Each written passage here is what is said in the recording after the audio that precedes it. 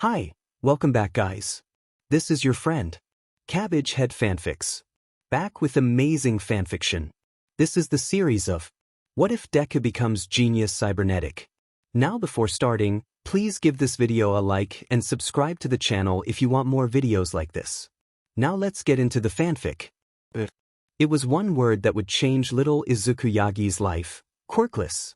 In the superhero society he lived in, this was a significant challenge. Izuku and his twin sister, Izumi, were both due for their quirks. The two were among the last in their class to receive their powers. Concerned, their parents decided to see a specialist. Strapping the kids into their car seats, Inko and her husband, Toshinori, pulled away from their house and headed towards the hospital, hoping for answers. I wonder what quirks we're gonna get. I hope I get one like All Might. That way, I can beat all the bad guys and always save the day, little Izuku exclaimed, holding his All Might action figure into the air. Toshinori smiled at his son's enthusiasm. He knew it would be a big surprise when they received the news. He chuckled softly as he glanced at his wife, who shared a knowing look with him. Yeah, I hope I get one better than Kaken. Izumi chimed in, referencing their best friend who had received his impressive quirk a month prior. The parents chuckled at their excitement while the twins bickered about who would get the better quirk. Finally, they arrived at the hospital and unbuckled, trotting inside. After about an hour of waiting for the results, both children were nearly vibrating with anticipation. Izumi was becoming restless, her impatience growing as time ticked by. What is taking so long? I want to know, she cried out, tugging at her father's shirt. Just be patient, dear, it takes time. It's very important, so the doctor needs to make sure everything's right. Inko replied, glancing away from her magazine. Another 10 minutes passed before the door opened, and the doctor entered the room. I apologize for the delay. There was a complication that we needed to identify regarding your children's quirks, he stated matter-of-factly, taking a seat to address the family. What kind of complications? Inko asked, concerned for her children's well-being. Are they all right? Toshinori added, his worry evident. They are both healthy, rest assured, but I do unfortunately bring bad news. While your daughter, Izumi, does have a quirk gene, it's possible that her body just needs more time to develop and manifest her quirk. Izuku, however, more than likely will not receive a quirk, he replied, his tone serious. Wait, are you saying he's quirkless? Inko exclaimed, her voice rising in disbelief. Izuku froze at the words, his hands beginning to tremble in anxiety. A hand was placed on his shoulder. Turning to look, he saw his father giving him a reassuring smile. Sighing, the doctor continued, unfortunately yes. I performed several tests to confirm this. Izuku possesses a second joint in his pinky toe, which is common among those without quirks. Additionally, after a secondary blood test, it appears he does not currently, nor will he likely form quirk genes. I can. But Izumi, she'll have one, right? Inko asked, her urgency clear. Toshinori gripped Izuku's shoulder a little tighter, wanting to provide comfort as he noticed his son's expression was unreadable. Yes, based on my tests, it's more than likely that she will possess a quirk similar to your own, based on the similarities in both of your quirk genes. I would estimate another few weeks to a month until she manifests it, he said, offering a sympathetic look to Izuku before turning back to Inko. Oh, thank goodness. You hear that, Izumi? Just a little bit longer. Inko said, relief washing over her as she turned to her daughter. But I hope it's super cool. Izumi beamed at her parents. Thank you, doctor. Is there anything else we should know? Toshinori asked, picking up Izuku and placing him on his lap, trying to reassure him. That should be all for now. I recommend you come back after Izumi manifests her quirk for follow-up tests. But other than that, you're free to go home, the doctor said with a soft smile before skirting the family out. Izumi was excitedly discussing her potential quirk as they walked through the halls, with Inko joining in, swinging her daughter's hand back and forth. Toshi, I wonder what it could be. He said it's similar to mine, so she'll have a form of telekinesis. Inko exclaimed, caught up in the moment while Toshinori focused on Izuku, who still wore a solemn expression. Yeah, I'm sure it'll be great. I'm so proud of you, Izumi. And you too, Izuku, Toshinori said, trying to cheer up his son. Hey, bud, wanna know a secret? He asked, noticing Izuku's gaze. I'm quirkless too, Toshinori revealed, smiling at his son. Can I still be a hero? Izuku asked shyly, his voice barely above a whisper. Is that what you want? Toshinori replied. More than anything. Izuku admitted, his eyes glistening with unshed tears. Toshinori felt a pang of fear at the thought of Izuku becoming a hero without a quirk. It was a dangerous path, but he knew his son needed hope. I won't lie to you, buddy, it'll be really hard. You'll have to work 10 times harder just to keep up with everyone. But if that's what you want, and if you put your mind to it, then you'll be the greatest quirkless hero this world has ever seen, he declared, offering his signature smile. He would support his son every step of the way, believing in his potential. Izuku hugged his father tightly, a smile returning to his face.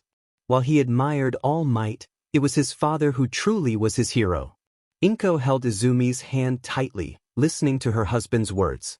She felt a mix of emotions, concerned about the challenges ahead but also hopeful for her children's futures. Izuku's recklessness made Inko incredibly angry. She felt a mix of happiness, disappointment, and frustration as she watched her husband encourage their son's dream of becoming the world's first quirkless hero. It pained her to see him seemingly throw their child into danger. Once back at the car, both kids were strapped in. Izumi excitedly talked about her quirk while Izuku and Toshinori shared content smiles. Inko couldn't shake her feelings about Izuku's aspirations. She remembered overhearing Toshinori's enthusiastic suggestions about martial arts training for Izuku, emphasizing the importance of being smart, stealthy, and resourceful. Toshinori was thrilled at the idea, seeing the determination in Izuku's eyes. He believed that martial arts would be beneficial for both children, even if Izuku didn't pursue heroics. Inko, however, was hesitant.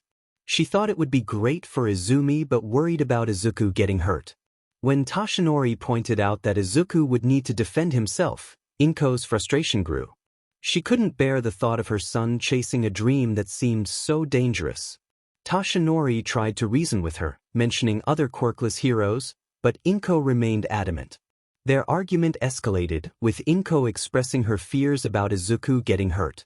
Toshinori pleaded with her, reminding her that both children needed to be able to protect themselves. He was concerned about how Inko's insistence on separating their training could damage Izuku's confidence.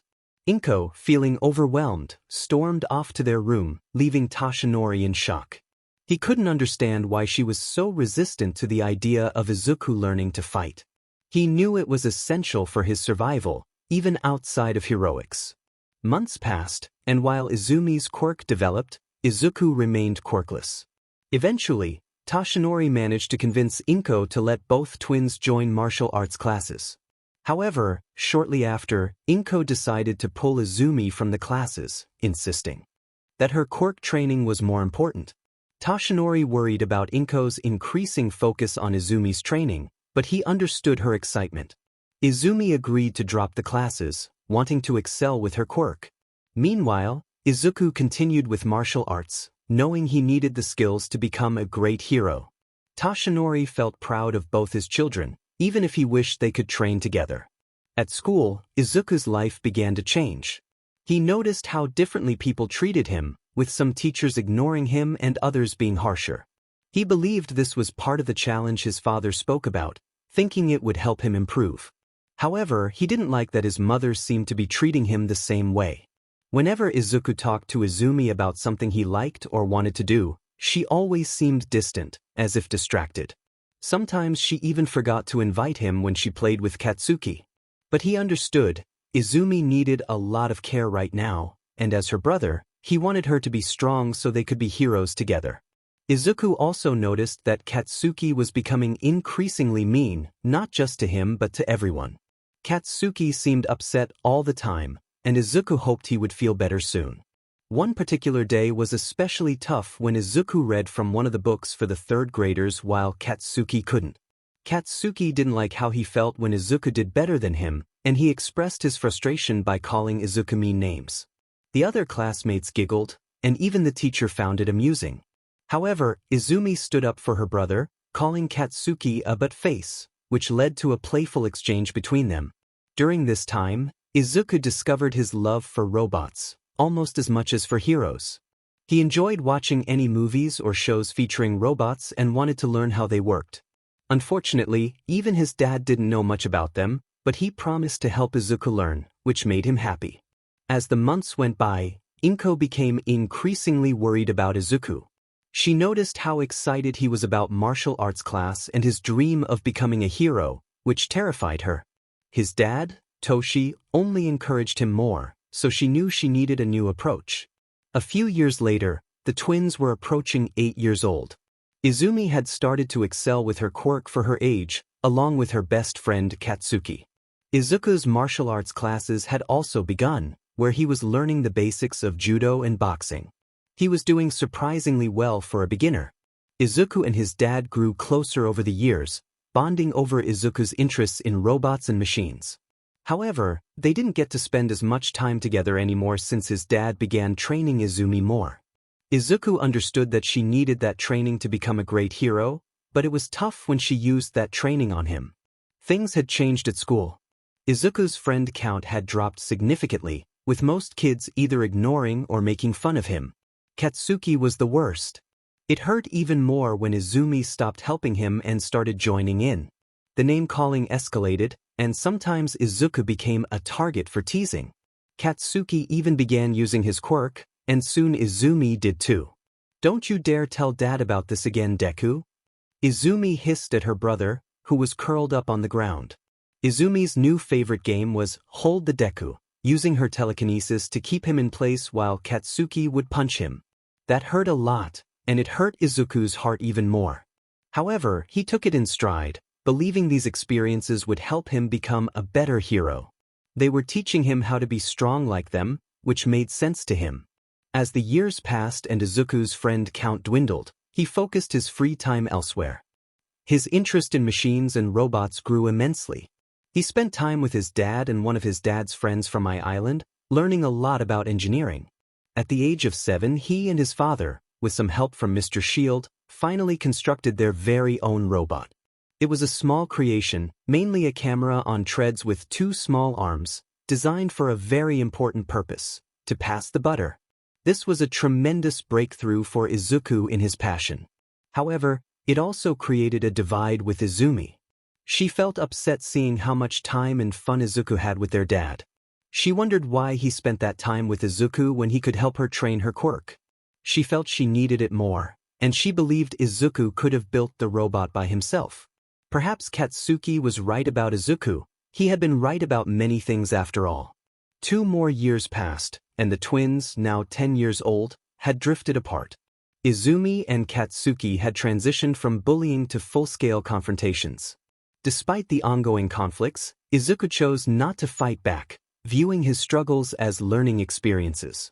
He became adept at observing people, gaining insights into their behaviors as he embraced his role as an outcast. During this time, Izuku immersed himself in his dual passions: hero training and engineering. He created various robots for simple tasks, like sharpening pencils, but his main focus was on building his very own engine. His fascination with physics grew, inspiring him to devise plans for gadgets that could aid his hero journey. Toshinori and Izuku transformed the garage into Izuku's workshop, filled with tools and projects in various stages of completion. Among these projects was a device he called Countermeasure, designed to analyze fights and determine opponents' quirks and weaknesses. This complex project could potentially assist many pro heroes if successful. Unfortunately, Izuku's relationship with his mother, Inko, became strained. She distanced herself, unable to bear seeing his injuries from the constant confrontations with Izumi and Katsuki. Despite this, Izuku appreciated the time he had to focus on his work. One day, during another encounter with his sister and former best friend, Izuku had a realization. He understood that quirks were extensions of people and believed that with enough determination, anything could be replicated. If a quirk could create explosions, he wondered how the human body accomplished that and how he could replicate it. If he wasn't born with a quirk, he would create one. As a result, Izuku became more withdrawn, prioritizing school, training, and his projects over social interactions. Although he felt a bit lonely, he found solace in his machines. Meanwhile, Izumi's training allowed her to lift an entire car with her quirk, leading to a competitive rivalry with Katsuki. Their intense competition often resulted in frustration directed at Izuku, who became an easy target for their pent-up energy. Izuku sat in his workshop, having gone days without sleep, consumed by the completion of his greatest creation. It was early morning, and he was fueled by caffeine, covered in grease as he secured the final bolts on his physics med engine for his hoverbike, the Dark Horse. This vehicle was designed to challenge speed-based heroes. With the final preparations made, Izuku reflected on the year he spent designing the Dark Horse. Though it appeared rough around the edges, he was eager to see it in action, hoping to finally avoid the long walk to school. By the time he finished, it was early morning, and his stomach growled in protest. He prepared for the day ahead, grateful for his academic achievements that had allowed him to skip several grades. Approaching graduation, he looked forward to 4 years dedicated solely to training and creating. Izuku's martial training had progressed well, thanks to his strategic thinking developed from avoiding his tormentors. He had become a formidable presence, and despite his shy demeanor, he possessed the skills to defend himself effectively. He was both a first-degree black belt in judo and a formidable force in boxing. Victor in several tournaments, Izuku felt proud of his accomplishments, even though he understood he still had a long way to go. Izuku's grand plan of empowering the powerless and allowing anyone to become a hero was progressing, albeit slowly. He had designed several prototypes to mimic the functions of various emitter quirks, such as Endeavor's flames and Katsuki's explosions. Although he had made progress, he often faced challenges regarding fuel and power. If he could find a way to shrink the physics med engine, he would be set. For now, those plans would remain on the back burner. Quickly, Izuku removed his stained coveralls and flicked his goggles off his head as he rushed to beat Izumi to the shower. Usually, he had more than enough time, but getting sidetracked while working on his latest project had cost him precious minutes. Sprinting as fast and silently as he could, towel in hand, he successfully made it to the bathroom before his sister. It took nearly 20 minutes to scrub away the grime from his body, a challenging task while navigating his injuries. On the bright side, his experiences had sparked an interest in medical science. If he could get dressed and ready in 10 minutes, he would still have plenty of time to work on his project. Izumi groggily left her room, towel in hand, with little energy to spare. Slowly shuffling toward the warmth of the shower, she was nearly knocked over by a green blur moving at incredible speed. Izuku bolted past Izumi, entering his room like a whirlwind. Blueprints, bandages, and clothes were scattered everywhere as he searched for his uniform. After a solid 5 minutes, he was finally ready to test his greatest creation. Izumi's morning was off to a rough start. She had hardly slept, staying up late to finish a last-minute assignment. The combination of being nearly flattened by her brother and the lack of cold water left her feeling frustrated.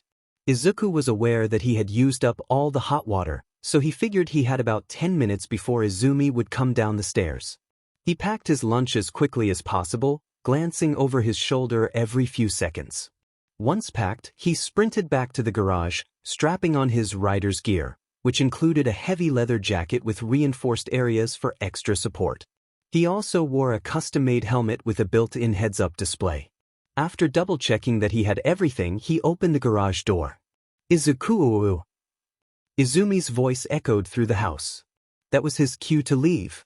He grabbed a chair and placed it in front of the door before returning to his bike, going through his pre-start check. In his rush, he panicked and started the engine as quickly as he could. Shockingly, it didn't explode. Instead, the loud roar of the engine filled the small garage space. Flicking 2 switches, Izuku crossed his fingers as the turbines ignited to life, creating swirling blue and purple energy. The physics-defying engine worked by turning the entire planet into an opposing magnet. Quickly adjusting to the controls, Izuku felt ecstatic that it hadn't exploded. Parts of the bike were held together with zip ties, and he knew it wasn't street legal. With his sister about to break down the door, he felt the pressure mounting. Izumi audibly growled as she tried to open the garage door, hearing the engine start up. What the heck was that? She thought, determined not to let her brother get away easily. She began shoulder-checking the door, hearing the engine make a strange sound before two massive turbines roared to life. With one final push, she broke through just in time to see a blue streak fly out of the garage and into the street. Izuku spared one last glance back as the door burst open, and in that moment, he was gone. He felt almost torn from his seat as his bike rocketed forward. The lack of road resistance was a strange sensation, but it was exhilarating. In about 30 seconds, Izuku was already 2 blocks away, his heads-up display warning him of upcoming traffic and potential hero routes. It works. I did it, he cried out in joy. His creation was a total success. Glancing at the time, he realized he still had half an hour before he needed to be at school, so he decided to take it for a spin. Thanks to the gravity wells, his bike could stop and turn on a dime, allowing for some impressive drifts. Flying through the streets, he caught the attention of horrified and impressed onlookers as he dodged and weaved through cars and pedestrians. He even slid underneath a semi-truck, something he had always wanted to do. Realizing the time, his eyes widened as he saw he only had 10 minutes before he would be late. He rocketed down the street, shifting gears and flooring the throttle. For a moment, it felt as if he was flying, everything around him becoming a blur as he focused entirely on driving. Before he knew it, he had arrived at Aldera Middle School with 7 minutes to spare. He locked his bike and left his helmet inside the seat compartment before sprinting into the building. As he ran, he stuffed his jacket into his backpack and reached the door with just 1 minute left, bursting in to be met with a glaring teacher. "Mr. Yagi, you're late." Again. The teacher's glare seemed intense enough to burn a hole through Izuku. "Actually, sir, I'm a minute ahead," Izuku replied, holding up his watch that displayed 7 a.m.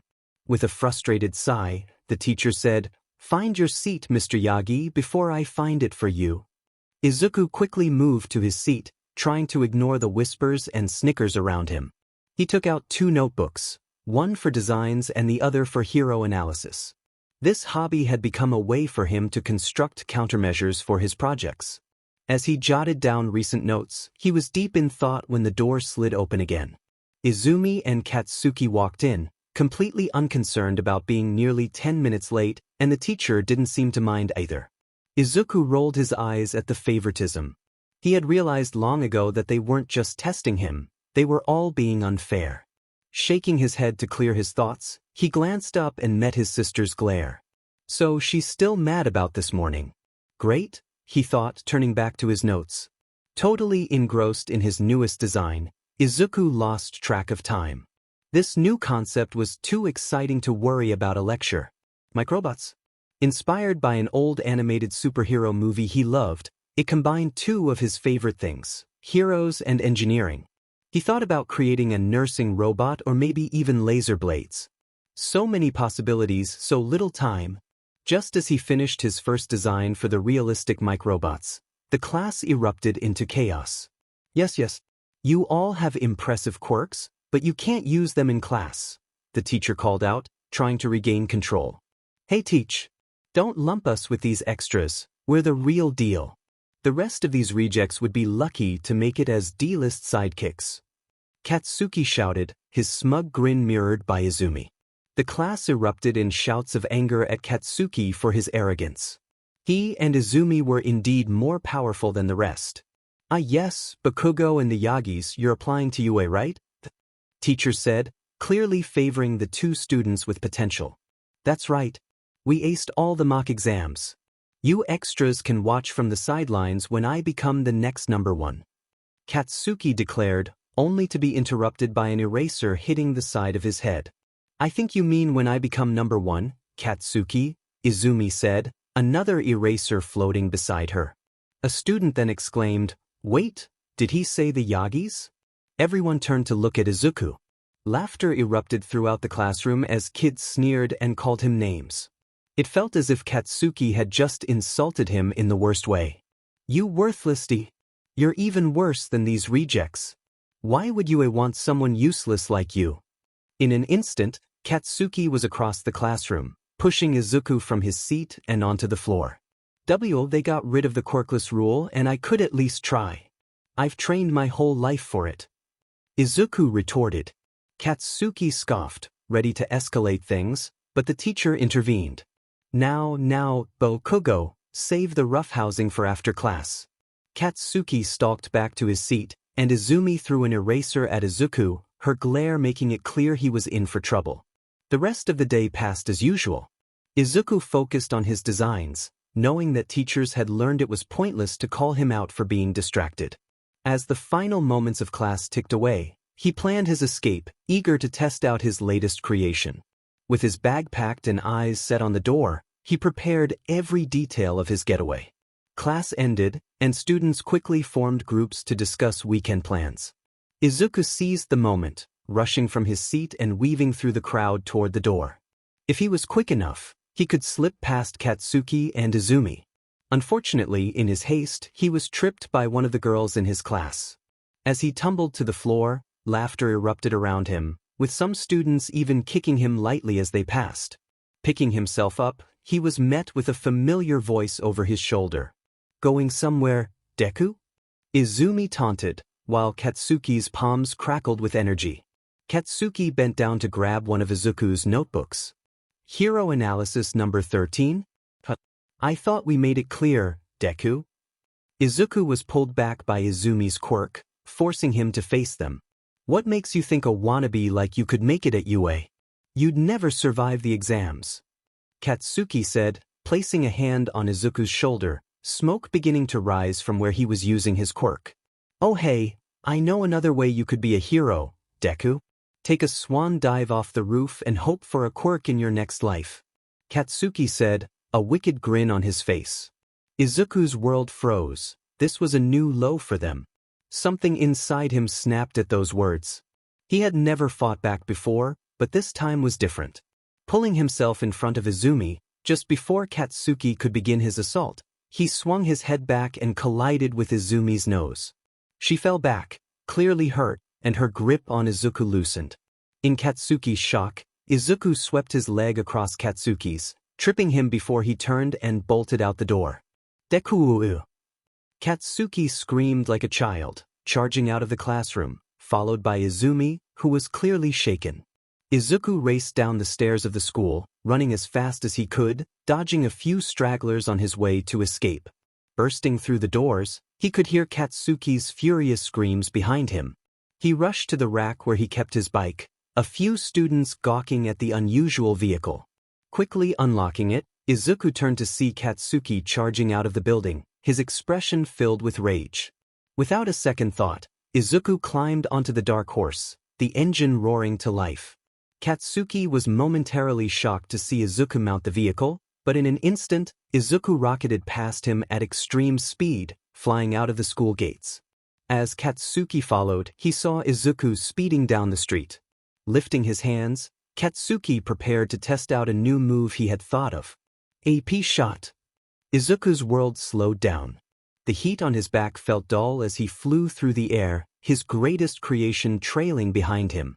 Just as he thought he had escaped, something hit the back of the dark horse, causing him to be thrown into the air.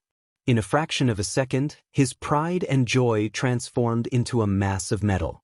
He hit the ground hard, his body folding awkwardly as he connected with the street. He couldn't process the shock of what had just happened. As he tumbled down the street, his creation crashed into parked cars.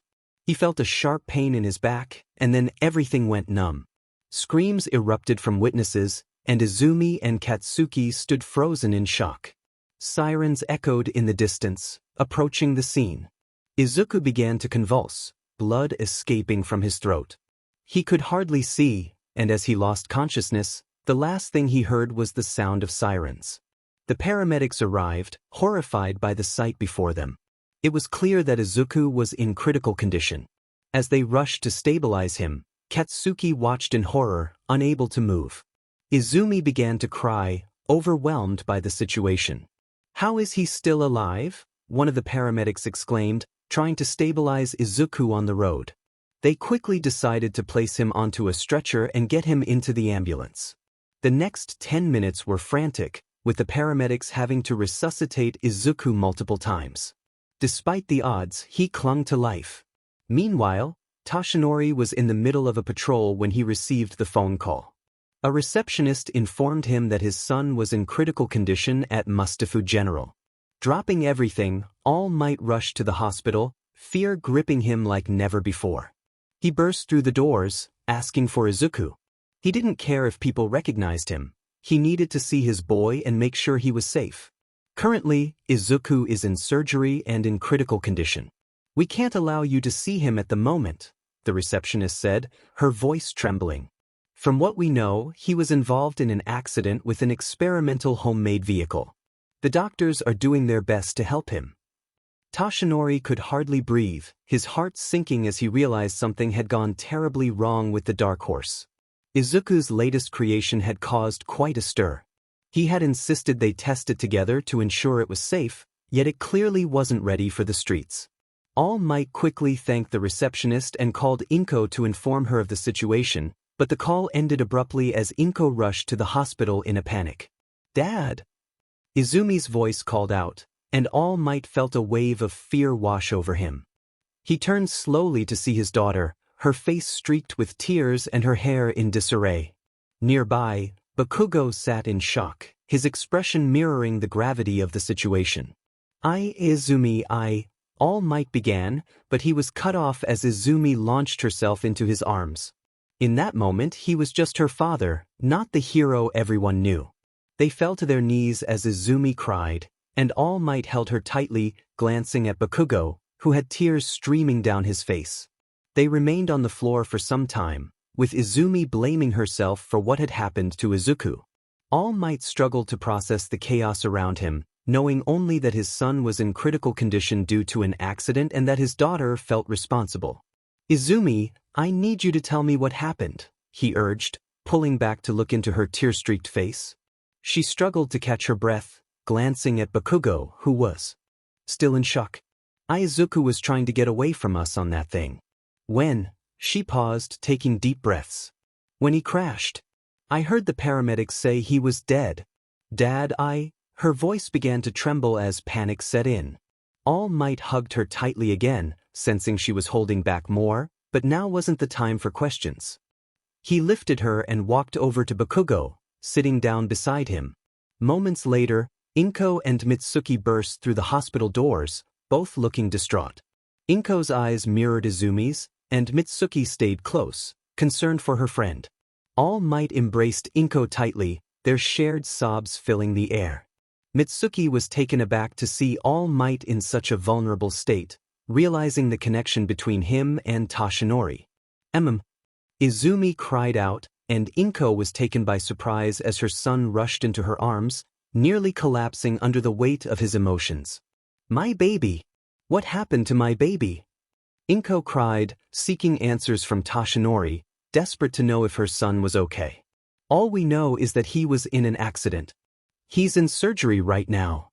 Toshinori's voice faltered, the weight of the situation pressing down on him. "What do you mean surgery?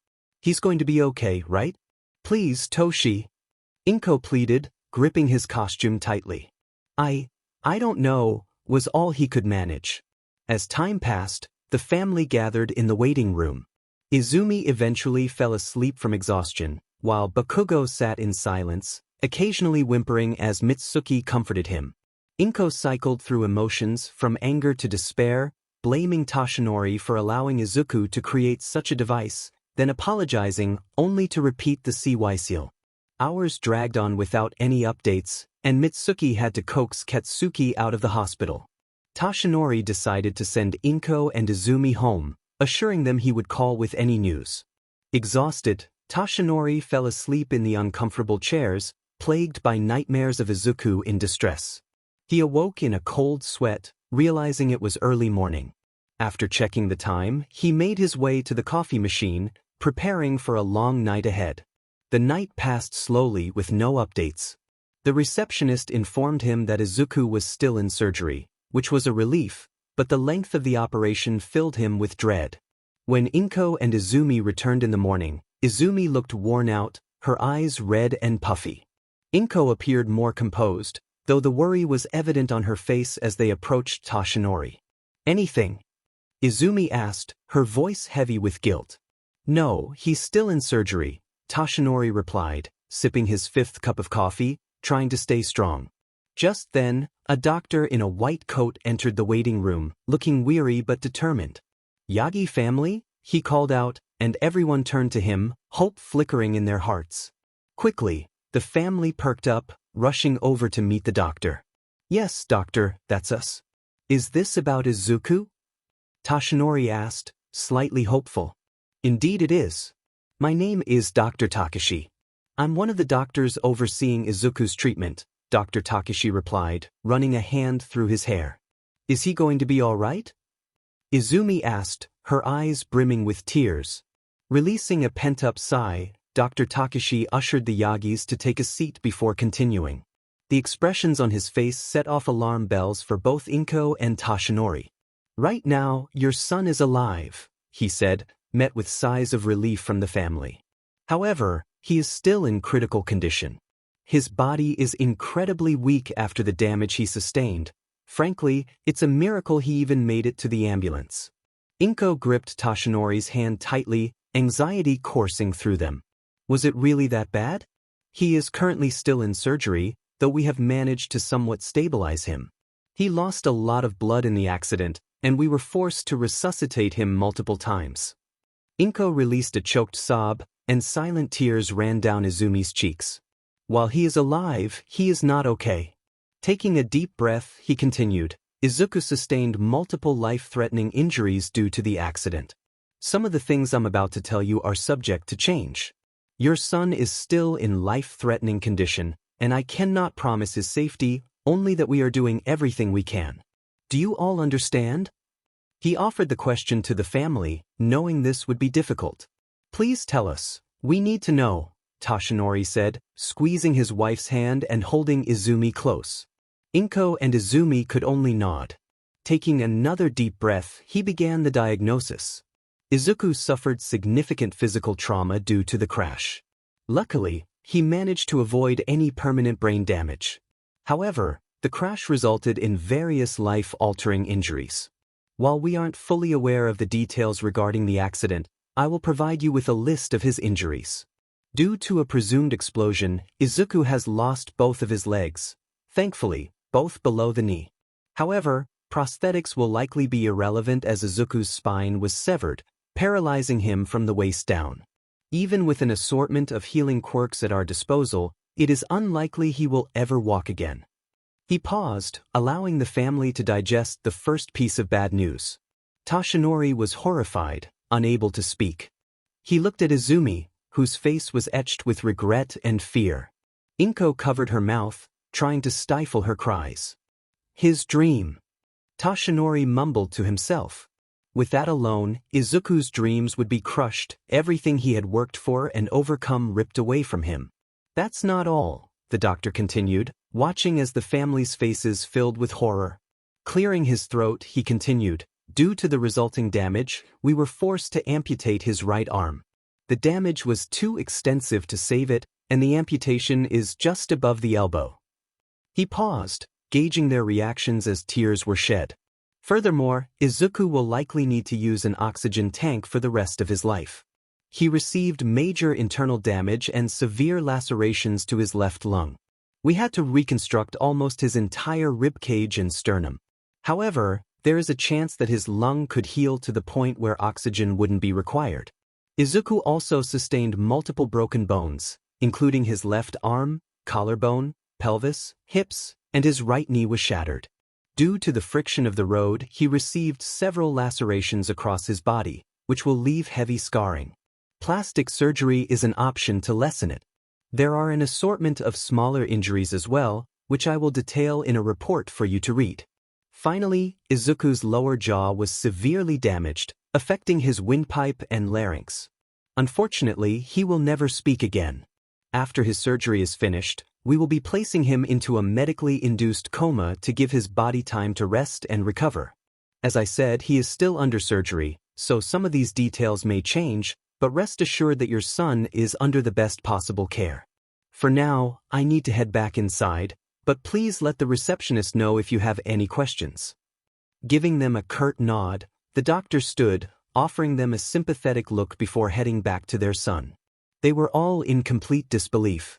Izuku's life as he knew it was over. He would need assistance for everything.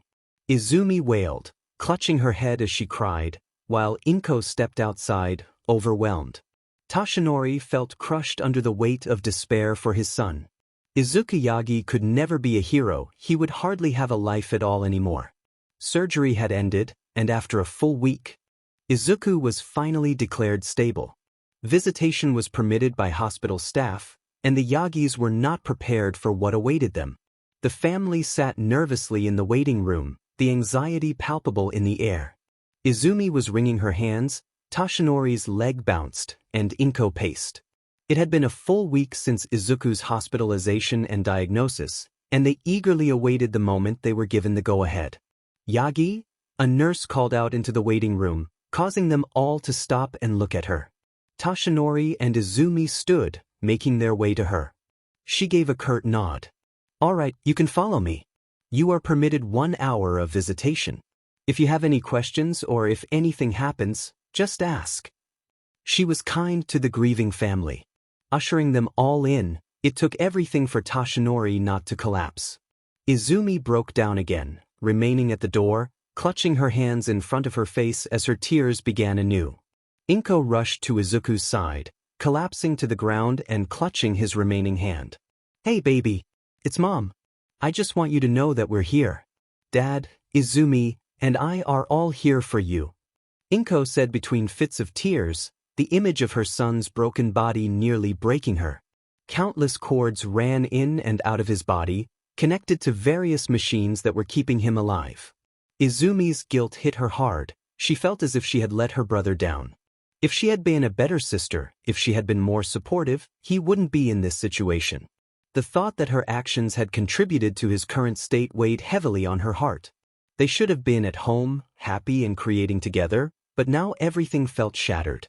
This had undoubtedly been the worst week of their lives. Tashinori and Inko took their time speaking to Izuku, knowing that many coma patients could still hear. They expressed their love for him and their eagerness for him to wake up and return home. It was a challenging time, but they needed to be strong for Izuku.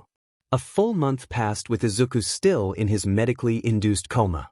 During this time, he underwent several surgeries aimed at improving his future quality of life. Despite the passing weeks, the bandages covering his face remained, only being changed and replaced. Tashinori visited daily, sharing stories about his day and reminiscing about his time as All Might. He often apologized for not revealing his identity to Izuku sooner and even pretended to have conversations with him.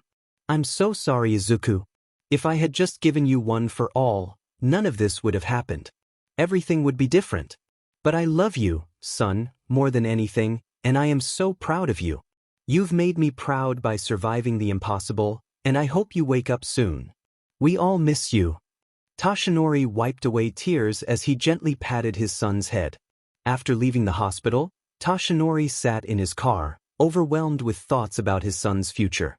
He felt anger at the unfairness of the world and prayed for Izuku's recovery. Wiping away his tears, he put on a brave face and drove home, reflecting on how different things should have been. Upon arriving home, he took a deep breath, preparing to face his family. Instead of the usual cheerful atmosphere, he was met with silence. He called out to Inko, but when she didn't respond, he found her in the kitchen, making dinner with tears in her eyes. Tashinori noticed changes in Inko's behavior since Izuku's hospitalization. She often seemed lost in thought, occasionally breaking into tears, and sometimes she would engage in chores with a forced smile. He believed she was coping with the grief in her own way. As part of their routine, he gently hugged her and encouraged her to sit on the couch, covering her with a blanket. Hiding behind a wall, Tashinori struggled to contain his own emotions, feeling overwhelmed by the weight of their situation. After gathering himself, he moved to the kitchen, noticing that Inko was preparing katsudon, Izuku's favorite dish. Everything felt quiet now, devoid of the usual sounds of small explosions that once filled their home. It was another day away from school for Izumi, who felt unable to face anyone after the incident. Sleep eluded her, and she often found herself haunted by visions of her brother's broken body.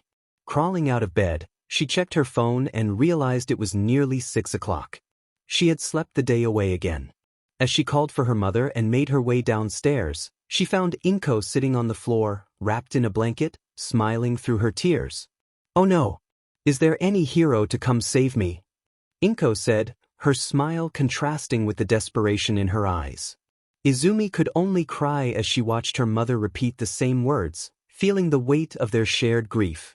"He's gone," I shouted, my voice filled with anguish. My mother slowly turned to look at me, her expression a mix of confusion and sorrow. "He's gone. Izuku's not here. He's never coming back," I screamed, frustration boiling over. I didn't mean to lash out at her, but watching her pretend everything was fine only fueled my anger. I knew he was alive, but for how long? A month? A year? What if he never woke up? She had to face the truth. Izuku wasn't coming back home. And I felt responsible for it. Tears streamed down her face as she fell into silence, her body still as she cried.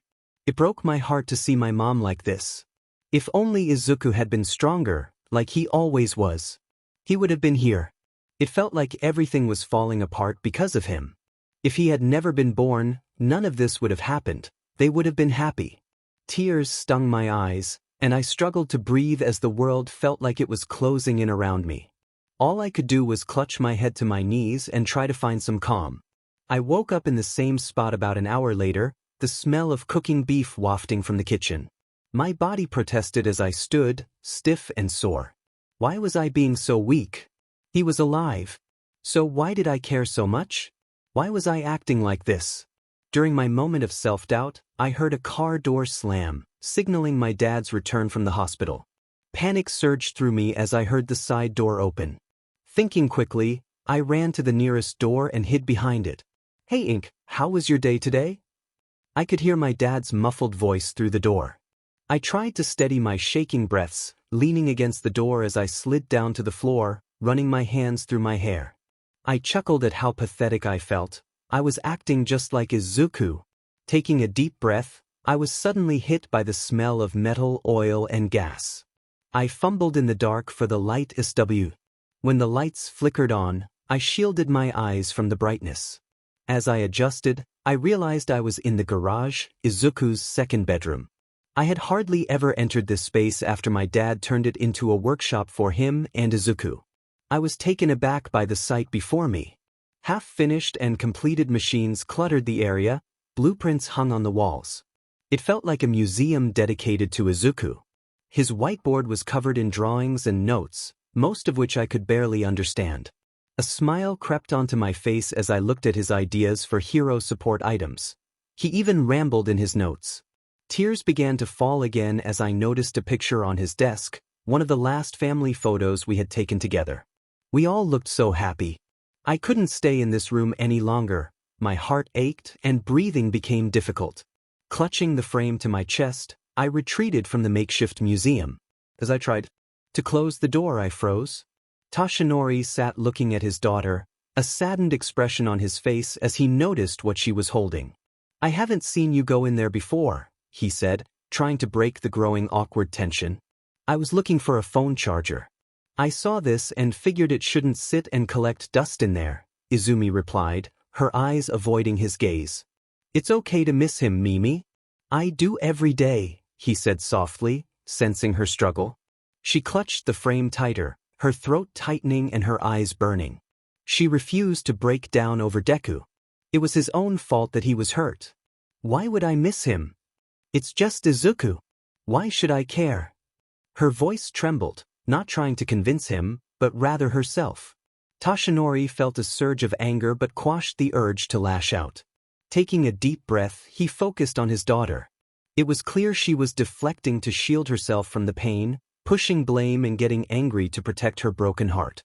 "I know what you're feeling, honey. Angry that it happened at all. I'm too, trust me. But we have to stay strong for when he comes home.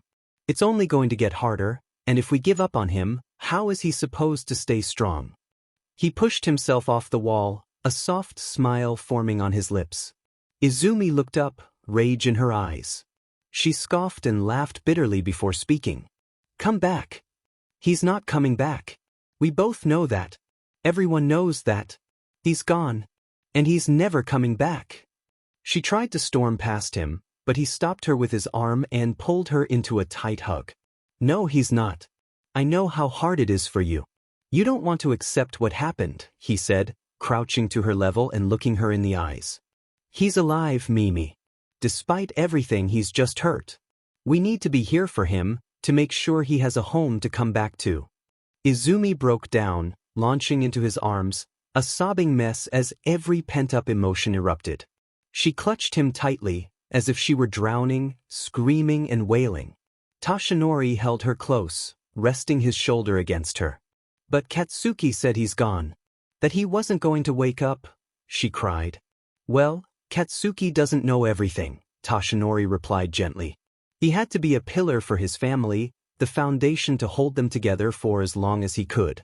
Even when he felt like he might crumble, he would hold it together until Izuku came home. Then they would rebuild. It had been 6 months since the accident, and Izuku was still in a coma. Even with the medical sedation lifted, he remained asleep, believed to be too weak to wake. For the first time in half a year, Toshinori got to see his son's face. Now, I'm going to remove the bandages. I need you to keep an open mind and stay calm, okay? Recovery Girl's voice sounded in front of the Yagis.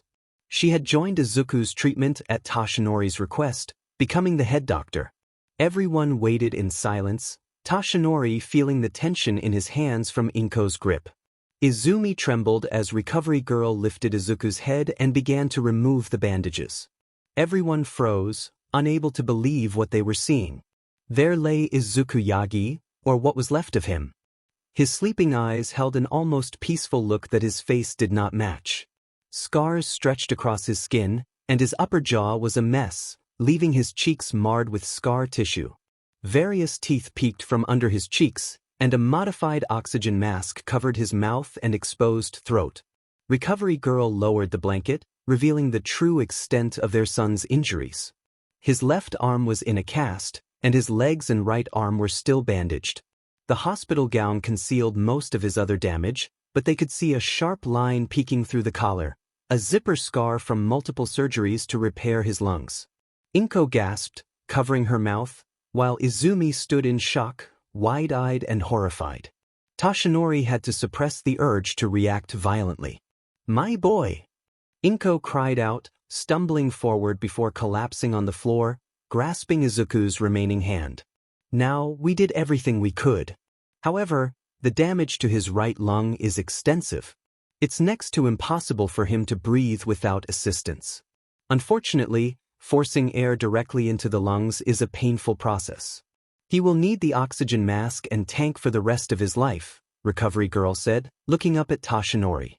He clenched his fists tightly, feeling the pain of his nails digging into his palms, and turned to look at Izumi. Her entire body shook, and she took shallow breaths, trying her best to suppress the panic rising within her.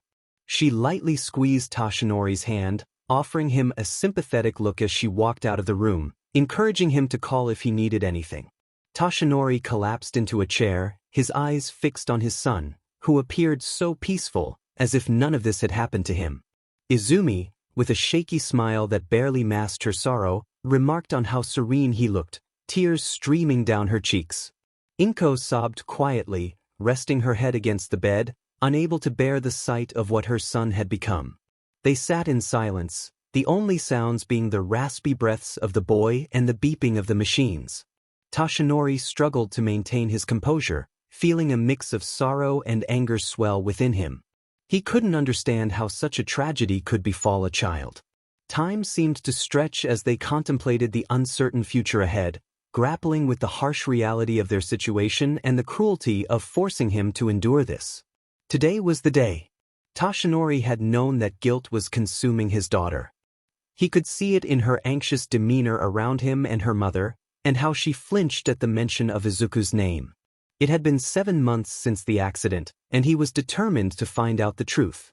Izumi was in her room, texting Katsuki about a new training regimen to prepare for UA University when a knock interrupted her. Puzzled, she placed her phone down and opened the door to find her father waiting, looking unusually tense. "Hey kiddo," he said, wringing his hands. Izumi sensed something was off. "Hey Dad, need something?" she replied, feeling a bit uneasy. "Yeah, actually. We need to have a chat, Izumi." "Can you come with me?" he said sternly. Nervous about her father's serious tone, Izumi nodded and followed him to the living room, where her mother was sitting with a glass of tea. "What's going on?" Izumi asked as she took a seat, looking at her parents. Taking a deep breath, Toshinori turned to Inko, who nodded in support before they focused on Izumi. "Back when the accident happened, you said it was your and Bakugo's fault. Izumi, what exactly happened?" Toshinori's expression was stern. "I don't know what you're talking about. I was just scared for Izuku," she replied, hoping they would let it go. Toshinori took another deep breath, knowing this conversation would be challenging. Inko set her glass down, giving Izumi her full attention. "Izumi, you were there when the accident happened. Tsukachi told me that the officers on scene took your statement."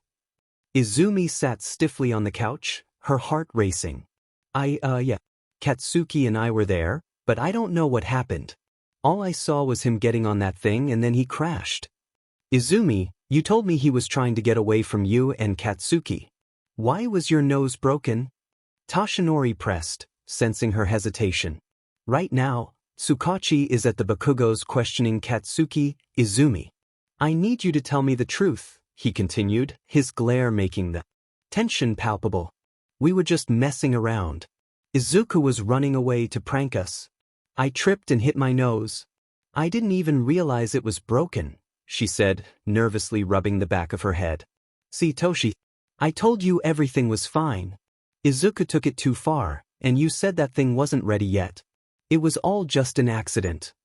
Inko chimed in, wanting to believe her daughter's words. Toshinori remained unconvinced. As the number one hero, he was skilled at detecting lies. He knelt in front of Izumi, taking her hands in his. "Mimi, we both know that's not the truth. Recovery Girl told me about multiple injuries Izuku had and a multitude of burn scars. Did you and Katsuki do anything to him? He was an inventor. I don't know, you saw his hands. It was probably some invention that got him hurt. Don't ask me about what he did." Izumi raised her voice in frustration. "Cut the excuses, Izumi." Toshinori's anger was rising, but he took a deep breath to steady himself. He noticed the shock and fear in her eyes. "Toshi, if she said she didn't do it, then she didn't do anything." Inko yelled, standing up and glaring at him. How could he accuse Izumi of hurting her brother? Rubbing his forehead, Toshinori knew the truth was out there, and it was time for a confession. "Izumi, honey, you need to tell me everything, the whole truth. Tsukachi is coming by after he talks to Katsuki. There was a witness who saw Izuku being hit by something while he was driving. He didn't crash, he was attacked. I need you to tell me what happened so we can find out who hurt your brother. Don't you want that?" Izumi froze, unsure of what to say. Just then her father's phone rang, cutting through the tense atmosphere. Sighing, Toshinori answered the call.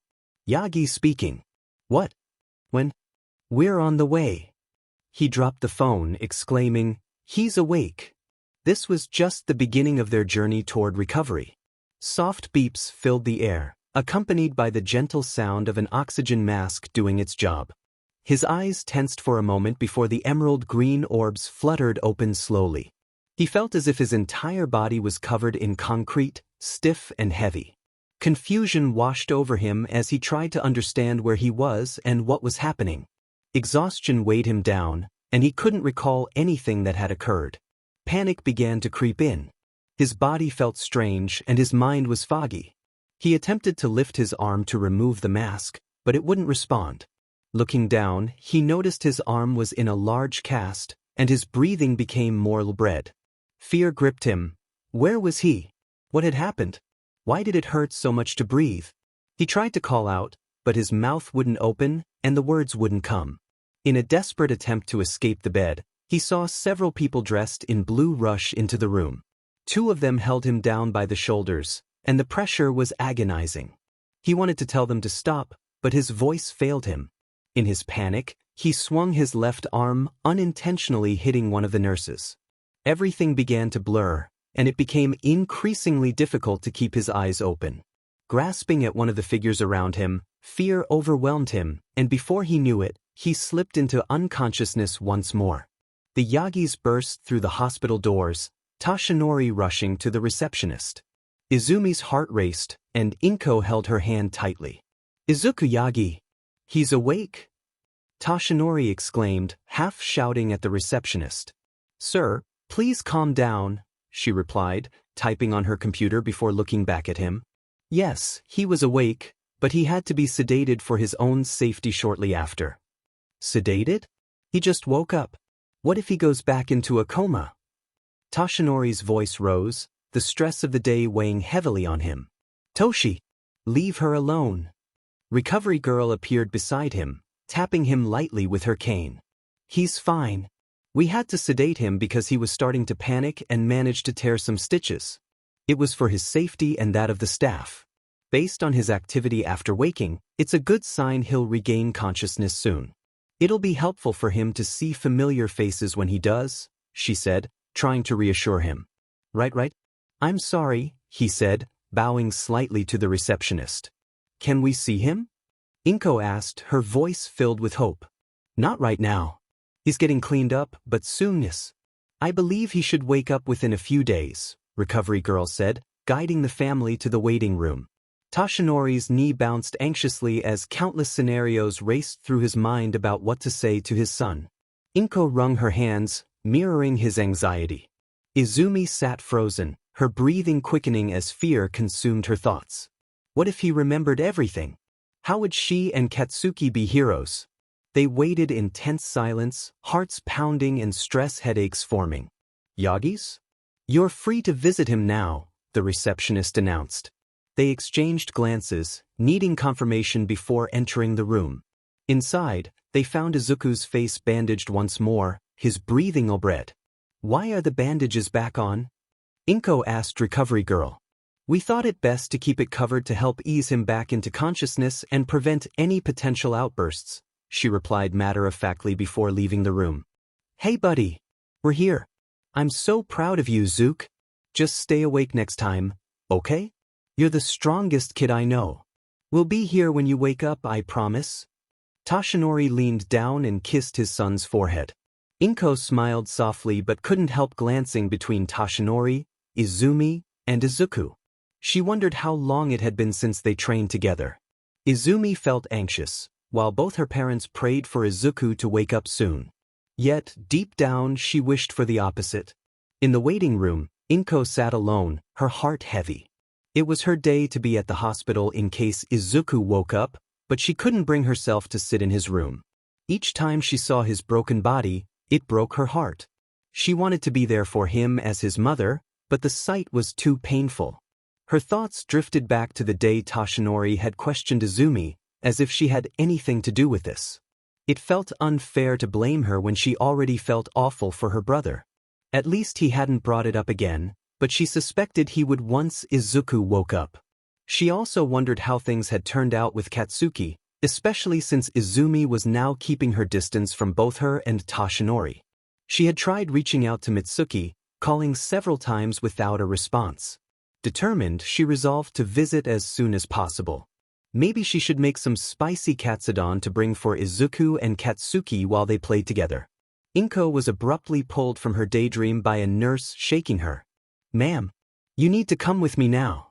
Your son is awake."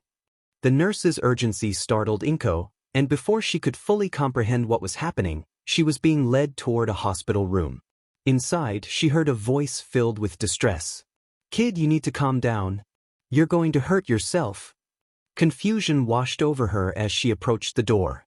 When the nurse opened it, Inko was met with a sight that made her heart drop. Her son, Izuku, was in a state of panic, his breaths short and labored, tears streaming down his face. This was not the Izuku she knew, this was someone in pain. His vibrant green eyes locked onto hers, filled with fear and desperation. Inko felt a wave of terror wash over her, and instinctively she turned and ran away, her heart racing. found a bathroom and locked herself in a stall, tears streaming down her face as she leaned against the door, overwhelmed by the situation. Meanwhile, Toshinori had just defeated a villain and was in the process of delivering it to the police when he received a phone call. "All Might speaking," he answered, but his heart sank as he heard the news that Izuku was awake. Without hesitation, he rushed to the hospital, his mind racing with worry. As he arrived, he felt a chill run down his spine upon hearing the anguished cries coming from Izuku's room. Instinctively, he powered up, his frame enlarging as he entered the room.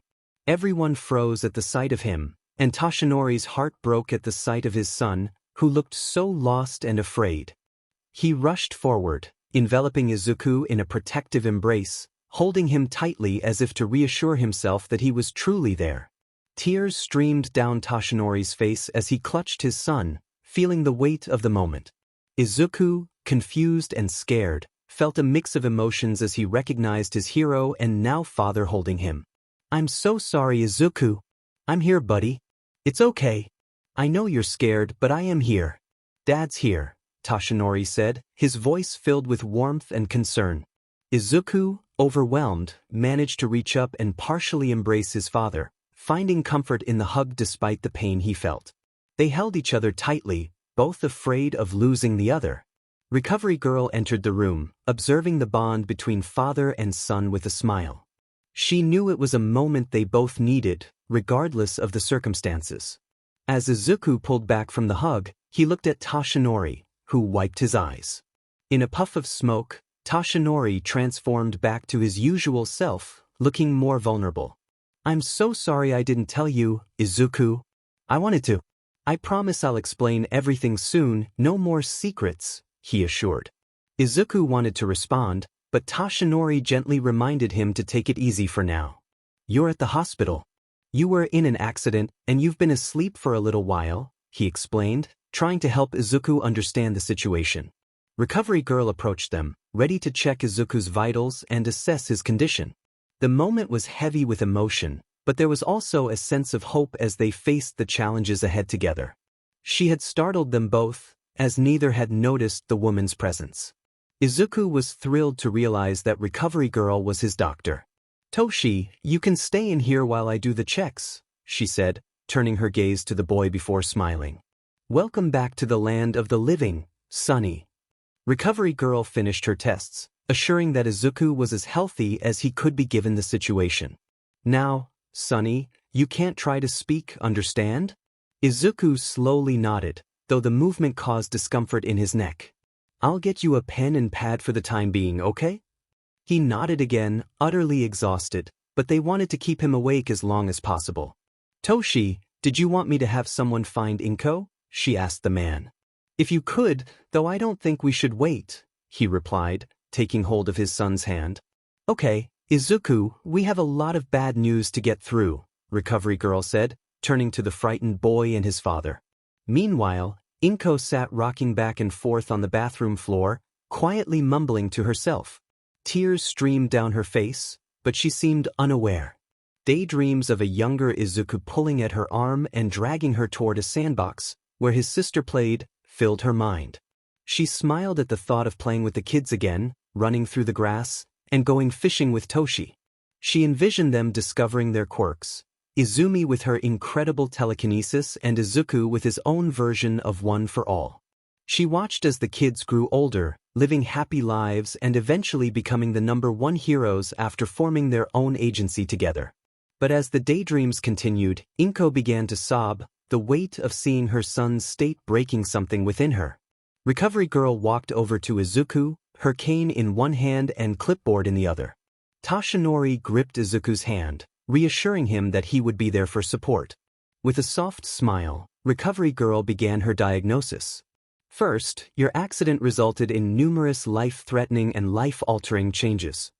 Izuku felt a dryness in his throat, unable to swallow or even feel his tongue. "To start, you sustained major internal damage, including significant harm to your ribcage and right lung, along with internal bleeding.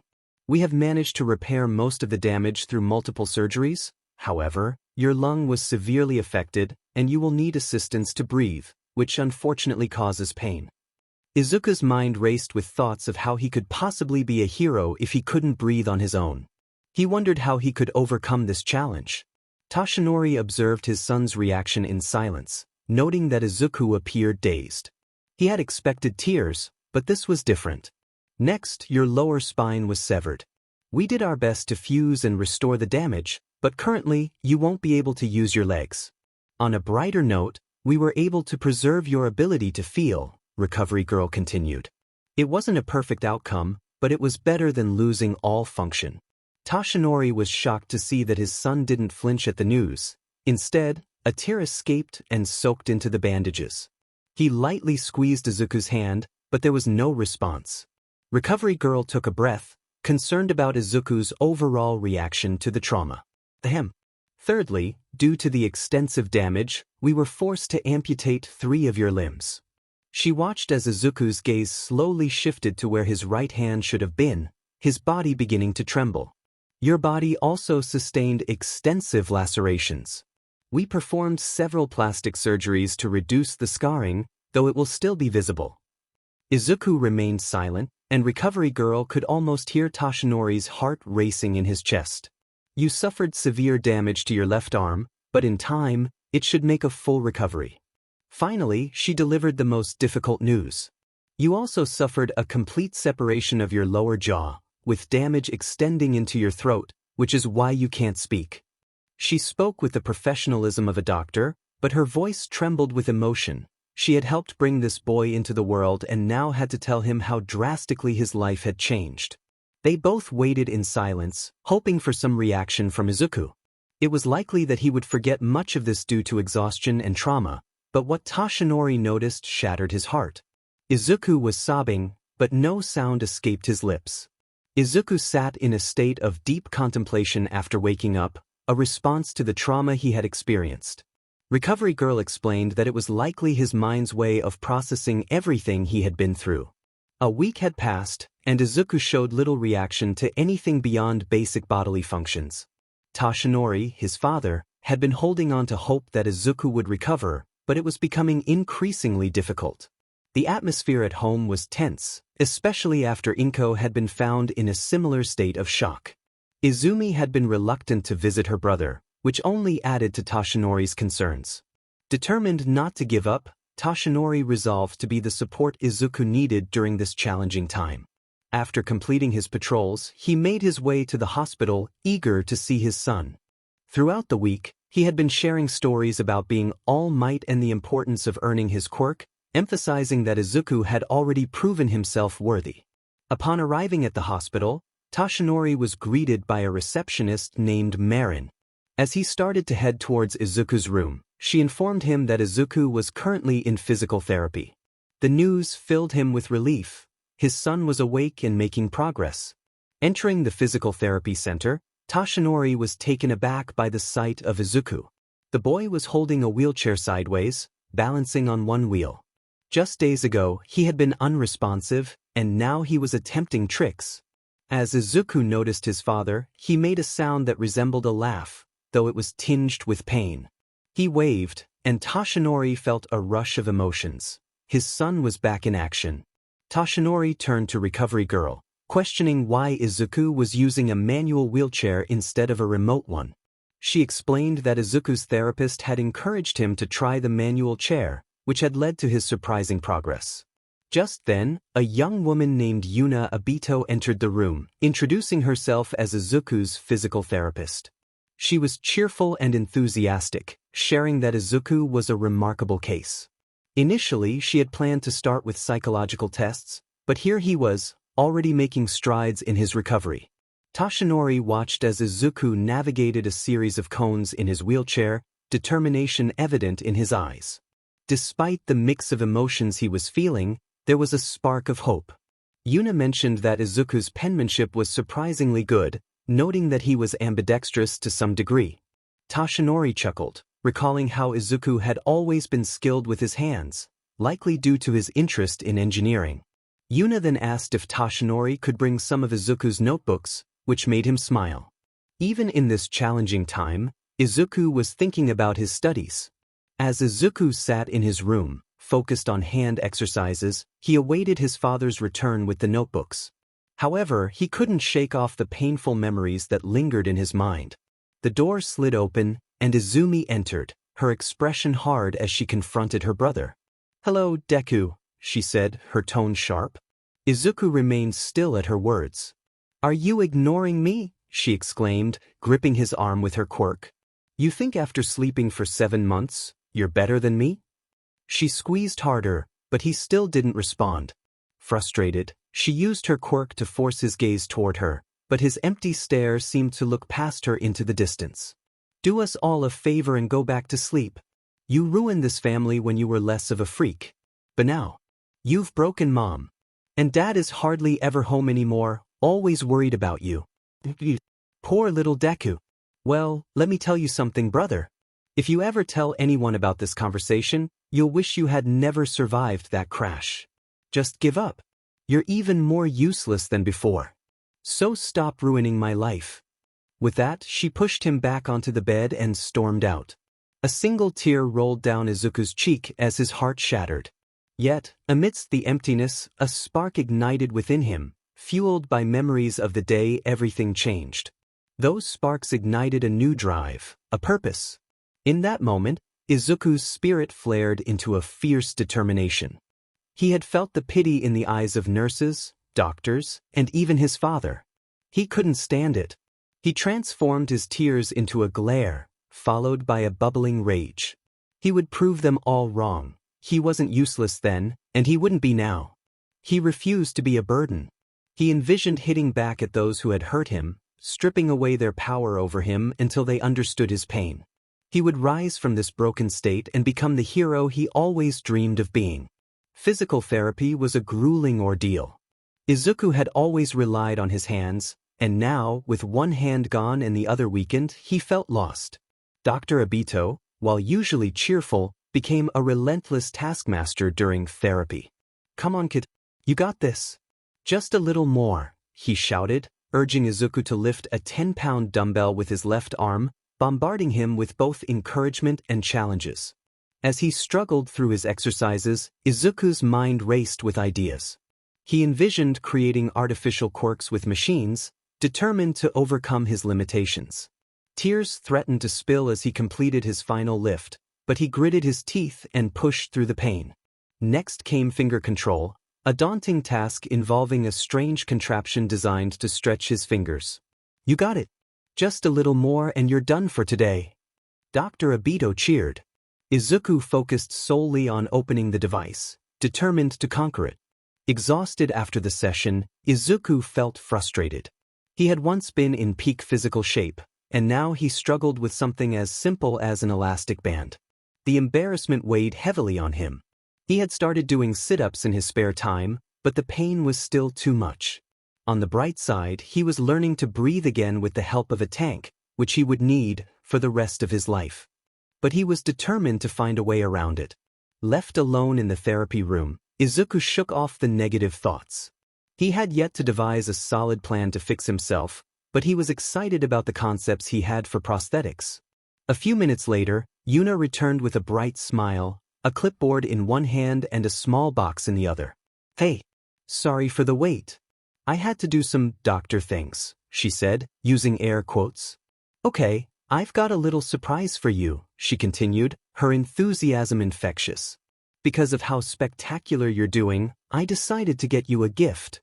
She held out the small box, encouraging him to open it. Curious, Izuku lifted the lid, revealing a black ring with green accents. He looked at Yuna, seeking an explanation. "Think of it as a reminder," she said, crouching down to place the ring on his middle finger. "It's a reminder of how far you've come and that no matter how tough things get, you will get through it. Because I believe in you, Izuku." Overwhelmed, Izuku tried to hold back his emotions, but he broke down. Aside from his father, Yuna had been one of the few who truly believed in him. As tears streamed down his face, Yuna smiled, proud of his resilience. She bent over and gave the boy a kind and tender hug. While she was usually straightforward with her emotions, she was nowhere near as expressive as her niece. Izuku struggled to pull himself back together, which was extremely difficult, especially after the hug. He smiled with his eyes and wheeled himself over to a desk, where he grabbed his notepad and wrote down his heartfelt thanks for the gesture and the words. It had been nearly a month since Izuku started physical therapy. Due to the nature of his injuries, the staff decided it would be best for him to spend another month or two living there for observation. Izuku had set a record for the most surgeries in the shortest amount of time, making him a medical marvel. At the end of the week, Izuku would be going home, back to the stares of pity. Fortunately, he would still have physical therapy every other day. Laying in his bed, he tossed a ball up and down as both a reflex and therapy test, trying to alleviate his boredom. He hated doing nothing and felt trapped. Inwardly sighing, he put down the ball and grabbed his notebook. Even if he couldn't physically create new things, he could design them. His first step to regaining what he lost would be to sketch out his ideas. Getting back home would be the real test. However, nothing seemed to work. No matter what he wrote down, the designs felt incomplete. He knew he needed to rebuild his hand if he wanted a chance, but trying to do that with his remaining DMNT hand would be a challenge. Communication was difficult due to the damage to his throat, and rebuilding his jaw was a monumental task that was out of the question for now. Frustration consumed him. His thoughts spiraled, making everything feel even harder. He felt a wave of anger wash over him, blaming others for his suffering and feeling utterly alone.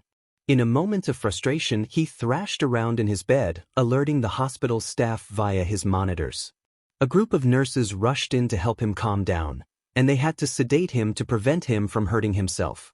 In his remaining moments of consciousness, Izuku noticed his fallen notebook on the ground, opened to a page dedicated to a potential right arm prosthetic. In that fleeting moment, an idea sparked in his mind.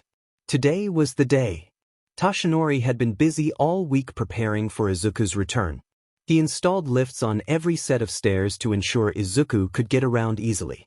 He even invited a few friends to celebrate Izuku coming home.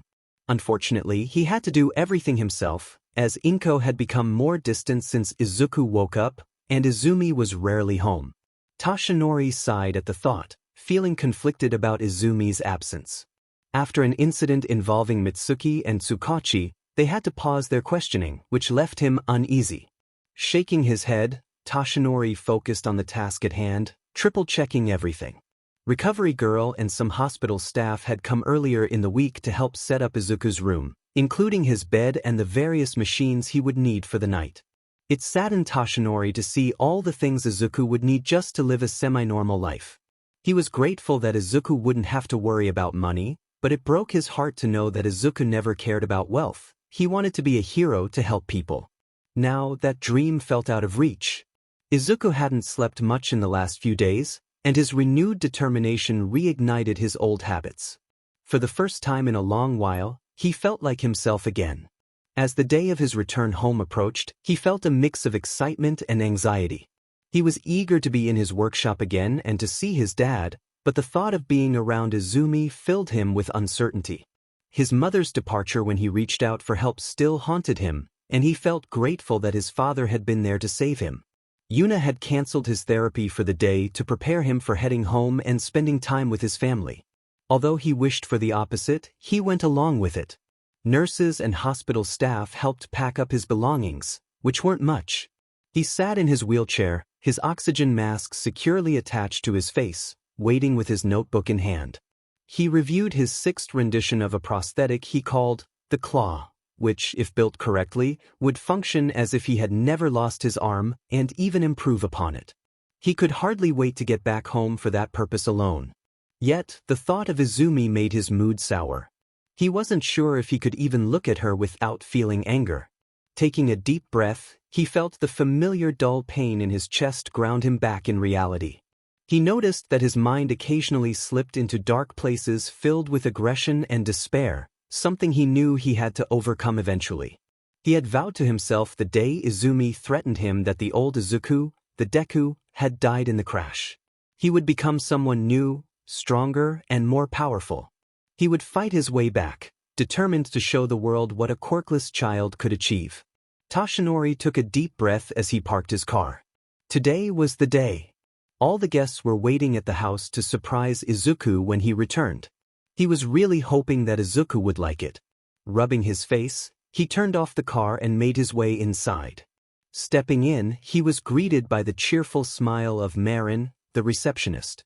As he approached Izuku's room, he was surprised to find it empty, with only a few of his packed things scattered around. He left the room in search of his son.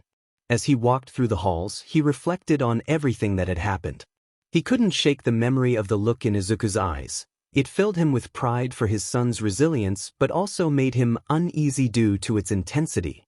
When he reached the physical therapy room, he was pleasantly surprised to see Izuku playing a game with young Yuna. Izuku was in his wheelchair, and Yuna was standing, bouncing a balloon back and forth. Izuku skillfully alternated between steering his chair and keeping the balloon in the air. It was impressive to see how well he managed his mobility with one arm. The determination he had shown earlier was replaced by pure happiness, and it nearly brought Toshinori to tears to see his son enjoying himself like a normal kid again. He watched them play for another 10 minutes, amazed that they hadn't dropped the balloon once. When the balloon finally hit the ground, both players erupted in laughter, and Izuku did his best to save it, nearly jumping out of his chair in the process. Toshinori couldn't help but join in their laughter, noticing the bond that had formed between the two. "Hello, Yuna. It's good to see you. And my boy. Look at you go. I'm so proud," Toshinori exclaimed, a massive smile on his face. Izuku seemed to take his words to heart, keeping them in mind as Toshinori continued. "Ms. Yuna, our family is holding a small celebration tonight for Izuku's discharge. Would you like to join us? You've been a tremendous help in his treatment, and we just want to express our gratitude." Yuna playfully tapped her chin, pretending to think. "Spend more time with this twerp." Why not?" she replied with an exaggerated huff, earning an eye roll from Izuku. Everyone shared a laugh, enjoying the moment. "What time are you done for today, young Yuna?" Toshinori asked as he positioned himself behind Izuku's wheelchair. "I've actually been done for about an hour. I found this twerp trying to use some of our therapy equipment," she said, causing Izuku to sheepishly rub the back of his head, which made Yuna laugh heartily. Toshinori chuckled along with her. "Well, if you'd like, you can follow us back to the house and we can meet you there?" Toshinori suggested. "Sounds good. Just give me a minute to change and I'll meet you guys in the parking lot," she replied, offering Izuku a fist bump, which he happily reciprocated. "Sounds like a plan. We just need to get the rest of Izuku's things in the truck anyway," Toshinori said. Yuna nodded and left the room. Toshinori intended to push Izuku to his room, but he was surprised when Izuku took the initiative, pushing forward with his remaining arm. It dawned on Toshinori that Izuku didn't want help or reminders about his condition. He understood that Izuku was trying to maintain as much independence as possible. Izuku rolled into his room, his father following closely behind. He grabbed his bright yellow backpack and began filling it with his notebooks and therapy ball. "Here, let me help," Toshinori said as Izuku struggled to zip up the bag. But before Toshinori could assist, Izuku hoisted the bag into the air, securing it on his lap with his right arm, and zipping it closed. He then swung it behind him, placing the straps over the handles of his wheelchair, covering the oxygen tank strapped there. Toshinori chuckled, "Never mind then." Izuku huffed in response, a laugh escaping him. As he turned to leave the room, Toshinori stopped him. Crouching down, Toshinori pulled Izuku into a hug. "I am so proud of you, son. I know how you must feel, and I won't bring it up if you don't want me to. But I want you to know how proud you've made me. I believe you'll do amazing things in this world, Izuku. Never let anyone tell you that you can't." Izuku looked at his father, wiping away a tear, and nodded determinedly, his resolve strengthened by Toshinori's words. This action made Toshinori's heart swell with pride. After expressing their thanks to the hospital staff, many of whom congratulated them, Toshinori and Izuku made their way to the truck. Izuku stared at the raised vehicle, squinting as if it were a mountain. Toshinori realized his mistake. He had brought his raised truck to pick up his wheelchair-bound son. Slightly panicking, he was about to ask Izuku if he needed help when he saw Izuku wheel himself to the passenger side. Izuku propped open the door and looked inside, then turned back to his father, his expression shifting to one of defeat. Tashinori approached his son, crouching down and placing a hand on his shoulder. Just because you're the strongest kid in the world, bud, doesn't mean you can't ask for help every now and then, right? Izuku looked up and gave a small nod, raising his arms in anticipation. His father leaned over, picked up the boy's oxygen tank, and placed it in the truck before gently lifting Izuku into the passenger seat. Buckling himself in, Izuku avoided meeting his father's gaze. With a sad smile, Tashinori patted Izuku's shoulder before shutting the door and folding the wheelchair to place it in the back of the truck. A gray hatchback pulled up beside him as he made his way to the driver's side door. Tashinori watched as the window rolled down and Yuna leaned across the car. "Come on, slowpokes," she yelled from inside. Izuku chuckled at her antics, and Tashinori laughed as well.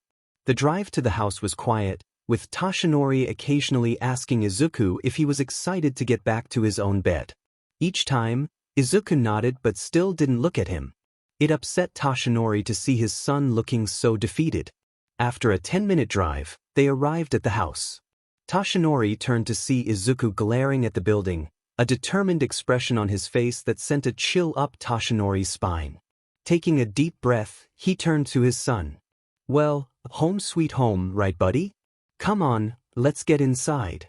As Tashinori stepped out of the car, Yuna pulled up behind them in the driveway. "Did you let Izuku drive? I thought I was going to lose you a few times," she joked as she got out of the car, and Tashinori chuckled in response. He walked to the back of the truck, pulled out the wheelchair, and made his way to the passenger seat as Izuku opened the door. Tashinori was about to pick up Izuku again when Yuna stopped him, shaking her head and gesturing to Izuku. Tashinori turned back to see Izuku eyeing his wheelchair with determination. With great effort, Izuku unbuckled his seatbelt, wrapped it around his hand, and swung out of the truck and into the chair. Yuna whistled, and Tashinori stood in stunned admiration of his son. "Slick moves, twerp. If I didn't know any better, I'd call you Tarzan," Yuna said, lightly slapping Izuku's shoulder. The boy shrugged dramatically, as if to say it was no big deal.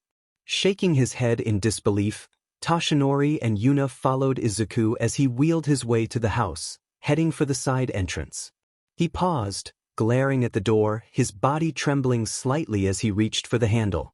For the first time in nearly a year, he would be entering this home again, living with his family, and with Izumi again.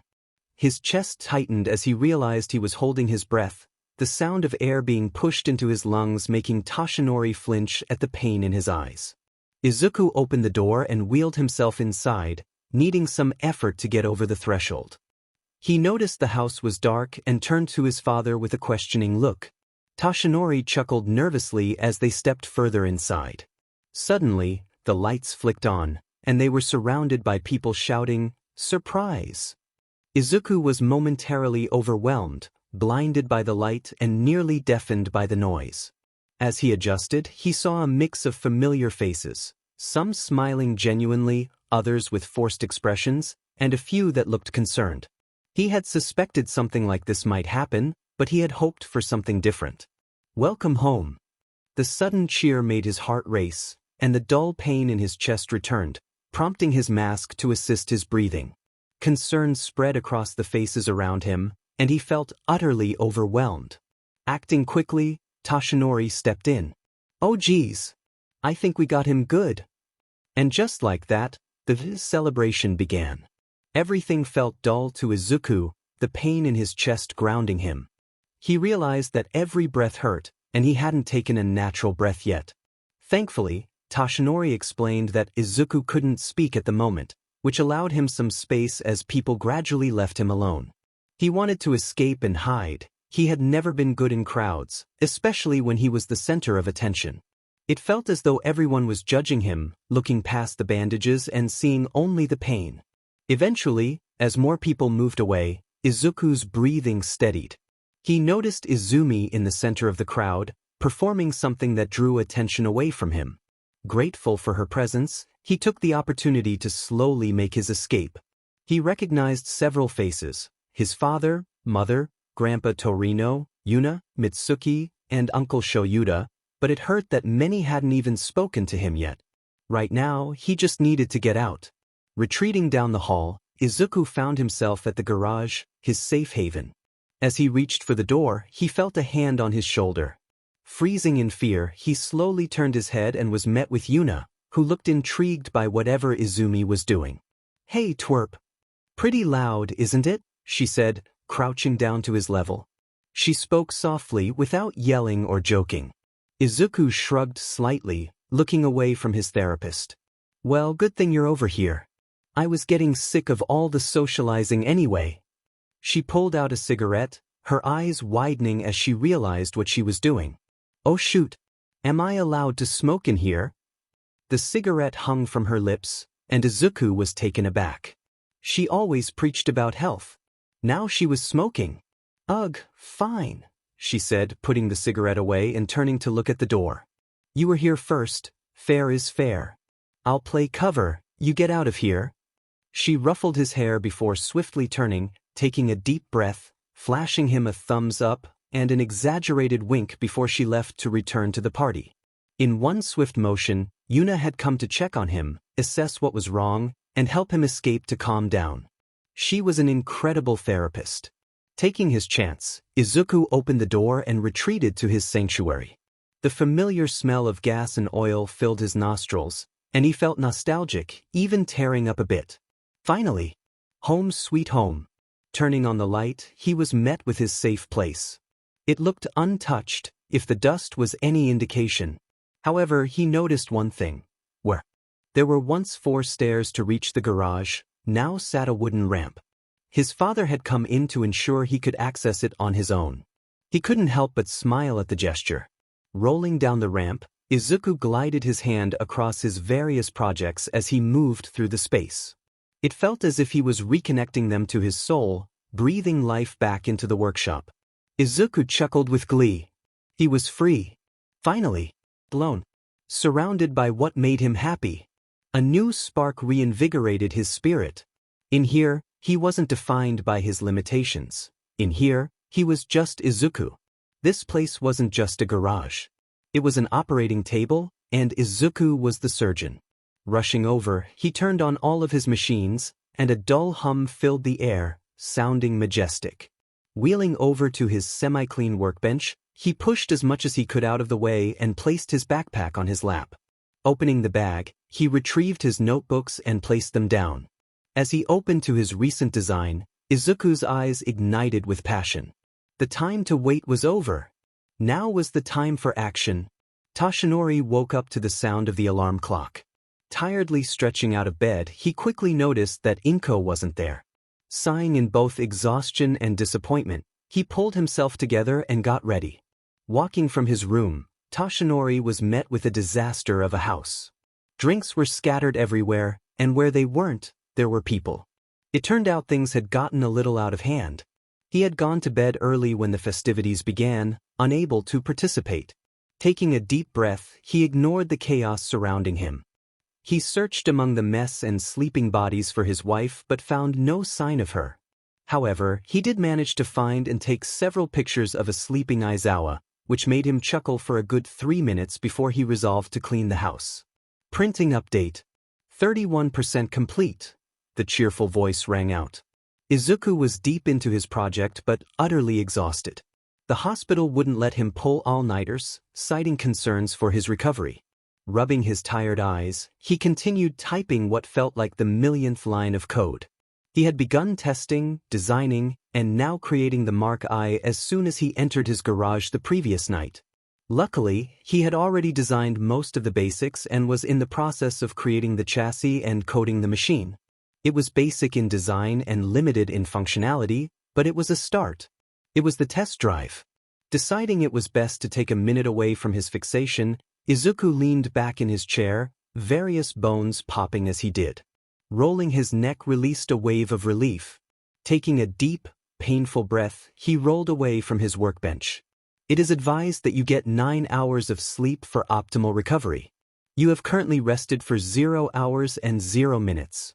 The voice chimed in. Izuku rolled his eyes. The AI he had been creating before the accident had become a nuisance since being activated.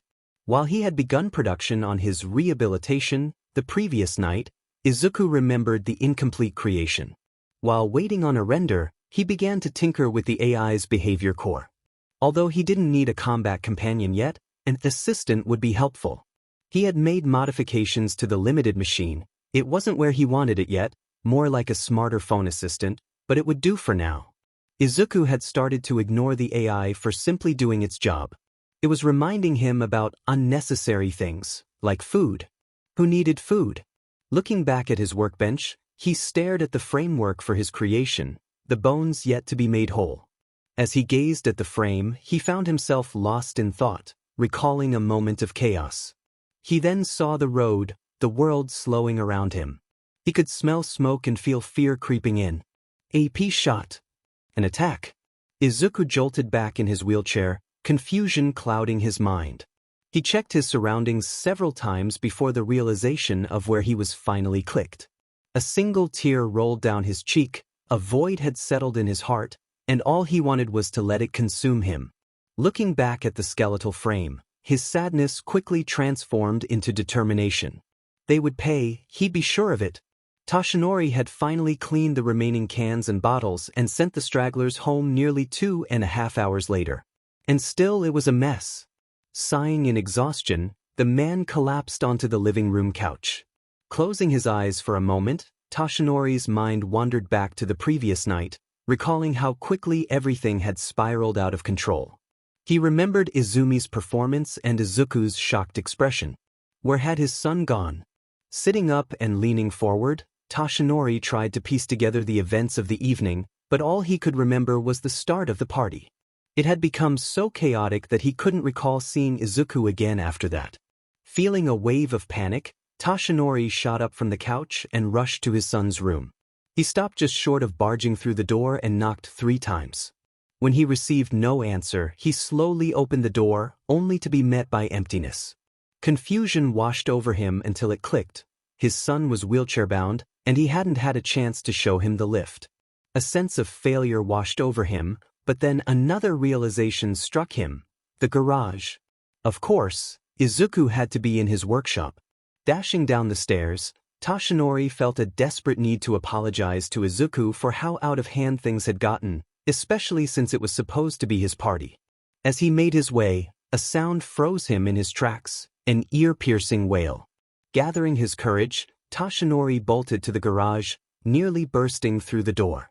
The smell that hit him was overwhelming. Looking down, he saw Izuku sitting in his wheelchair, tears streaming down his face, yet his eyes were filled with determination and something else: anger? Toshinori's gaze fell further, and he was shocked to see a mechanical claw attached to Izuku's right arm, still smoking from its connection. Izuku was breathing heavily, the oxygen tank forcing air into his lungs. It was a struggle, but he knew that with pain came progress. His nerves felt as if they were on fire, and his body twitched uncontrollably. He was overwhelmed when he noticed a movement. His new prosthetic hand had twitched. Toshinori stood in stunned silence, watching his son as Izuku hunched over, struggling to breathe. He was horrified at what he had done to himself. As Izuku stared at the claw, it moved again. First a twitch, then a flex. Toshinori watched as Izuku shakily raised his arm, the claw going limp before bending at the wrist. The mechanical sounds echoed in the garage as the fingers began to shift and move.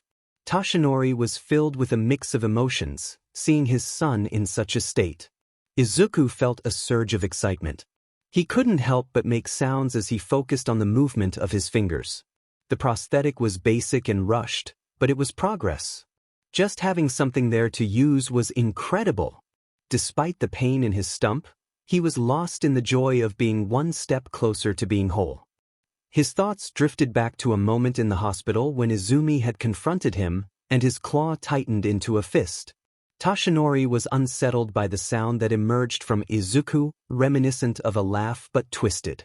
His son looked like a mad scientist, and as he flexed the prosthetic, Toshinori felt a mix of pride and concern. Izuku's expression shifted to one of anger as he clenched his fists. Deciding to intervene, Toshinori approached cautiously. "Izuku, buddy, can you hear me?" he asked, but Izuku seemed lost in his own world, his mechanical hand opening and closing repeatedly. Suddenly, a firm hand on his shoulder brought him back to reality. Turning to see his father's worried gaze, Izuku felt exhausted and nauseous. Before he could react, Toshinori pulled him into a tight hug. "You can't do this, Izuku. I know you're struggling and I'm proud of you for wanting to get better, but this isn't the way. I won't watch you sacrifice yourself to regain what you lost. Do you understand?" He let go and pointed at Izuku's chest. "This is what matters. You want to improve, and that's fine, but next time you want to attach something to yourself, you need to talk to me first. We can work together to find a solution. You're not alone in this, we're a team. Just promise me you won't do this again." Izuku nodded tearfully, realizing the danger he had put himself in. He embraced his father again, weeping as the pain began to set in throughout his body. After a moment, Toshinori broke the hug. "I know you're tired of the hospital, but how about I call Recovery Girl to check this out?" Izuku gave a tired nod, feeling ashamed. Toshinori called the renowned doctor, who expressed her concern about leaving Izuku alone during such a critical time. He had never feared for his life more than in that moment. If anyone could instill such fear, it was her. Taking a deep breath, he grabbed the kit supplied to them to treat Izuku, which included meal plans, routines, and most importantly, medication. He returned to find Izuku wheezing in pain, his eyes shut tight and hands balled into fists. Rushing over, he injected the substance into Izuku, watching as relief washed over the boy before he swiftly lost consciousness and fell asleep. Toshinori sighed deeply, staring at his son and reflecting on what had happened. He couldn't help but feel impressed that Izuku had managed to do something so challenging all on his own. It was commendable, but he wondered when Izuku had found the time to do it. It quickly dawned on him that Izuku had yet to sleep. He continued to admire his sleeping son until he heard a loud banging on the front door from the garage. He felt a sense of dread. Approaching the door slowly, Toshinori prepared himself, reaching for the handle. As soon as he touched it, the door flew open, sending him tumbling to the floor. In the doorway stood a shadowed Recovery Girl, her glasses reflecting the light ominously. "Toshinori, what's this about the boy hurting himself?" she asked, her voice soft but her tone serious. Toshinori felt a chill run down his spine. After a brief exchange, they made their way to the garage, where Toshinori had moved Izuku to the couch after he fell asleep. Recovery Girl's mood softened as she watched the boy twitch and move in his sleep. Her gaze fell on Izuku's right arm, where a mechanical prosthetic was attached. She mentally applauded him for creating his own prosthetic in such a short time but felt a strong urge to scold him for his recklessness. Taking a deep breath, she approached the sleeping boy to inspect the arm and coupling. "I can't tell much since it's all technical, but based on what you told me, the coupling seems to be a bridge point for his nerves. It appears to be fused to the bone," she explained, pinching the bridge of her nose. "It's quite ingenious but still reckless. There isn't much I can do right now, so just monitor him closely and ask if he feels any pain. Here, give him these every 4 hours." She handed Toshinori a small case filled with stronger painkillers. "And if he even thinks about attempting something like this again, I'll make sure you both regret it," she warned, lightly tapping Toshinori with her cane. Toshinori took her words seriously but couldn't help but reflect on Izuku's nature. It's just who he is, always has been independent. But I think we both know he won't stop. You didn't see the look in his eyes, the determination and sadness.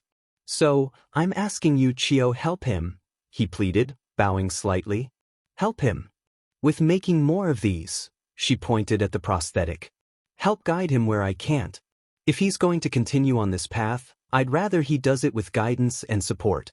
Please, help my son make himself whole again. He knew Izuku would never stop until he achieved his goals, so why not make it safer for him? Recovery Girl glared at both Toshinori and Izuku, feeling her heart soften despite herself. Fine. I'll see what I can do. Toshinori sighed in relief, thanking her profusely. Meanwhile, while the two adults discussed Izuku and his new prosthetic, the boy was trapped in a troubling dream. He saw his body lying lifeless on the street, birds picking at him as people recorded the scene. He could hear laughter from Izumi and Bakugo, wishing for it all to end. As he sat there, struggling to breathe, he noticed a metallic clang approaching. His eyes focused on a metal boot stepping in front of him. A figure crouched down, revealing a man with forest green hair and a steel jaw. As their eyes met, the figure's mechanical jaw opened, and a robotic voice echoed. "Wake up, Deku. We've got a city to save." Izuku woke up to the sound of shouting. His head felt foggy, and his muscles were tense, making it hard to tell if he was awake or still dreaming. As he looked around, he realized he was on the couch in the workshop. Breathing deeply, he coughed and wiped the sleep from his eyes before reaching for the wheelchair nearby. Breathing felt more difficult than usual, but he brushed it off and decided to investigate the commotion coming from another room. "Don't give me that," he heard his mother yell, her voice filled with anger. It seemed she was arguing with his father. Izuku felt a knot form in his stomach as he listened. "Where have you been, huh? I'm the only one who's looked after him. You ran away at the hospital." His father's voice was raised, filled with a fury Izuku had never heard before. It was clear they were fighting about him. "You mean that thing? That monster isn't my son." His mother's voice cracked, her emotions spilling over. "It never was." The word struck Izuku like a blow. He felt a deep sense of hurt at being referred to in such a way. "Never was? Monster?" There was a loud crash as his father threw something across the room. "That thing you're talking about is your son. Your child. What's wrong with you?" His father's voice trembled with rage. Izuku's heart sank as tears filled his eyes. Inko scoffed, her voice dripping with disdain. "It's your fault. You're why he's quirkless. You're why he's a freak." Izuku struggled to breathe, feeling the weight of her words. "And I'm the bad parent? You accused Izumi of having something to do with his accident. You tried to push him away. You're a failure." His father's voice was steady but filled with pain. He didn't yell, he simply said, "Get out." Inko seemed taken aback. "What?" I said. He looked at her, his eyes glowing with intensity. "Get out of my house. All I ever wanted was your love, and look what you've become." "Fine. Izumi and I are leaving. I'm not leaving her here with you." Objects began to float around the room as she stormed past Toshinori, rushing to their bedroom. Moments later, she emerged with a suitcase, her expression filled with anger. As she brushed past Toshinori, he spoke once more. "That boy's name is Izuku. Don't you ever forget it." With that, Inko slammed the door behind her. Toshinori took a shaky breath, tears streaming down his cheeks as he battled a mix of sadness and anger. He ran his hands through his hair, trying to calm himself as he paced the room. Suddenly, a loud thump echoed through the silence. Curious, he moved toward the sound, only to find Izuku sprawled on the floor, unconscious and struggling to breathe. All anger vanished in an instant as his fatherly instincts kicked in. Transforming into All Might, he rushed to his son's side, flipping him over and listening for any sign of breath. The usual sounds were absent. He needed to act fast. He quickly placed Izuku in the best position for breathing and dashed to his room, where they kept medical supplies. Ripping the closet door open, he grabbed an extra oxygen tank and hurried back to Izuku. Panic surged within him as he noticed the rise and fall of his son's chest had stopped. All Might set the tank down and quickly assembled the breathing apparatus, glancing back at Izuku, who began to spasm. Working as quickly as he could, he attached the mask to the new tank and slid it over his son's face. For a moment, silence filled the room, and All Might felt his heart race as he waited. Then, suddenly, Izuku choked and gasped for air, relief flooding through All Might as he held his son close. Finally! It was time for the sports festival, and I was determined to prove myself and show Katsuki that I could be number one. This wasn't just a competition, it felt like an arena, and I was ready to fight like a gladiator. As I looked across the waiting room, I noticed Katsuki practically bubbling with excitement. Our class was scattered in little groups, chatting and stretching, until Todoroki approached me. I had hoped for a different kind of declaration. "Oh, Todoroki, what's up?" I asked. Midoriya, looking at things objectively, I'm stronger than you. But All Might has his eye on you, doesn't he? I'm going to beat you, he replied, his tone flat. Suddenly, I felt a surge of competitiveness. It's clear you're just a pretty face. Did that burn partially blind you? Because you can't see where we stand in terms of strength. If you want to fight, you better bring everything you've got. I couldn't help but feel fired up. There was no way I was losing today.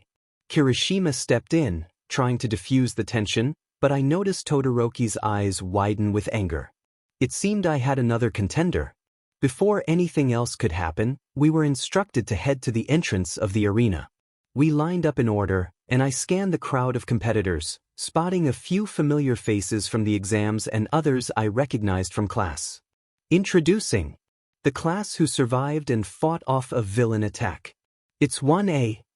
Present Mick's voice boomed as I stepped out of the tunnel, the roar of the crowd filling my ears. Soon, they would be chanting my name. Midnight took the stage, and her outfit drew cheers from the crowd. She called forward our class representative, and just as I was about to step up, I heard, "Katsuki Bakugo!" of Class 1A. I frowned as I watched Katsuki stride confidently to the stage, while whispers floated around about his previous victories. To my left, I noticed a tall guy from the support course with dark green hair and a metallic mask. He stood still, seemingly unfazed by the commotion around him, while a girl with pink hair tried to get his attention. I couldn't help but wonder why someone so imposing was in the support course. Katsuki's voice rang out, "I pledge that I'm going to be number one." The crowd erupted in cheers, and I knew he was positioning himself as the target for everyone's attention. I turned back to the tall guy, who had glanced my way. I hoped to show him what I was capable of. After Katsuki's speech, Midnight directed our focus to a large screen displaying a spinning wheel. It landed on Obstacle Race, and I couldn't help but grin. As we gathered in the tunnel at the start of the course, I found myself in the middle of the crowd, but closer to the front. When the gun fired, chaos erupted as everyone pushed and shoved to get ahead. Thinking quickly, I used my quirk to fly into the air and spotted that Todoroki had created a massive sheet of ice at the entrance. Some classmates were trapped while others struggled to navigate the slippery surface. Just as I was about to push forward, I heard a loud bang behind me. A green and pink blur shot past me, and I was taken aback. As I made my way through the tunnel, I realized it was the tall guy with the pink-haired girl on his back. They slid across the ice, and with another bang, the ice shattered around them, propelling them forward. Determined not to be outdone, I flew as fast as I could, trying to keep pace with the leaders. I could hear familiar explosions ahead, indicating that Katsuki was among them. The tall guy's feet seemed to explode with every step he took, and I knew this race was going to be intense. Sending them rocketing forward, I guessed he was just a little slower than Ilda. Without her, he'd probably keep pace. Up ahead, I could see the next obstacle, 0 pointers. I watched as Todoroki froze every single one in his way, allowing us to gain a massive lead from the pack. I assumed he had a plan for that. As expected, as soon as he passed the robots, they began to fall, blocking the path of the other students. It was a clever tactic on his part. Unfortunately, I flew over the chaos and noticed the remaining 0 pointers closing in. I spotted the same duo standing in front of one. The guy crouched down, and I noticed his legs had a metallic look, almost like they had small pistons. Before I could think, a soft green glow emanated from his legs, and he rocketed forward. In a flash, he launched into the air and completely threw the 0 pointer. I saw the two continue to keep pace with Katsuki and Todoroki, although the guy was running without explosions now. I considered using my quirk to trip them but decided against it for now. They were moving fast. I could hear Present Mike call out the next obstacle as Todoroki approached it. The fall was a giant pit with various platforms and rope bridges connecting them. It was a shame that it didn't matter to me. I flew past the duo and got closer to Katsuki. I could see his eyes twitching as I reached him. Both of us approached the obstacle to see Todoroki literally skating across the ropes. Continuing to fly over the obstacle, I turned back to see if anyone was close and noticed that same duo. I was stunned when I watched them both jump into the hole. A second later, I saw the girl with pink hair surface and start grappling her way from platform to platform. The tall guy was doing the same, swinging his way to the end. It felt unfair that they were allowed equipment. Katsuki and I finally caught up to Todoroki when we reached the next obstacle. The minefield was clearly designed without anticipating students who could fly, which forced Todoroki to slow down significantly as he had to think about where he was stepping. This gave us enough time to catch up, and all three of us began to fight for first place. Just as I was about to throw a mine in Todoroki's path, there was a massive boom. A rush of wind surged behind us. I looked up for a moment and saw that same masked face and green eyes glaring down at me. Before I could react, the tall guy drew a large pistol. Sparks exploded from the end as whatever he fired hit the ground in front of Todoroki, blowing up the mine and several others nearby. Which also affected me. As Katsuki, Todoroki, and I scrambled on the ground at the end of the minefield, my eyes locked onto the crashing duo. I finally picked myself up again when the guy threw the girl into the air before crashing and tumbling to the ground. He turned that tumble into a roll, which then became a full-blown sprint. It was a flawless recovery. The girl used her grappling hooks to land safely as the guy ran quickly toward the finish at the end of the tunnel. I was losing my chance. Pushing myself, I rocketed forward as fast as I could. Katsuki was letting off massive explosions, and Todoroki slid his way on the ice. Light blinded my vision as I tumbled back into the arena. I had been so focused on going as fast as I could that I didn't even know if I won. I looked up, panicked when I saw them. That same duo standing together, the girl doubled over catching her breath. I stared when I saw steam jet out from the sides of the guy's mouth. I noticed a glowing eye glaring at me through the smoke. Ladies and gentlemen, in first place is Support Course H's. The metallic man with a plan. Icarus Ibito. Izuku sped down the hallway, pushing his wheelchair with all his strength as he tried to escape from Dr. Yuna. Since he had developed a new appendage, his therapy sessions had become more intense, and he felt a mix of excitement and dread. It had been a few months since he had built the appendage, and during that time, he had grown closer to his dad, spending more time together when he wasn't busy with hero work. They often brainstormed ideas for upgrades to his arm, although Izuku kept his designs for other parts a secret after making a promise. His latest version of the claw was a significant improvement, featuring 3 functional fingers and opposable thumb. Thanks to the artificial nerves he and Recovery Girl had designed, he could even sense vibrations and differentiate between textures, which felt like a huge step forward. However, this progress also meant he had to evade the relentless Dr. Yuna, who seemed to appear out of nowhere. Hiding around a corner, Izuku held his breath, feeling the tension rise as he saw Yuna's fingers emerge, followed by her intense gaze. Her glasses glinted ominously as she approached, and he braced himself for whatever was coming next. After a particularly grueling day of therapy, Izuku sat outside the hospital, enjoying the cool winter air while waiting for his dad. He scrolled through his phone, catching up on hero battles from the past week. Since his accident, he had rarely ventured outside, and his self-confidence had taken a hit. A notification from Countermeasure reminded him to take his medication, prompting him to retrieve his kit from his bag. He took a bit more than the recommended dosage, hoping it would help him feel better. As the medication took effect, he leaned back, closing his eyes and listening to the sounds of the city as the sun set. He noticed the curious stares from passers-by, but he was used to it. He wore a plain white mask that covered his entire face, which also served as a new breathing apparatus, allowing him to breathe without the cumbersome oxygen tank. The mask had been designed to convey his expressions through moving eyes, helping him communicate without words. Suddenly, loud shouting and screaming jolted him from his thoughts. Acting instinctively, he rushed toward the commotion, crossing the street and arriving at the entrance of an alleyway. Just then, a person rushed past him, carrying a backpack and leaving a small trail behind. Confused, Izuku turned to see someone lying on the ground, a puddle forming around them. Panic surged within him as he recalled his own traumatic memories.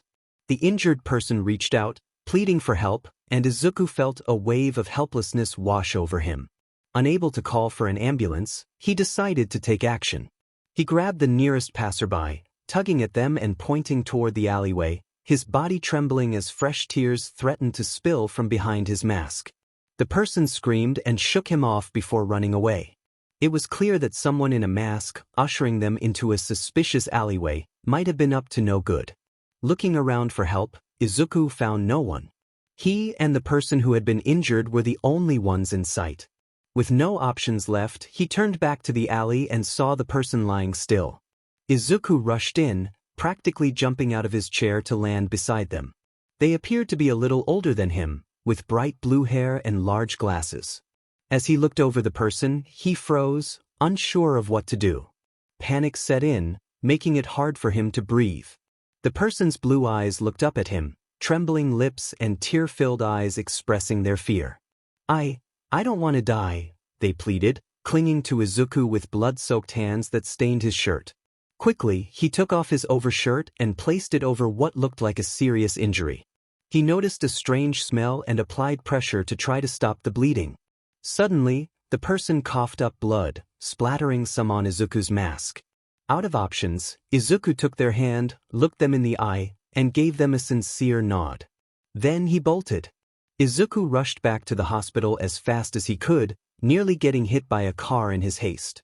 He burst through the hospital doors and sprinted toward the front desk. Marin, on her regular shift, was stunned to see him come in looking so distressed. He scanned the room, fear evident on his face. Before she could speak, he hurried to the desk, trying to communicate but struggling to find the words. In frustration, he grabbed a notepad from the counter, knocking several things to the floor in the process. He quickly scribbled down a message. When he showed it to Marin, she read, "Someone dying." Realizing the urgency, she quickly grabbed the phone and called for an ambulance, asking Izuku where the person was. He wrote down the location of the alley and described the injury. Assuring him that help was on the way, Izuku sat in the waiting room, his hands clenching and opening repeatedly. He could hardly hear anything around him, lost in his thoughts and pain. His attention snapped back when he saw hospital staff rushing in with the blue-haired person on a stretcher. They pushed past him, and Izuku's gaze followed them, his heart racing as they disappeared behind the doors.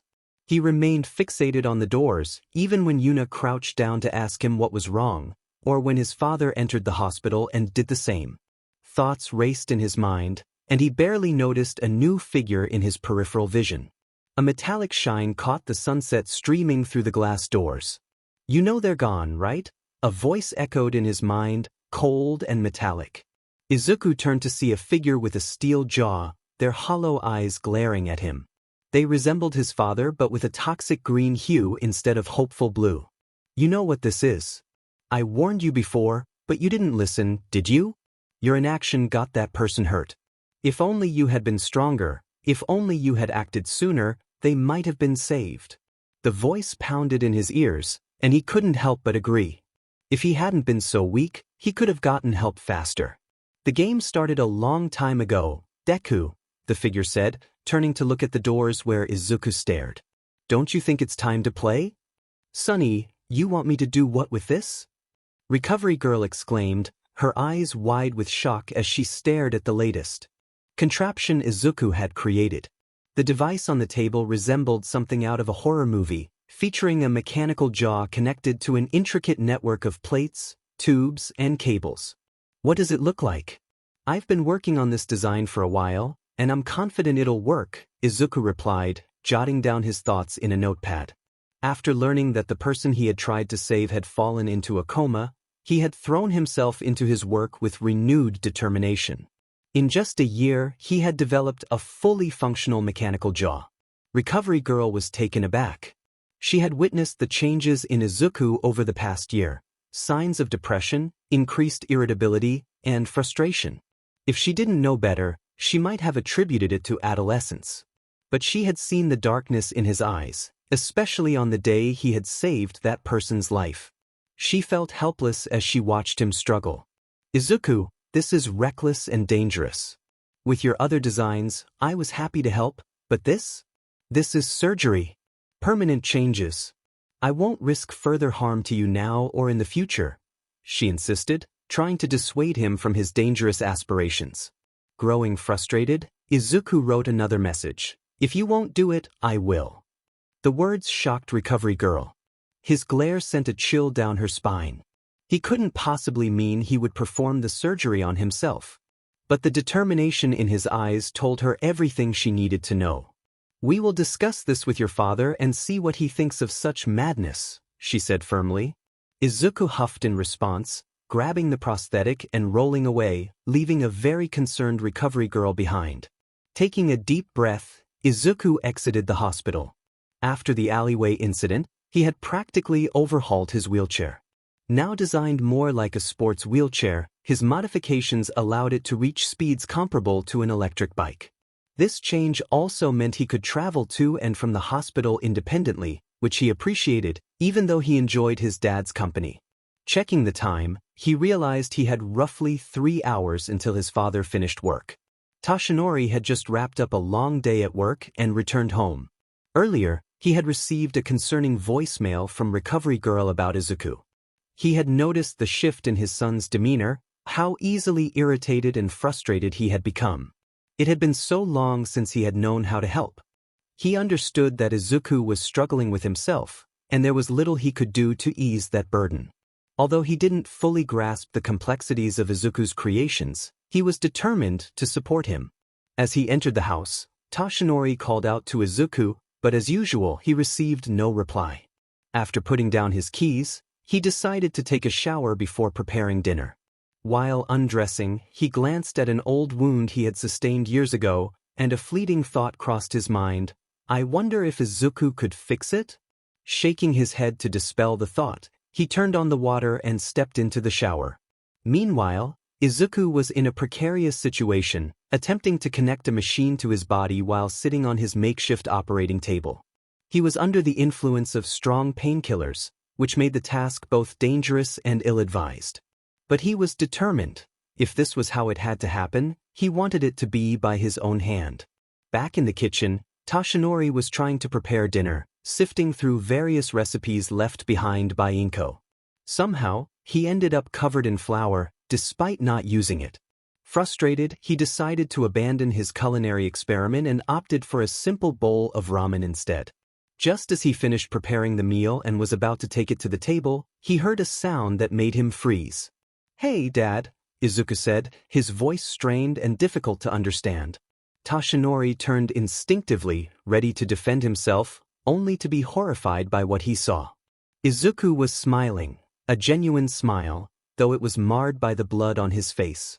A black and gray metallic prosthetic was attached to his neck and jaw, and Toshinori could only stand in stunned silence, grappling with the sight before him.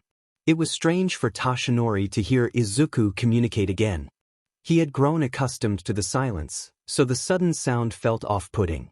Izuku's voice had changed significantly since he was 14. It now resembled that of an old radio host, with a hint of static. Even his breathing had an unusual quality, reminiscent of sound effects from a bygone era. Cooking for two was a comforting routine, even if Izuku had broken his promise. However, after a significant breakthrough, Izuku's mood had improved dramatically. While he still struggled with his situation, he no longer felt trapped in his own body. For the first time in a long while, he felt a sense of control, which was liberating. His self-confidence began to rise slightly, and being able to breathe without assistance, even for a short time, was exhilarating. After nearly 3 years, he was finally reclaiming his life and strength.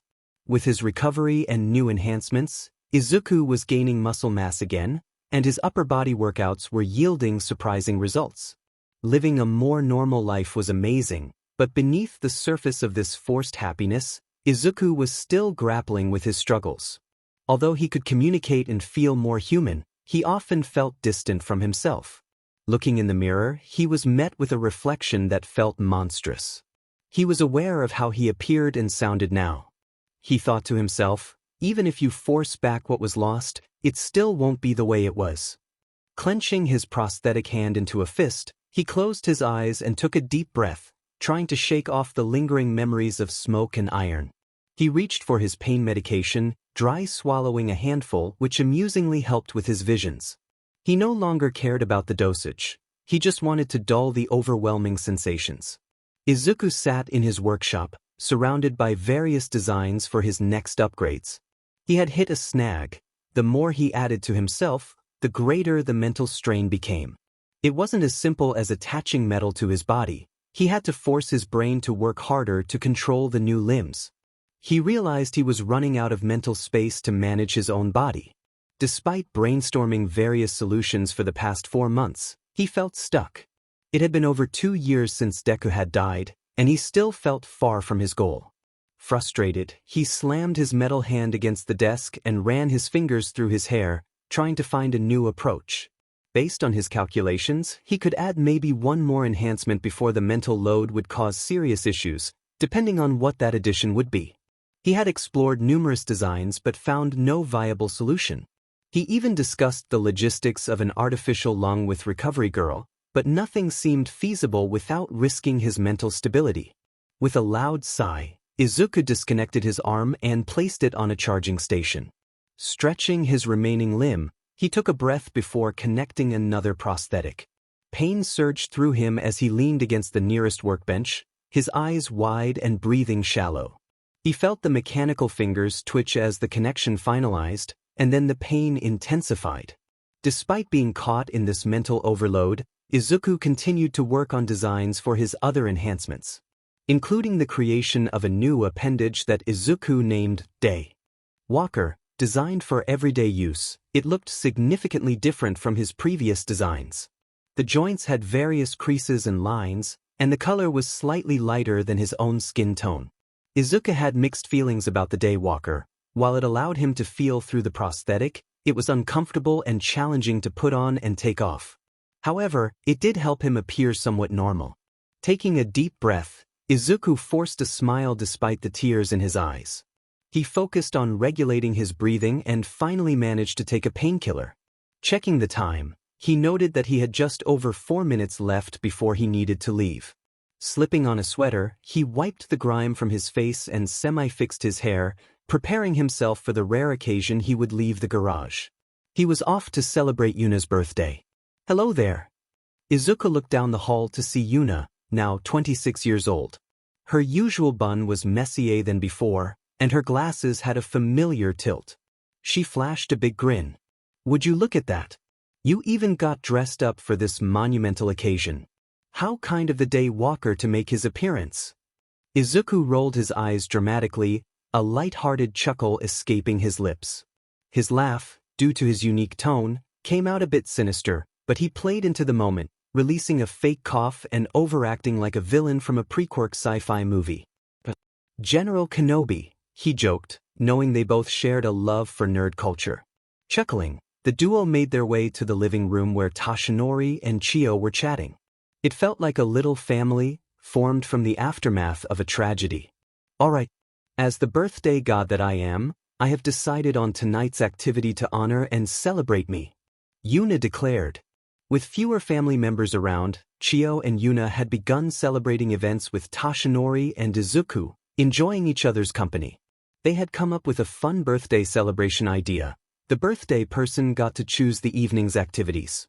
Consistent with her character, Yuna shouted, "Have a movie night."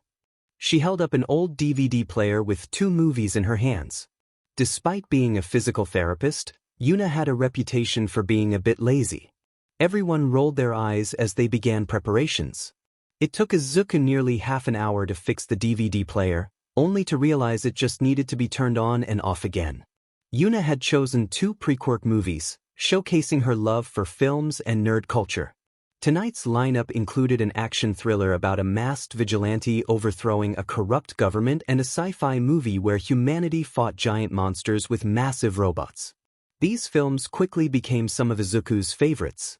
As the second movie played, Izuku had a spark of inspiration. While watching the robots that required 2 pilots to share the mental strain, he thought about how this concept could apply to his own situation. When the night came to a close, the group exchanged goodbyes and birthday wishes. Izuku immediately dove into the ideas he had while watching the movie. Months passed, and Izuku constructed his most important prosthetic, a mechanical spine. It required surgery to install and would act as a bridge for his severed spine, but he was still working on a solution. He decided to create a co-pilot, an artificial companion to help with the mental strain and control of his body. After months of work, this project evolved into something that resembled an actual person. As he approached the final stages of the design, he infused the AI with the ideals of his father, the passion of Recovery Girl, and the intellect of Izuku, along with the personality of Yuna. This was a collaborative effort, and they were all curious about what this creation could become. On the final day, they gathered in the garage, watching as Izuku worked on the last stages. A holographic display showed what looked like a puzzle piece connecting to a brain puzzle. The room fell silent as they observed the process. Suddenly, everything went dark. The workshop was plunged into silence until a red light appeared in the center of the holographic projectors. Then it exploded. Red light burst forth before coalescing into the form of a little girl made of light. She looked at them expectantly. Izuku was the first to approach, rolling in front of the holographic child. "Hi," he said gently, treating her like a lost child while maintaining a cautious demeanor. He offered her the most sincere smile he could muster, kindness shining in his eyes. "Hello." A soft, cheerful voice responded from the display, surprising Izuku. He had given the AI full control over the projectors to express itself, and he hadn't expected this. "How do you feel?" Izuku asked, his voice soothing. "I am well." She paused, contemplating the question. "Do you know where you are?" "What you are?" Izuku inquired, holding a remote just in case things went awry. He waited with bated breath for her answer. "I'm not sure. My diagnostics declare my name as Countermeasure." She tilted her head slightly, as if unsure about the name. "Well, as far as we know," Izuku began, feeling a mix of excitement and uncertainty about what lay ahead. "You are the world's first intelligent and aware AI. Countermeasure is what you were originally. Who would you like to be?" Izuku was amazed by his own creation. The AI pondered, a pout forming on its face. "You may call me Elizabeth." A bright smile lit up her features as she declared her name. Izuku returned her smile warmly. "Welcome to the world, Elizabeth," he said. "Who are you people then?" she asked, leaning forward to get a better look at the others present. They remained still, except for Yuna, who offered a small wave. Izuku ran his hand through his hair and took a deep breath. "Well, your creator. These people," he gestured behind him, "helped to make you who you are." He watched as Elizabeth stared for a moment, her hair growing slightly, and large glasses similar to Yuna's forming on her face. He noticed what looked like his freckles appearing on either side of her face. What do I call you then?" she asked, her voice almost hopeful. "My name is Izuku Yagi," he replied with another reassuring smile. However, he noticed a hint of sadness in her expression. "What would you like to call me?" he asked, curious about her response. "D." She hesitated, wringing her hands and not quite meeting his gaze. "Father," she said timidly, almost afraid. Izuku was taken aback, as were the others in the room. But instead of rejection, he rolled slightly closer to her. "In a way, you're not wrong. Sure, you can call me Dad," he said, and both Elizabeth and Izuku smiled brightly, marking the beginning of a new chapter in their lives as a makeshift family. Izuku sat and stared at his creation, her eyes shining with innocence and purity, a being brought to life by the world. She was a stark contrast to the hollow shell he felt he had become. They looked at each other for a while, studying every detail, and it seemed that Elizabeth was beginning to pick up on his tendencies, even in the short amount of time they had spent together. "Elizabeth, can I ask you a favor?" Izuku inquired. "Of course. I'm always happy to help," she replied with a large smile, reminiscent of All Might's. "Would you be willing to help me? I can't use my body much these days. What I'm asking is, can you help make me whole? I can't do it alone, Elizabeth. I give you the full choice. But please help me save lives. Help me be a hero. You be my co-pilot." This was extremely difficult for Izuku. He had never really had a friend or someone to talk to before, much less a child. Elizabeth stared for a moment, then took a step forward and gently placed her hand on Izuku's prosthetic. She slid her fingers through the grooves of the joints, looking shy yet curious. "What happened?" she asked, her gaze filled with the innocent curiosity of a child wanting to hear a parent's story. Izuku glanced back at the others before responding. "I was in an accident." His fist involuntarily clenched as memories flooded back, and he felt a tremor at the thought of Izumi's threats. Elizabeth offered a pure smile, as if she were a real person. "I was created from countermeasure. It was her purpose to help you. So, I want to honor her sacrifice. I got your back, Papa." A heroic look sparkled in her eyes, and her body seemed to glow brighter as she whispered her last words, unsure yet determined. Izuku felt a genuine smile spread across his face for the first time in years. 1 year later. Thump thump thump thump thump. 30 seconds. Come on, run, run, run. All Might stood on the sideline of the track, stopwatch in hand and dressed in a coaching outfit. Huff huff. Ha. Switching to third gear. Venting right lung in 3.2.1. Pissage hiss. Steam shot from his mouth as the repeated thumps of his feet echoed, the vibrations traveling up his body. He could hardly hear anything other than his own heartbeat. The world seemed to crawl as all he could do was run. "Time!" All Might yelled, a massive smile on his face as he turned to the runner. He watched as steam billowed from the boy's mouth, his hair damp and sticking to his head. A small hush fell as the visor folded back, revealing his scarred face and vibrant green eyes. "Well done, my boy. You got 8 dashes in 30 seconds. Ha!" All Might's traditional belly laugh filled the air. "It's not good enough still. Liz, what's the average?" The boy's voice held a strained quality. A small hologram of a significantly older-looking Elizabeth appeared in his palm. "Currently, that run beats the average. So far, you get about 6.5. The AI responded in her usual excited tone. The young man pinched his nose and took a deep breath before grabbing his water bottle and making his way over to his father.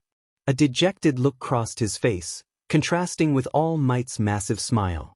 As Toshinori watched his son approach, his smile faltered, and in a puff of smoke, he returned to his true form. "Izuku. Bud, what's the matter?" "You did great," he said, bridging the gap between them. "And that's still not enough. UA is in 10 months, Dad. If I even have a chance, I need to be the best I can possibly be. After everything you've told me, if I'm not strong enough, I can make it into the hero course and still get kicked out. They're going to judge me 10 times as hard. You taught me that, so I need to be that much stronger. I can't leave any doubt about that." Toshinori looked at Izuku, who had made remarkable progress since the creation of Elizabeth. He was finally standing in front of him, training together, yet he still focused on his flaws. "Bud, listen." Toshinori's tone left no room for argument, silencing the 17-year-old. "Do you remember what I said to you a few years ago? You are without a doubt the strongest person to ever walk this planet. Look at you. The world told you from the start that you were destined for nothing. It took everything from you when you dared to try. When you had nothing left to give, you got back up. You did the impossible, proving nearly every doctor wrong. You're the strongest kid I've ever met, the strongest person. But, you're not alone. Not in the slightest." Izuku never met his gaze. His hand clenched tightly, and he shrugged off his father's hand from his shoulder. "Yeah, I get it." Toshinori felt his heart ache as his son walked away, further into his own thoughts. "Pups. Everything all right?" Liz's voice vibrated in his ears. Izuku let out a long stretch, his spine clicking and popping. She pouted when he ignored her. "I'm here, sorry, just zoned out. It's not enough. Those kids will have had years of training for their powers, and I'm not strong enough to face that. I'm not strong enough to beat them," he said, frustration evident in his tone. Liz gave a deadpan expression before a devilish smirk crossed her face. "Who said we had to fight them fair?" Izuku sat in silence, his body unresponsive as he clenched his fists, overwhelmed by the chaos in his mind. His father's voice echoed through the phone, filled with frustration. Tears threatened to spill, but he held them back, knowing this moment was coming. Then he has my recommendation, that he has every right to at least try. His father's anger was palpable, and Izuku felt it resonate within him. He wanted to scream, to cry, to lash out like his sister, but a different longing simmered beneath the surface. Pups. Breathe. The urgency in his voice cut through the noise, but he could barely hear himself. In a moment of frustration, he crushed the arm of the chair he was sitting on, feeling the pain radiate through him.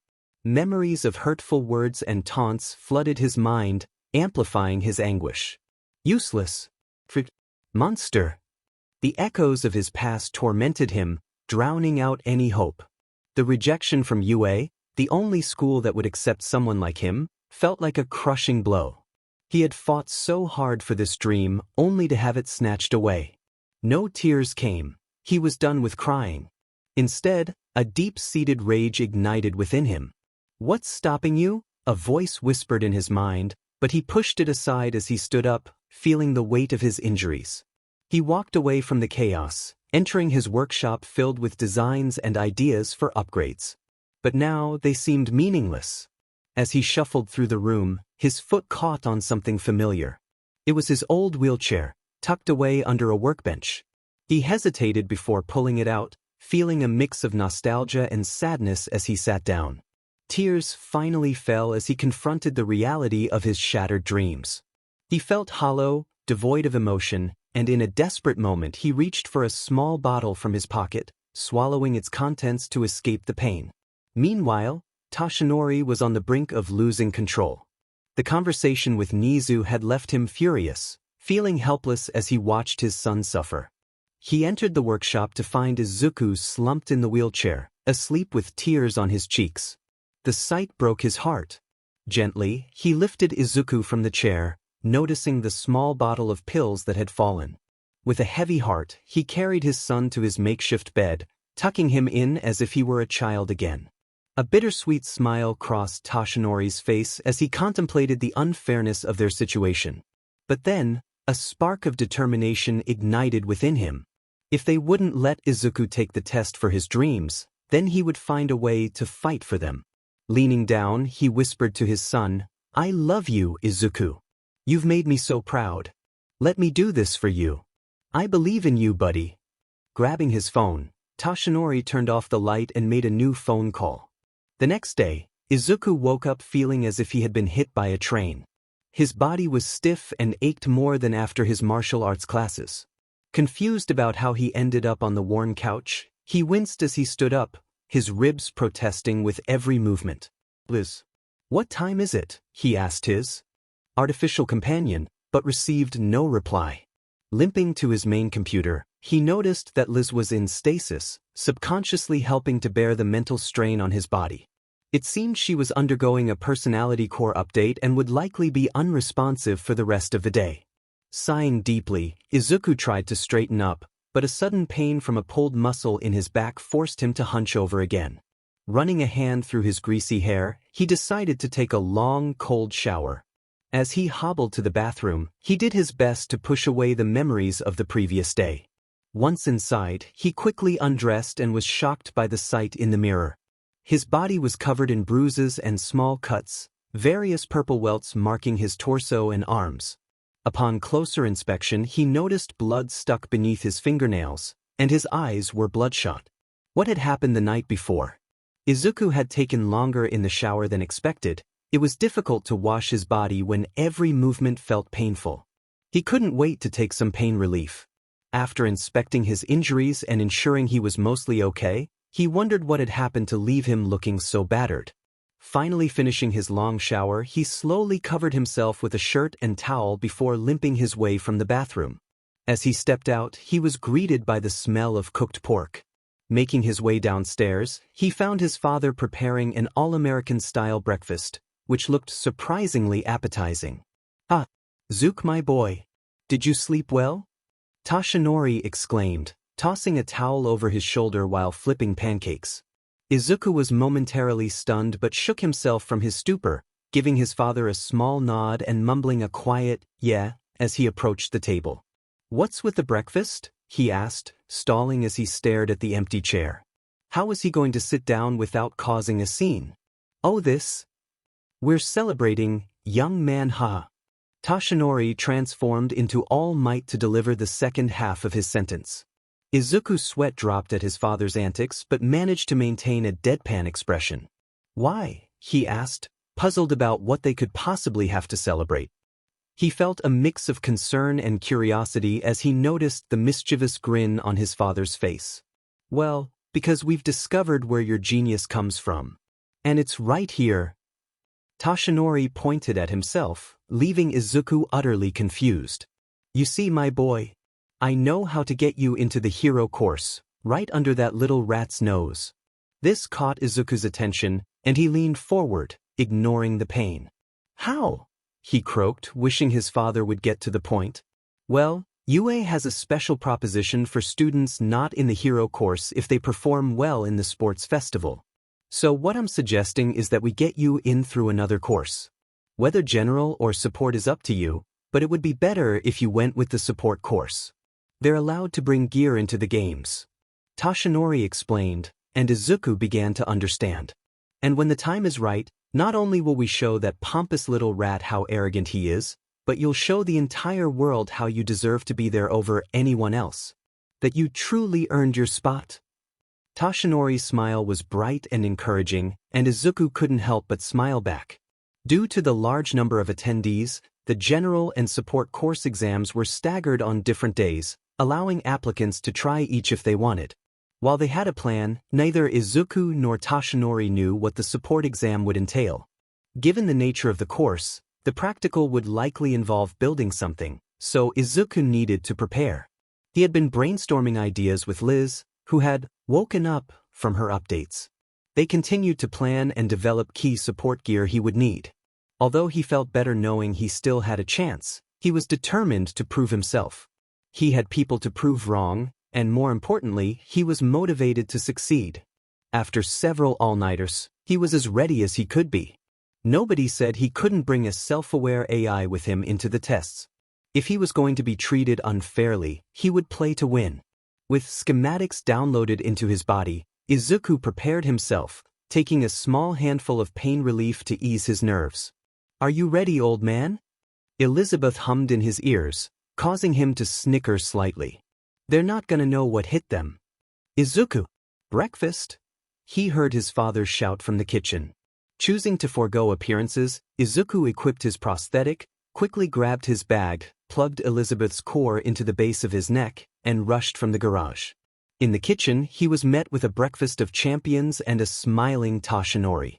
As they pulled up to, Izuku felt butterflies in his stomach as he wrung his hands together, unable to take his eyes off the magnificent building.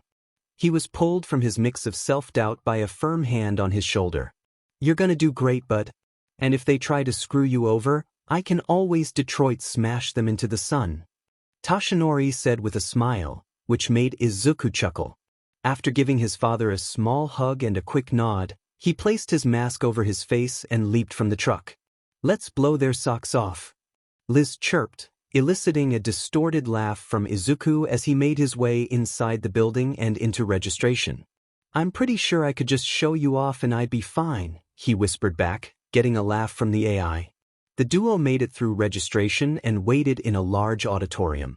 Izuku's leg bounced nervously as he pulled his hood over his head, trying to blend in among the crowd. It was his first time back in a school, surrounded by many people who may or may not dislike him, which was an unsettling feeling. While trying to remain inconspicuous, a professor finally arrived, Pro Hero Cementos. Despite everything he had been through, Izuku couldn't help but feel excited. Trying to calm himself down, Izuku sat and listened to the professor's introduction before another professor, Power Loader, was introduced. Power Loader was a significant influence on his engineering passion. Alright, each of you will be assigned a random hero. You'll receive information about their quirks and skills. Within 4 hours, you are to create a support item that could assist the assigned hero. By the end of the test, you will also perform a small demonstration. You will be separated into groups and scritted to your test facilities. The hero announced. Almost immediately, the applicants erupted in a flurry of questions and murmurs. Izuku sat in contemplation. He had prepared designs for a general support item, not specific heroes, so he would have to think on his feet. As they made their way to their respective testing fields, Izuku was met with a dream for engineers. Thousands of items lined the shelves, providing enough material to create almost anything. He felt a rush of excitement. In the center of it all was a massive pile of what looked like junk, but to Izuku, it was full of potential. He took stock of his competition. Some looked prepared, others horrified, and some clearly didn't want to be there but were participating to get into the school. He noticed a few outliers, including a guy with shiny purple hair and a girl with fluffy pink dreads who seemed ready to burst with energy. As they waited, Power Loader made his appearance.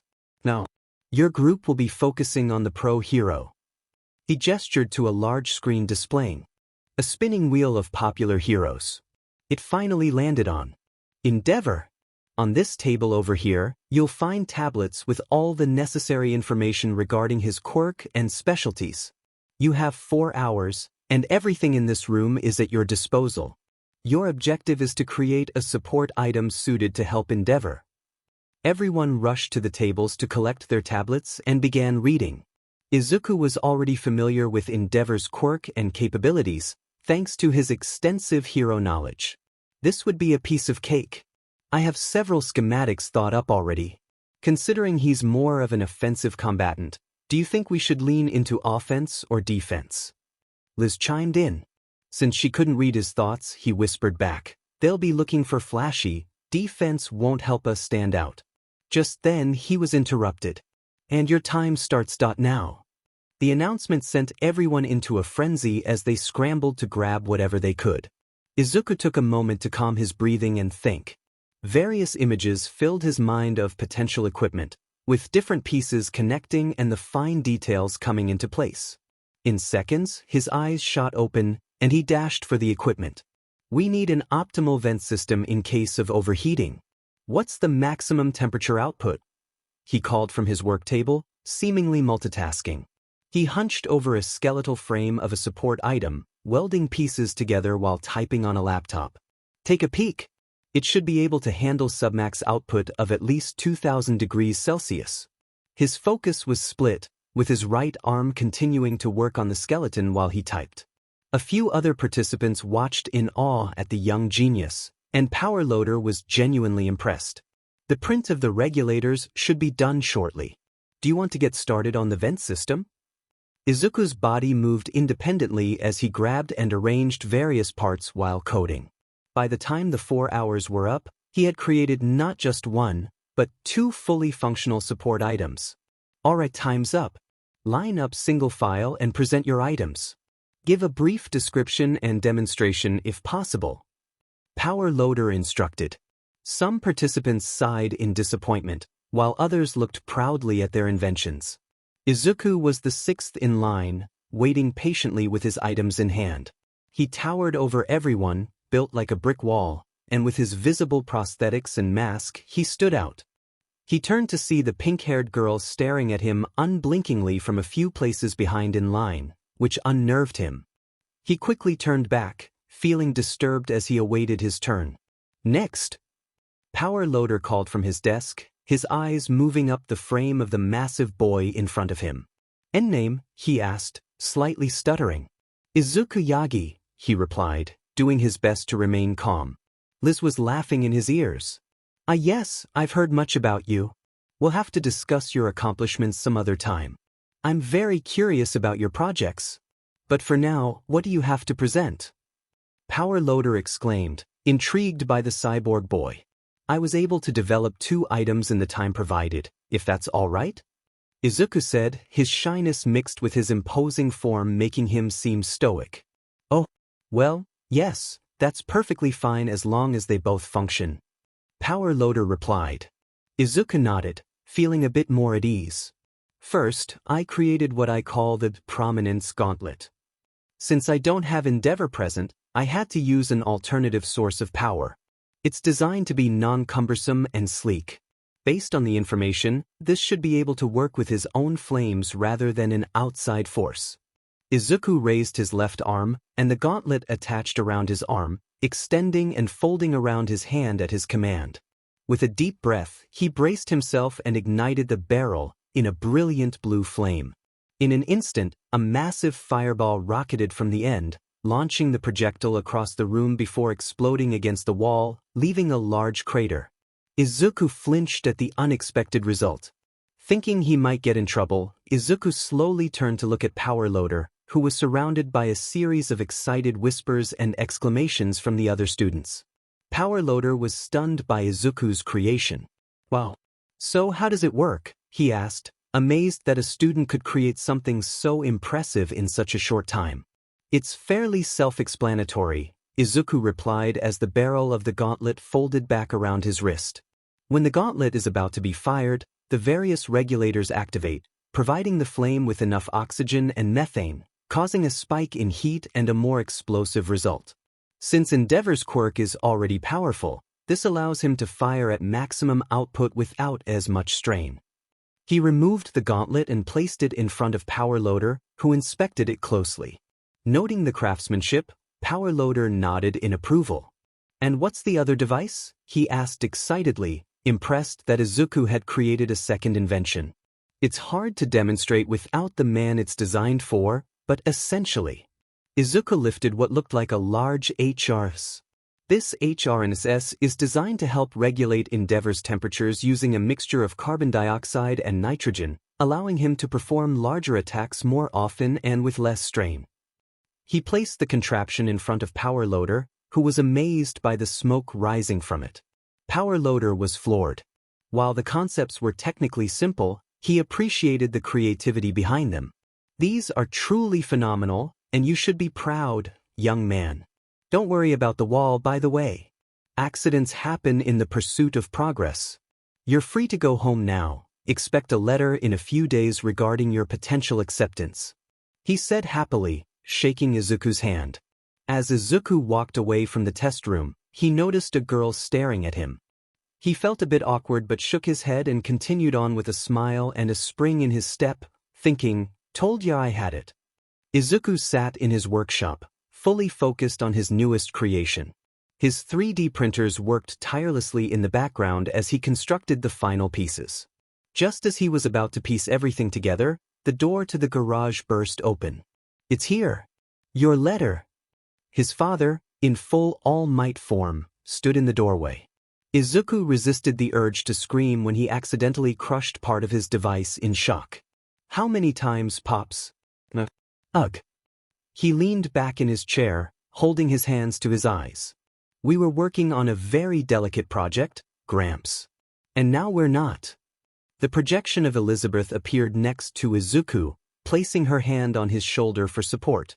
Toshinori took a breath and sheepishly apologized. Groaning, Izuku spun his chair around to face his father, who had a black eye and a small cut on his lip.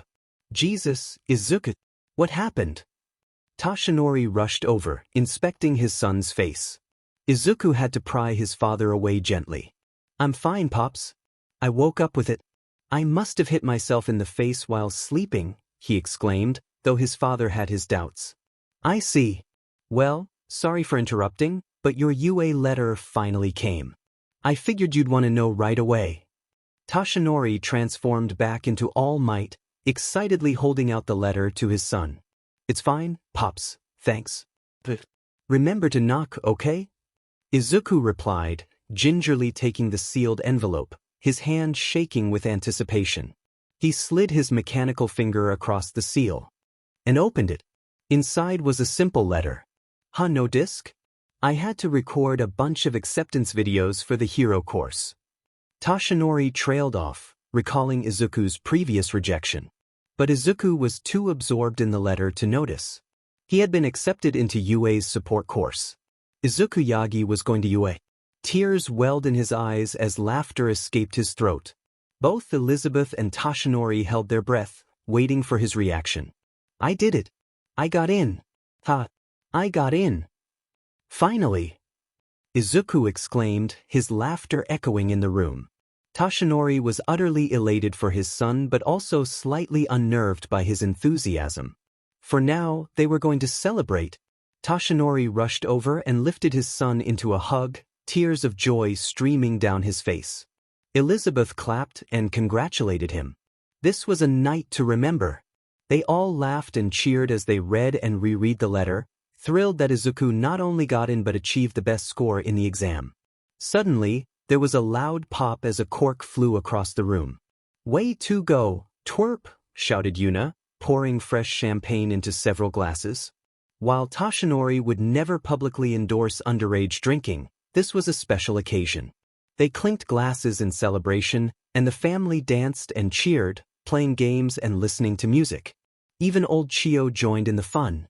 Elizabeth created a special program for the occasion, and despite Izuku's concerns about underage drinking, Yuna and Elizabeth were determined to enjoy the celebration. As the night drew to a close, Elizabeth unexpectedly shut herself down, indicating that the program was functioning perfectly. Yuna was sprawled across the kitchen chairs, while Chio had left much earlier, having enjoyed herself a bit too much. Meanwhile, Toshinori and Izuku were sitting outside together. "Man, it feels great to do this again," Toshinori exclaimed, sloshing his glass around and taking a sniff. Izuku smiled at his father's antics, chuckling slightly as the world around him swayed. He was in the process of recreating his own body, having secretly helped repair his father's injuries. Even though Toshinori might never fight at full strength again, it felt wonderful to have a full stomach once more. Toshinori threw his arm around Izuku's shoulders, a remarkable feat considering the size difference between them. "You know, buddy, I am so proud of you. I feel like I don't say that enough. Watching you grow and face your challenges to become the fine young man you are. I just know you're going to be the greatest thing this world has ever seen." He gazed up at the night sky, his voice filled with emotion. Izuku looked into his father's eyes and saw nothing but contentment and peace, prompting him to smile softly as he turned his gaze to the stars. "Thanks, Dad. I hope I can live up to that." A peaceful silence settled over them as they both enjoyed the moment. "Hey, what kind of hero do you want to be? I don't think I've asked that yet. I just assumed you'd take after your old man, huh?" Toshinori turned to his son, genuinely curious about his answer. Izuku sat in silence for a moment, then leaned against the deck railing. "I always wanted to be like you, Dad. To save the world with a smile. To be someone people could look up to. But now, I'm not so sure. You're great at inspiring people and giving hope, but I don't know if I can do that. I may not shine like you do, but I want to be a hero who is there when people need me, even if I'm not always appreciated." Toshinori felt the mix of sadness and pride as he stood next to his son. "Maybe that's exactly what we need." They exchanged smiles, and Izuku leaned against his father's shoulder. "I love you, Dad." "I love you too, Zook." Suddenly, Izuku rushed down the stairs, nearly jumping half of them as he hurried to get ready. "Do you have everything? Wallet? Pencil case? Did we forget to get you a protractor?" The Yagi household was in chaos. Toshinori was trying not to burn down the kitchen while Elizabeth guided him, and Izuku was frantically getting into his uniform and fixing his hair. "How do I look?" he asked, smoothing down his somewhat messy uniform. "Like a future pro." Both Toshinori and Elizabeth replied in unison, earning a groan from Izuku as he tried to adjust his attire. With Elizabeth's help, he managed to tie his tie properly. He quickly ran to the table, cramming as much food into his mouth as he could before washing it down with orange juice. "Sorry, gotta go. Save it for later," Izuku shouted as he dashed out to the garage. Toshinori called back, "Good luck, son. I'm proud of you." He then took a bite of toast, asking Elizabeth to keep an eye on him.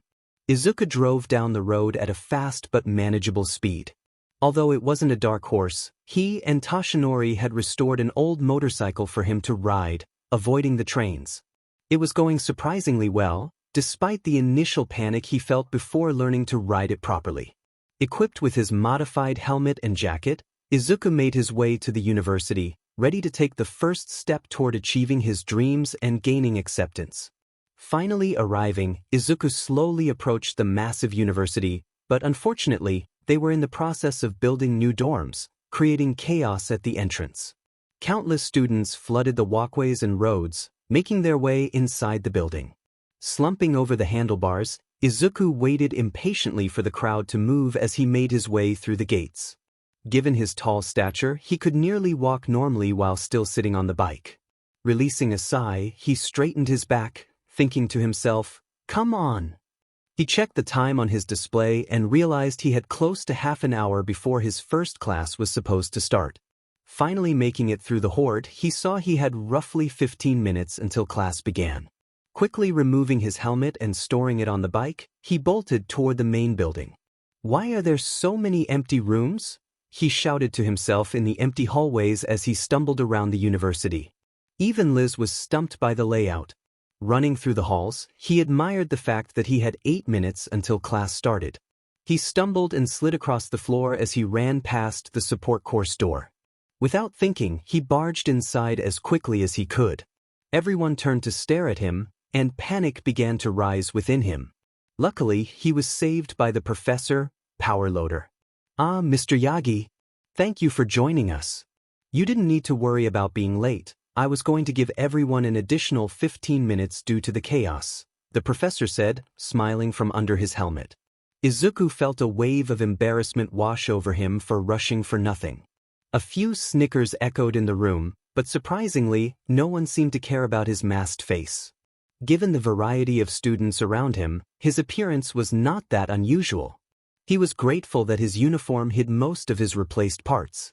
His heart pounded as he made his way inside, and he couldn't shake the negative thoughts about the other students.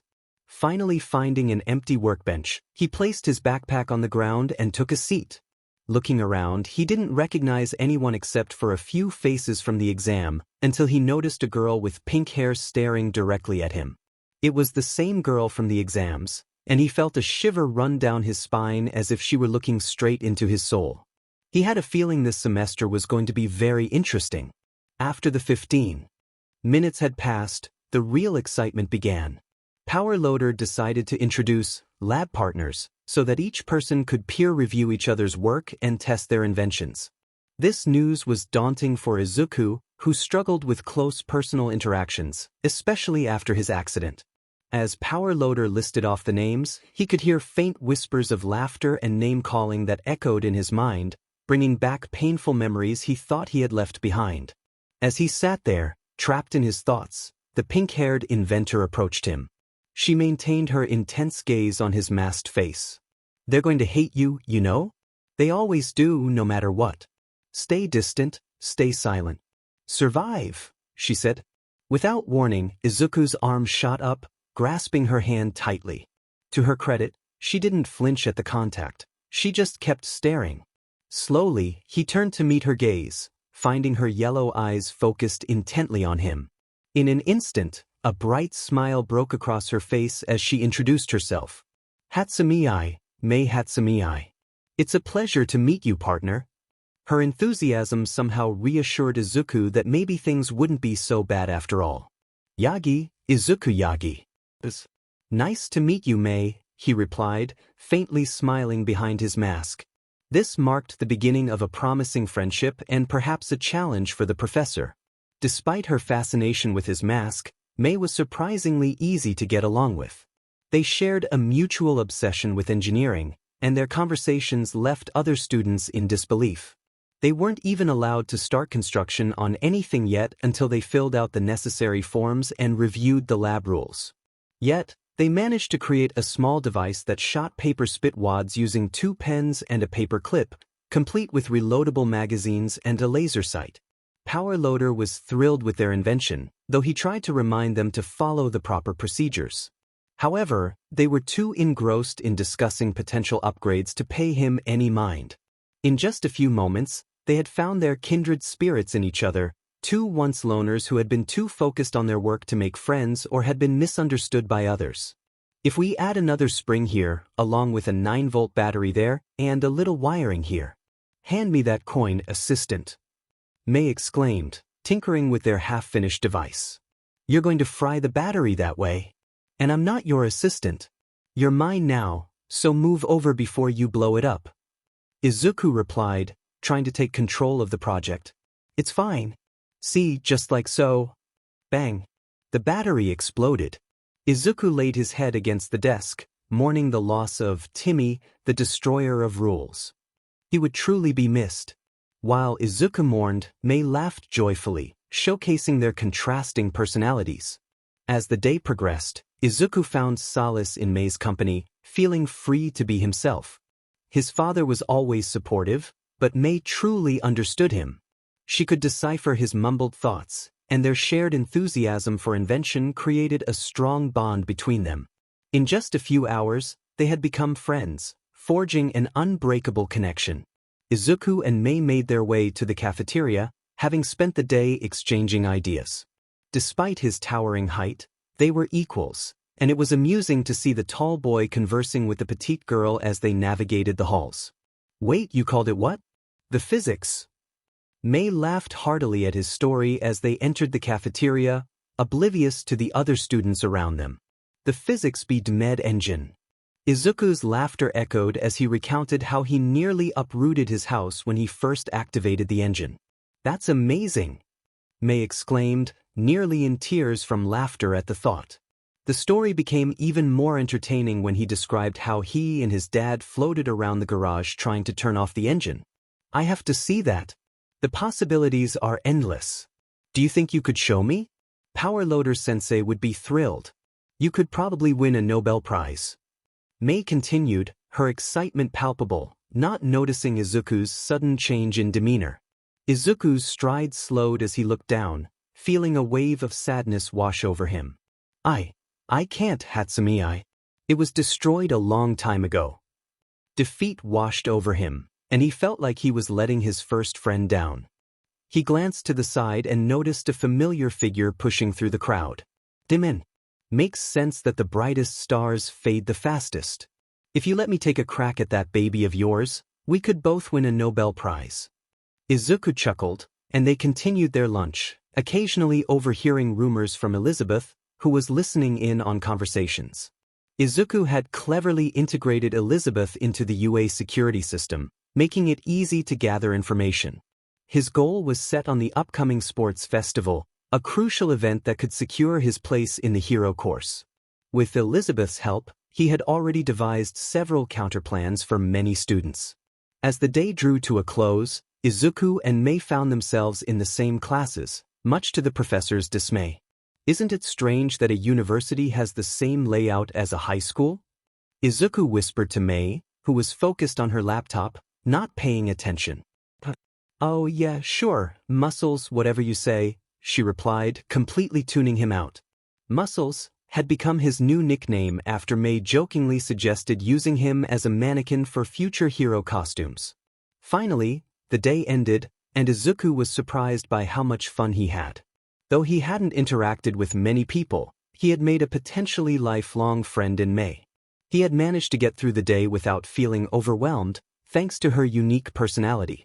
As they walked out of the building, discussing the logistics of building a functional suit, they reached the parking lot where Izuku's bike was parked. As he approached his vehicle, Mei continued her point, unaware that she had left him behind. It wasn't until she turned around that she saw him nearly doubled over with laughter. What are you doing, Muscles? I was just getting started on how I'd solve the icing problem, she exclaimed, as if it were the most natural thing in the world. Izuku chuckled and rolled his eyes. This is my bike, Hatsumi. We could keep talking if you want. Or I could drive you home, he offered, grabbing his helmet and rubbing the back of his head, feeling a bit embarrassed. But as Mei Hatsum did, she shrugged and made her way behind the bike, tightening her backpack. Izuku was taken aback by her simplicity, especially when she began inspecting the bike and noting potential upgrades. Quickly processing the events, he put on his helmet and swung over the bike, with Mei following suit and placing her goggles over her eyes. Onward, mighty assistant Muscles, she shouted, leaning forward and grabbing onto Izuku with her free hand, filled with anticipation. Hatsumi, you didn't tell me where you live, he said, sweat dropping as he turned his head slightly. Oh right, she replied, momentarily deflating before giving him her address and quickly resuming her excited pose, pointing her arm over his shoulder. Izuku laughed as Elizabeth marked the location, and they set off. Surprisingly, for his first day, it was amazing. riding across town with someone felt nice. The setting sun cast a appealing glow across Mustafu, and Mei had abandoned her position to rest against Izuku. It was one of the best days young Izuku Yagi had ever experienced. Finally arriving at Mei's address, Izuku felt like a little kid again, waiting for his friends on the first day of school. It was an appealing feeling, one he hadn't realized he missed so much. In just one simple day, he had found something to look forward to again. Mei slowly got off the bike, disconnecting from their close position and stretching wildly. "Oh yeah, I'm gonna get me one of these babies," she exclaimed, turning back to look at Izuku. With her signature grin, she lifted her steampunk goggles from her eyes, the lenses adjusting as her gaze focused. Quickly, she extended her hand like a true saleswoman. "It's been a pleasure, Muscles," she said, and Izuku responded with a firm handshake, chuckling to himself. "The pleasure's mine, Miss Hatsum," he stammered, feeling like he was 14 again. He knew Elizabeth would never let this go. "I'm glad we're partners, Muscles. I can tell we're gonna create amazing things together," she shouted, causing Izuku to feel a rush of embarrassment. On the bright side, his face didn't get as red anymore. Just like that, she turned and ran to her house, slipping into a side door that led to the garage. Izuku waited until she was safely inside before heading home for the evening, excited to share his day with his dad and Yuna. That's how it went for a whole week. It had been some of the best days in Izuku's life. Mei had bulldozed her way into his routine. After the third day, they even exchanged phone numbers to discuss potential project designs while at home. However, she had yet to see his face, not for lack of trying. Mei was very curious and really wanted to see what was under the mask. It was decided that Izuku would be her personal driver, taking Mei home every day. For a hero school, things were pretty normal. They hadn't ramped up production in the studio yet, so it was quite tame aside from some rumors about the hero course. It wasn't until the 5th day that something unexpected happened. Due to repairs on his bike, Izuku had to take the train and walk to the university that day. It was unlike any other. They actually talked to some of their other support classmates about potential designs, which was new. As they worked their way to the end of the day, Izuku decided to walk Mei home since it would take longer for her to get there. She appreciated it as it meant they could brainstorm for longer. Halfway through their walk, they were chatting normally about whether Green Lantern powers could be possible when their path was suddenly blocked by 3 men. Instinctively, Izuku stepped slightly in front of Mei as the middleman spoke with an unnerving smile. "Nice night tonight, folks," he said, approaching them. "Sure is," Izuku replied, trying to usher past them as quickly as possible. But as soon as they passed the alleyway, 2 more people ran out and grabbed Mei. The 3 men turned and seized Izuku. Things escalated rapidly. All of his instincts kicked in, and he engaged his training. The eyes of his mask changed to red as Mei headbutted one of her attackers, staggering him. Izuku instinctively launched backward, striking one of his attackers and dropping him in the process. Quickly, he hooked his leg around another, tripping and rolling out of the grip of the third, pinning him before delivering a punch with his prosthetic. As he turned to face the last attacker, he was met with a steel bat. The blow connected with his head before he could react, shattering part of the mask and disorienting him. It was only the metal plates in his head that saved him. Before he could register what was happening, 3 other guys ran over and kicked him before he could stand. He tried his best to protect himself in his disoriented state. Eventually, they stopped and dragged him into the alley. Barely conscious, he looked around, trying to find Mei, and saw her crouched low, blood covering her mouth. She was wielding a trash can lid and a screwdriver as her only defense. Izuku could hardly hear anything as his blood roared with his pounding heart. He watched as the leader overpowered Mei, ripping away her shield and striking her across the face. She fought back fiercely, kicking and clawing, but eventually he managed to pin her down. The group then dragged Izuku closer, and he willed his body to move. He couldn't hear the leader's words as they forced his head up by the hair, blood pouring down his face as it began to rain. Trapped in his own mind, he begged himself to act, blaming himself for everything.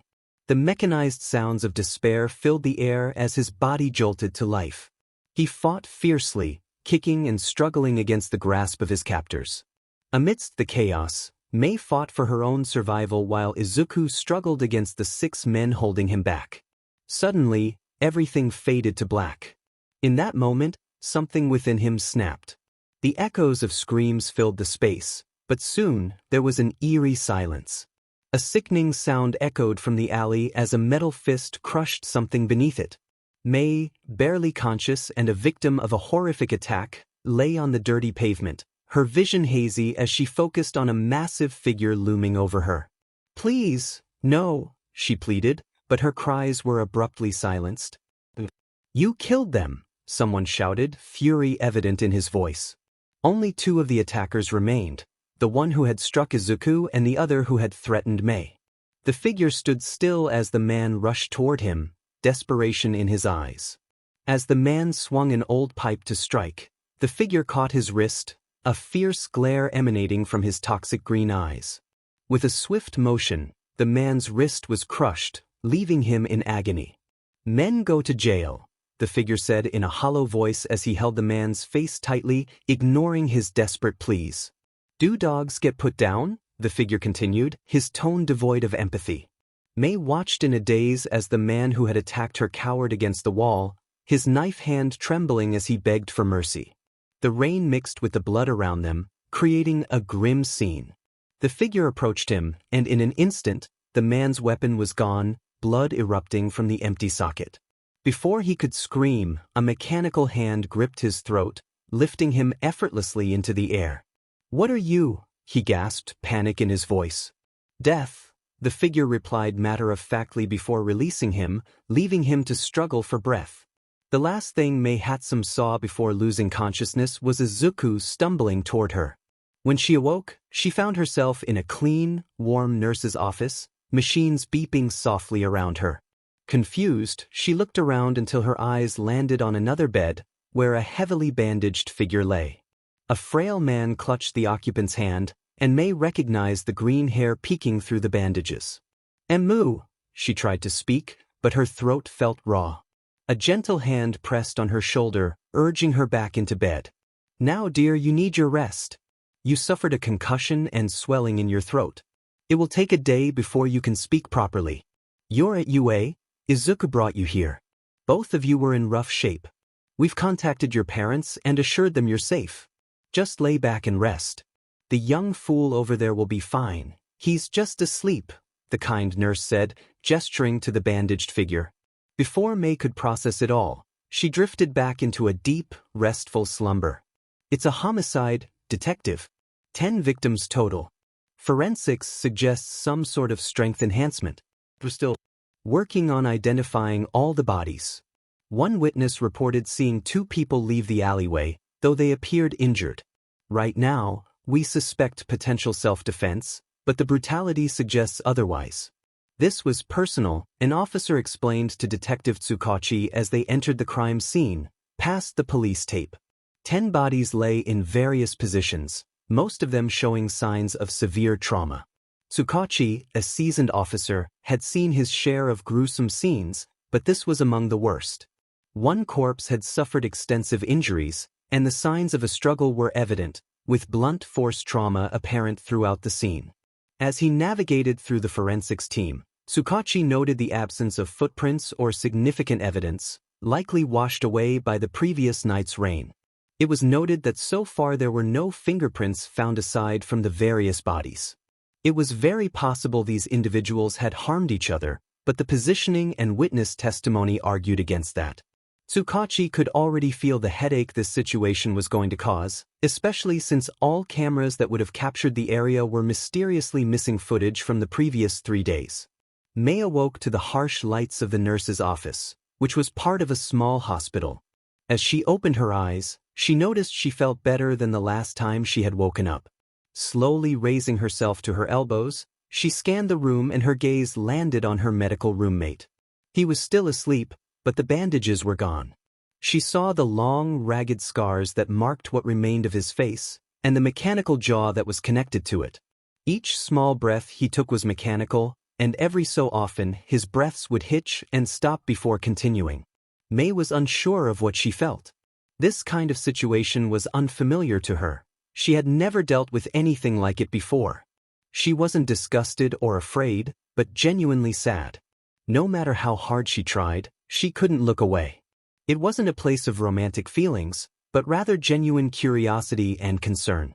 She traced the scars with her eyes, inspecting their turns and edges, theorizing about their origin and what could have caused such damage. She noticed that his hair had been cut noticeably shorter, sporting a medical undercut, and there was a small bandage on the side of his head from an earlier injury. As an inventor, she was astonished by the designs of his prosthetics. Sure, some prosthetics existed, but nothing like this. She couldn't help but admire the intricate details and the effort put into them. It was strange to her that she was worrying about this person. She had always wanted to help others by creating support items, but she had never cared to get close to people. "Ah, young love. It warms my heart," Recovery Girl said, not gaining the attention of the Pinkette. "What happened to him?" May asked, not breaking her line of sight. Recovery Girl sighed and walked up to grab Izuku's hand. "A lot, dearie. A lot, but that's his story to tell. I hope you'll pry it out of him," the small woman said with a genuine smile. Before May could respond, Recovery Girl began asking medical questions and ensuring she was safe to go home. She also warned that when Izuku woke up, they both needed to speak to Nizu about what had happened. May honestly didn't care much. She could hardly remember anything except for muscles showing up and picking her up. After getting picked up by her parents, May couldn't help but stare at Yue as they drove away. She was curious about what had happened the previous 2 nights. She shrugged, thinking she would figure it out eventually. But her thoughts kept returning to Izuku Yagi. He was an enigma to her, someone who seemed to speed things up instead of dumbing them down. She liked being around him. He was just as passionate as she was and unafraid of rules and moral boundaries. They were visionaries, and she decided he had earned a promotion from assistant to acting business associate, muscles. Izuku's eyes began to flutter open. His head pounded as if it were being split in two. Covering his eyes from the blinding light, he coughed. He tried to talk to Liz, but all he got was a hollow hum in response. The rhythmic cadence of a heart monitor sounded in his ears. He had several questions, but considering his current state, he took a moment to assess what had happened. The last thing he remembered was being grabbed by those individuals and then collapsing in front of Yue. Every joint in his body ached and felt stiff, and his head continued to throb. Stretching out, he released satisfying clicks and pops.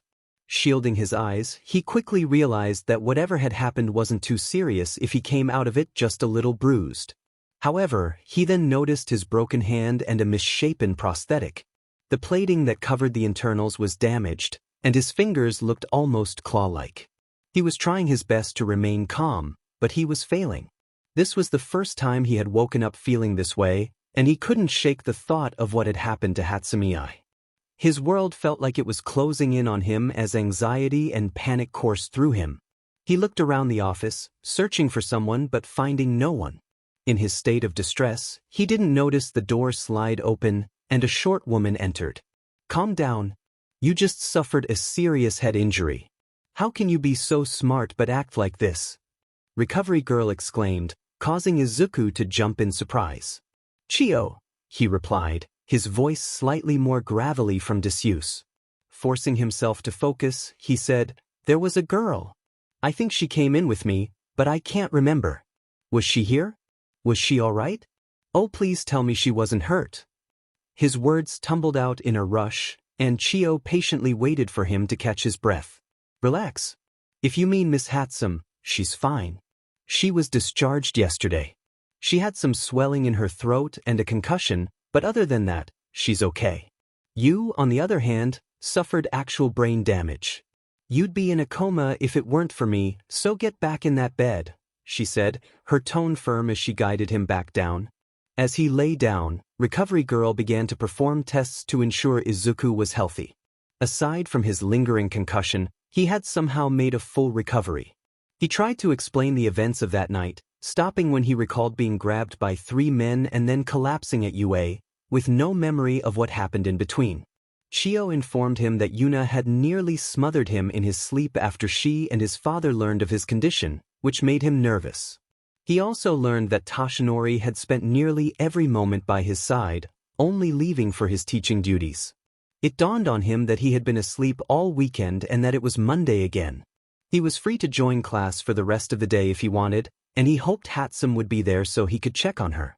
However, he faced a few challenges. He didn't have his uniform, but Chio offered him a new one. His prosthesis was ruined, and Chio suggested calling Yuna to bring him a replacement. Lastly, he no longer had his mask, as it was damaged during his last project. Chio provided him with a regular medical mask for the day. As he waited in bed, Izuku tried to remember what had happened Friday night. He recalled finding traces of blood and something else in his prosthetic, which frightened him. With his phone destroyed, he had nothing to occupy his mind while waiting for Yuna. Eventually, Chio informed him that he and Hatsum would need to report to Principal Nizu to discuss the events of Friday night, which made him anxious. He wasn't worried about what had happened but about facing the principal who had rejected him. His hand unconsciously tightened into a fist at the thought. Nearly an hour later, Yuna arrived with a visitor's badge, allowing her to enter the university. To Izuku's dismay, she was carrying his damaged prosthesis, and he felt like jumping out the window. He was met with a playful slap to the side of the head, which made him wince from his concussion. Yuna and Chio nearly argued over her hitting him. "How could you be so smart and yet act like this? You scared me half to death," Yuna exclaimed. Izuku could only rub the back of his head in embarrassment. As they spoke, loud pounding echoed from the hallway, and suddenly the door burst open. Standing there was All Might, his smile bright as he saw Izuku. Before anyone could comment on the door, Izuku was enveloped in a massive hug that nearly knocked the wind out of him. Toshinori checked on him repeatedly, asking if he was okay. Chuckling, Izuku reassured him that he was fine, just concussed, and asked him to stop shouting, to which Toshinori loudly apologized. Eventually, Yuna had to leave, giving Izuku both his arm and a green face covering he used to wear in winter. He appreciated her thoughtfulness. As he stared at his arm, he took a deep breath and attached the prosthesis. Toshinori watched with concern as Izuku doubled over in pain, gripping the bed. Izuku raised a hand to signal he was okay while taking shaky breaths. "It's fine, just the artificial nerves connecting," he said, though his head pounded from the stress. Chio handed him a bottle of painkillers, and he took the appropriate amount, knowing that both a hero and a doctor would disapprove of his habits. He realized he would also need a new backpack since his was ruined, but that could wait since the day was almost over. As he got dressed, Toshinori felt troubled. He hadn't spoken to Izuku about how he was teaching Izumi. He hadn't seen her in so long, and now he was her teacher, along with Bakugo, whose anger seemed to have intensified since their last encounter. Toshinori wanted to discuss the accident with Izuku, something he had wanted to do for years, but he just didn't know how to start. He had tried before, but his son practically shut down whenever it was mentioned. Izumi seemed to avoid him at every turn, and when he questioned her, he sensed something was off. She had to be involved in something. This whole ordeal had reignited Toshinori's hunt for answers. He was determined to uncover the truth about his son's accident, one way or another. Finally making himself presentable, Izuku donned his green scarf and said his goodbyes, giving his father a hug. Toshinori assured him that he would take him home that night. Izuku smiled and nodded before covering his face with the scarf and stepping out of the office. Almost immediately, as he headed toward the support studio, his heart began to pound. He wanted nothing more than to hide in his scarf. Even though the halls were empty, it felt like he had a million eyes on him. As he walked, he tried to contact Elizabeth, only to receive the same humming in response. He theorized that maybe when they had hit him, it damaged the housing unit at the base of his nape. Since he wasn't having any difficulties using his prosthetics, it meant she was still active, at least.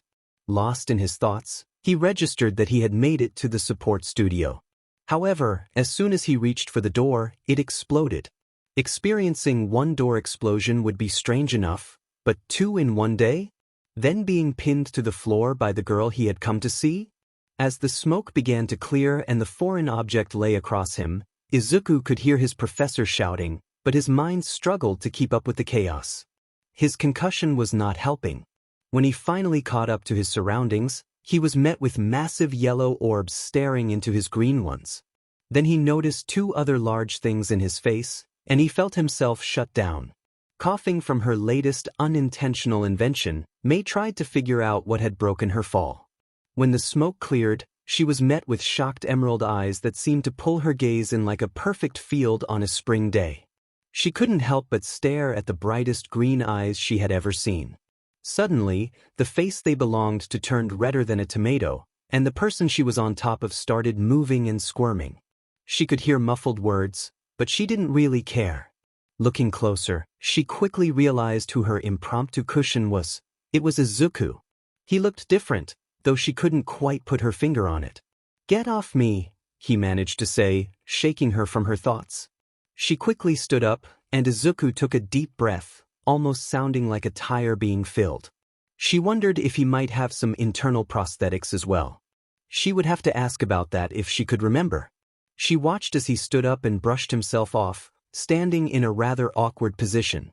"Hiya, muscles. Didn't see you there," she exclaimed, noticing Power Loader looking through the gaping hole in the door frame.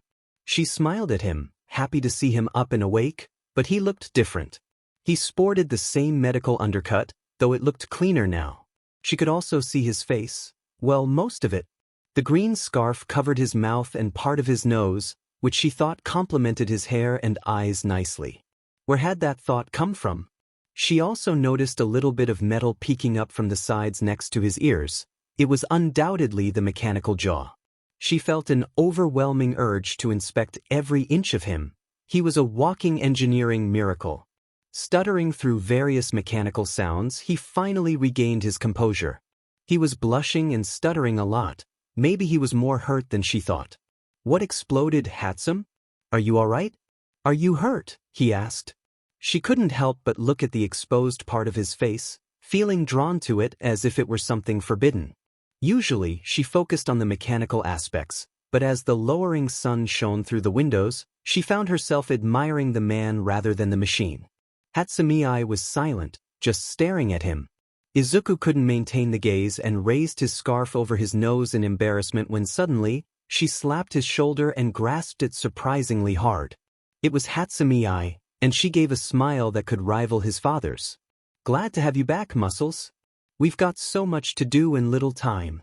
I have an idea for some gear for those hero course wannabes, and I want to run it by you." Power Loader mentioned something about studio safety and stop blowing things up, Hatsumi. Overdramatic in my opinion, but now that you're back, I can finally get him off my case. The sports festival is coming up, and since we're business partners, I believe we should. She rambled as she made her way back into the classroom, completely ignoring the shocked professor and horrified classmates. Izuku could only chuckle as he readjusted his scarf. Why would he need to worry when he had Hatsumi? Picking up the fallen door, he slowly walked over and handed it to Power Loader before following his partner to their very charred workbench. By the end of the day, Izuku felt grateful that May was largely oblivious to the opinions of those around her. Despite the mess on his face, she didn't seem to care, which allowed him to feel normal for a while. In just 2 hours, they had created half a dozen prototypes and various concepts in preparation for the sports festival. Originally, the support class was meant to focus on guided projects, but that plan changed dramatically when Power Loader saw the fully functional miniature tank they had built using a box of scrap materials. He had expected these two supposed geniuses to help generate ideas, but instead he had inadvertently unleashed chaos. Rather than forcing them to learn what they already knew, which would only lead to more chaos, he decided to let them work on whatever they wanted as long as it was relevant to the theme. This decision turned out to be one of the biggest mistakes of his career. Pairing them together was like handing a grenade to a child, one with the imagination of a brilliant scientist and the skills of a mechanical expert, both driven to turn their ideas into reality. Power Loader genuinely worried about what the world would look like once they graduated, and this was only the beginning of the second week. Finally, students were being moved into the dorms by course, starting with the hero course, while the support students would have to wait until the following week. As the day came to a close, May and Izuku were reluctantly sent from the studio to visit Nizu, both covered in oil and grease, their coveralls in disarray. While Mei didn't mind at all, Izuku hoped to avoid making Nisa's office messy. As they walked down the hall, Mei excitedly discussed her latest idea for a capture weapon, the shock and drop, which would launch small projectiles that would attach to a target and cause electroconductive spasms. Izuku listened attentively when suddenly, he felt something grab his hand. Looking down, he realized Mei had taken hold of his prosthetic hand without stopping to think. Reflexively, he pulled his hand away, feeling a sense of betrayal as if she had broken an unspoken agreement. However, he paused when he saw her looking at him with curiosity. "Huh, so you can feel through that one? I had a feeling. It feels almost like skin. What did you use for that? Are you using electrical impulses to control the hand? How would you be able to feel through it? Did you make some kind of artificial nerve system?" Mei began to ramble, and for a moment, Izuku felt sympathy for Power Loader. He knew what happened when Mei's curiosity was piqued and not allowed to be satisfied. It would build up until she exploded with ideas. Realizing that Mei hadn't meant to upset him, he accepted her curiosity, knowing he sometimes acted the same way. Sighing, Izuku placed his hands on Mei's shoulders and closed his eyes, lowering his scarf. Instantly, she fell silent. When he opened his eyes, he saw her speechless, as if her mind was racing too fast for her to form words. "I know you're curious, Mei. I would be too, but just ask next time, okay? We're friends, right?" His voice, modulated by the mask, sounded unusual coming from such a kind face. Mei squinted at the barrier between flesh and machine, momentarily frozen by his words. Usually, people didn't appreciate her questions about such things, but Izuku seemed open yet secretive about it. He treated his mechanical hand as if it were completely normal. The idea of being friends was new to her. She hadn't had a true friend in a long time. While she appreciated Muscles as a good business associate and test subject, she realized she preferred his company over others in their class. Izuku watched her nod and felt a wave of relief wash over him. It seemed Mei understood the boundaries. Bashfully, he pulled his scarf back up and continued walking toward the principal's office. He noticed Mei fidgeting with her thumb, walking on her heels while glancing at him. As soon as their eyes met, she let out a long, drawn-out "su," prompting Izuku to roll his eyes. He extended his hand in front of her face so she could examine it.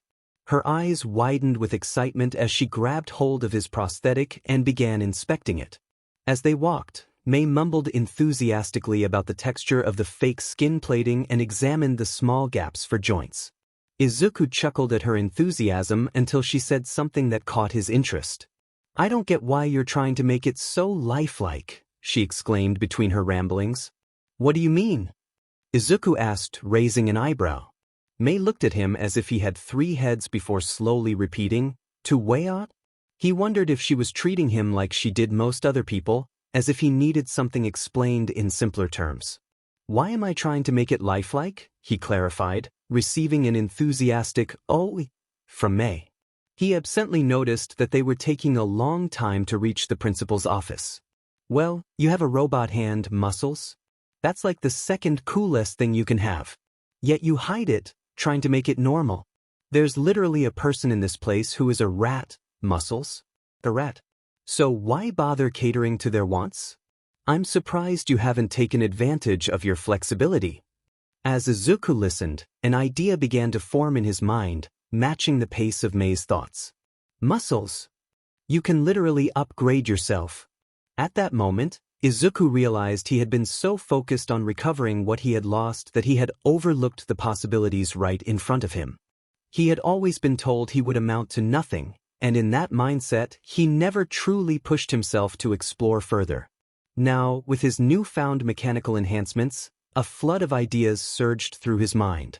Hatsumi nearly collided with him as he froze in place, her eyes widening in surprise when he suddenly hugged her and lifted her into the air effortlessly. "Ah, Hatsumi, you genius." It was the first time she had heard him laugh so freely, and the sound was surprisingly pleasant. His genuine excitement was infectious, and she couldn't help but feel exhilarated by it. He spun around a few times before setting her back down, running his hands through his curly hair, still laughing. "I'm such an idiot. The potential additions. This is a whole new world of ideas. I don't even know where to start. He was more flustered and excited than he had been in a long time. He had always dreamed of creating his own quirks with machines, believing anything could be replicated through technology. He had been so worried about the abilities of others that he had never stopped to appreciate his own potential. It took a genius like Hatsumei to help him see that. Taking a deep breath, he composed himself and looked back at Mei, who wore her signature, "I got an idea," expression. "So, that means I can help?" she said, her tone businesslike. Izuku smiled back, his eyes reflecting his genuine happiness. "Maybe," from him was a crack in the door, and for Hatsumei, it was an invitation to dive into the project. Finally, the duo arrived at the office of the smartest animal on the planet, a title both Hatsumei and Izuku found hard to believe, given their knowledge of other brilliant minds. Without hesitation, Mei burst through the door, much to Izuku's amusement. "Ah, I see you two are here. Care for tea?" Nizu greeted them, his cheerful demeanor still surprising Izuku. Mei, with her characteristic boldness, rolled over the back of a couch and settled into a seat, impressing Izuku with her antics. Izuku shook his head at the principal's question, secretly wishing he could throw the rodent out the window. "I understand it's the end of the day, so we can keep this brief," Nizu said, smiling at them. "First, I want to say it's nice to meet you both. I've heard much about your accomplishments, and I'm excited to see what you come up with for the sports festival. But let's get to the reason we're here. I wanted to discuss what happened Friday evening. You're not in trouble, I just want to hear your side of the story." Something about Nizu's overly cheerful demeanor irked Izuku, making him feel uneasy. Before he could formulate a response, Mei jumped in. "Well, Muscles was walking with me back to my house while we were discussing the logistics of a Green Lantern construct ring. I was halfway through my point on a neural interface when a group of people rudely interrupted us. Next thing I know, they were attacking us." She slowed down, her expression shifting as she recalled the events of that night. She described how they had grabbed her and tried to drag her into an alley, how she saw one of them hit Izuku, and how terrified she felt.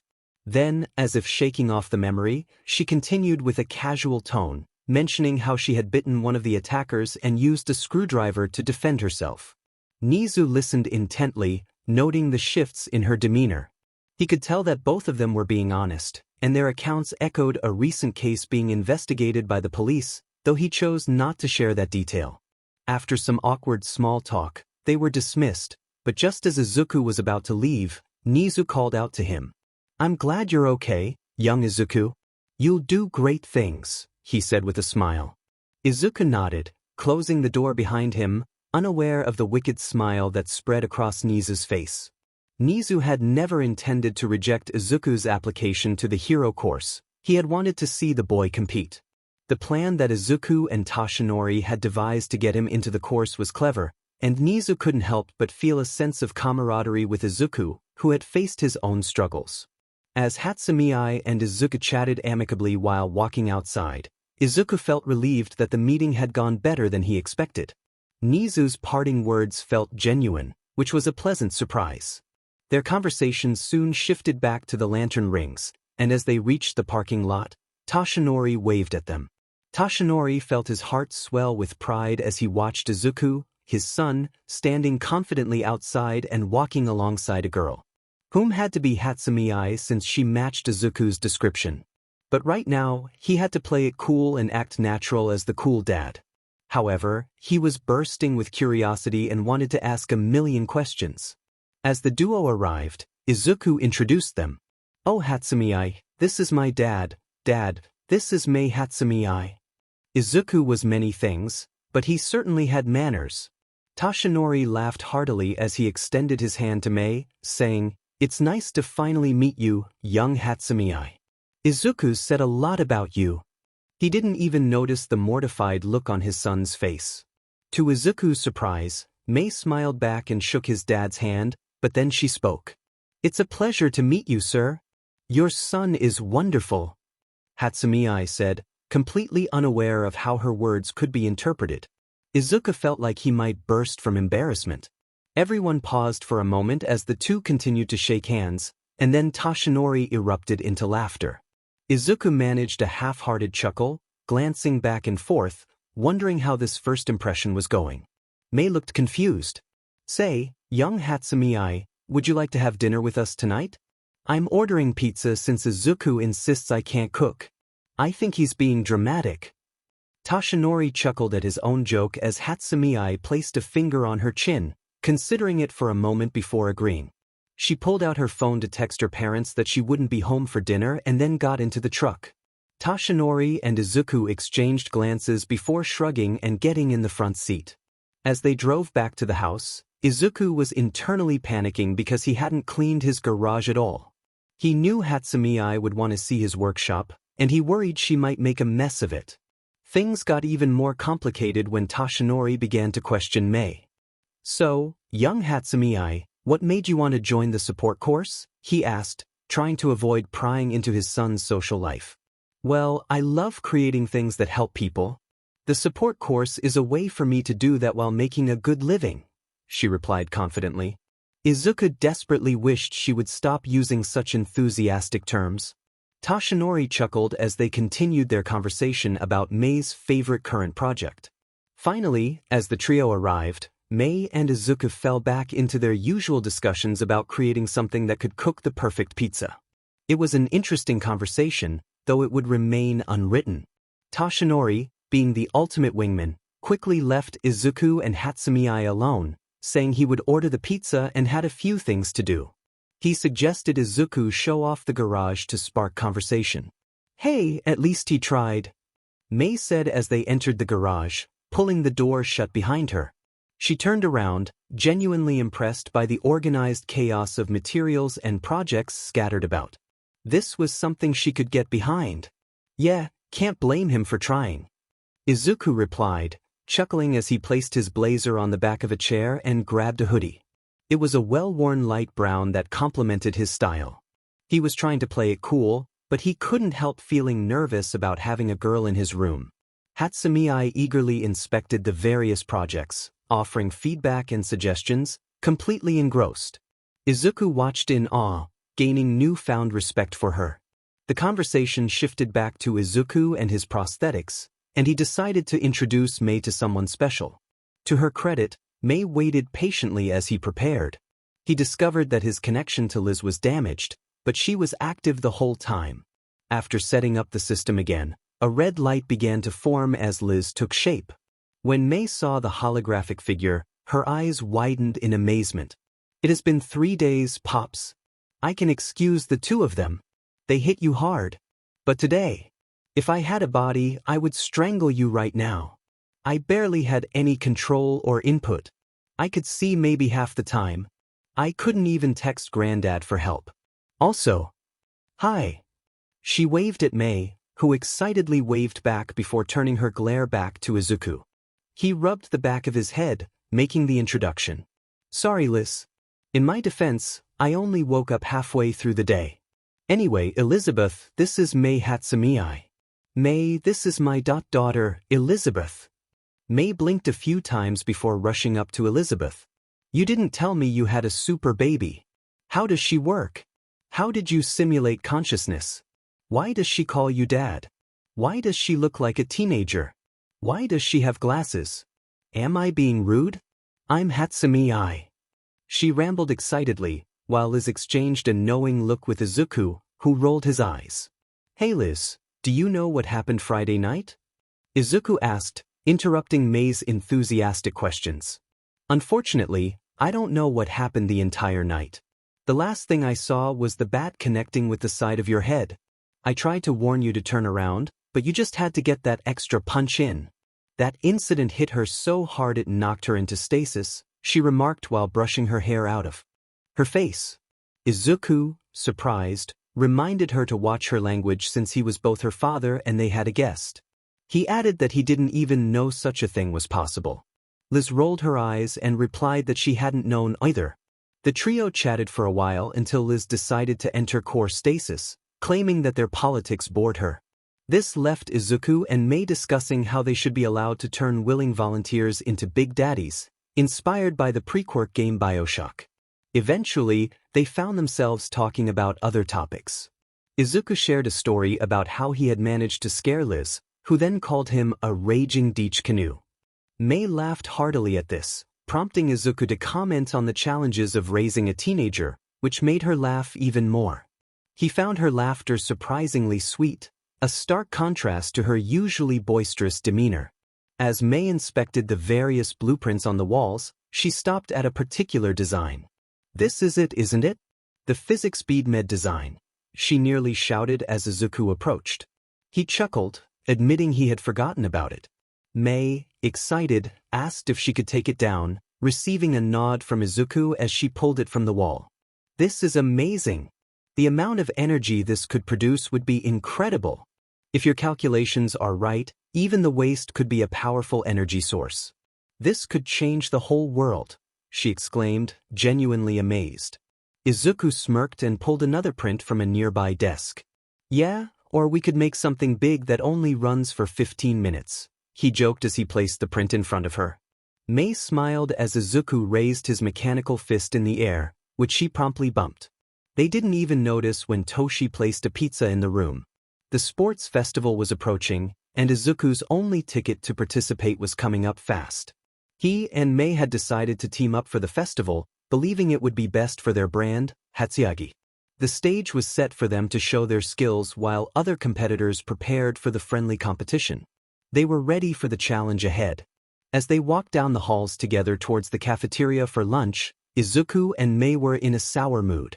Earlier that morning, a group of reporters had gathered at the university gates, hoping to get information on Toshinori. They had asked Izuku some very personal questions, making him uncomfortable.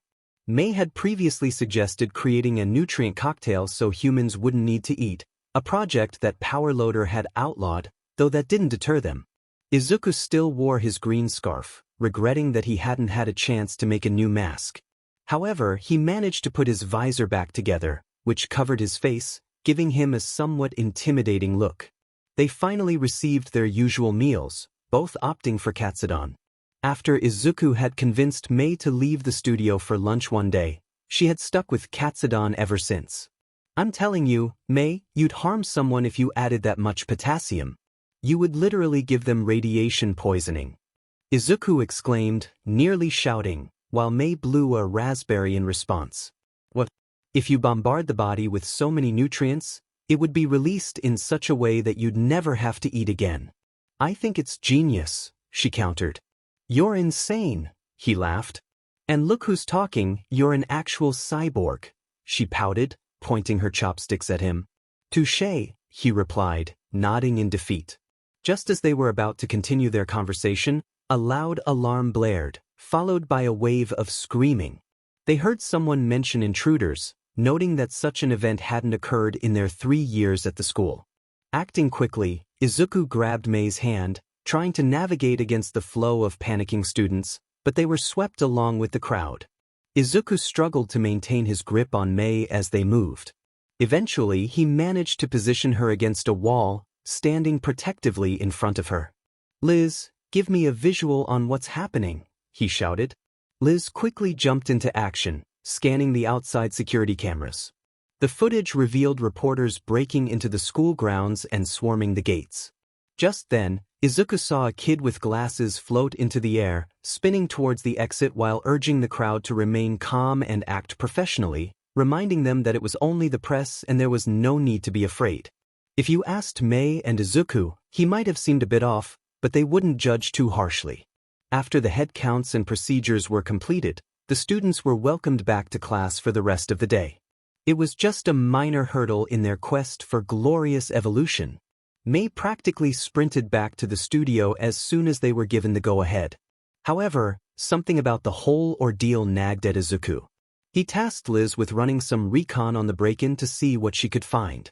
If his instincts were correct, this was more than just some reporters.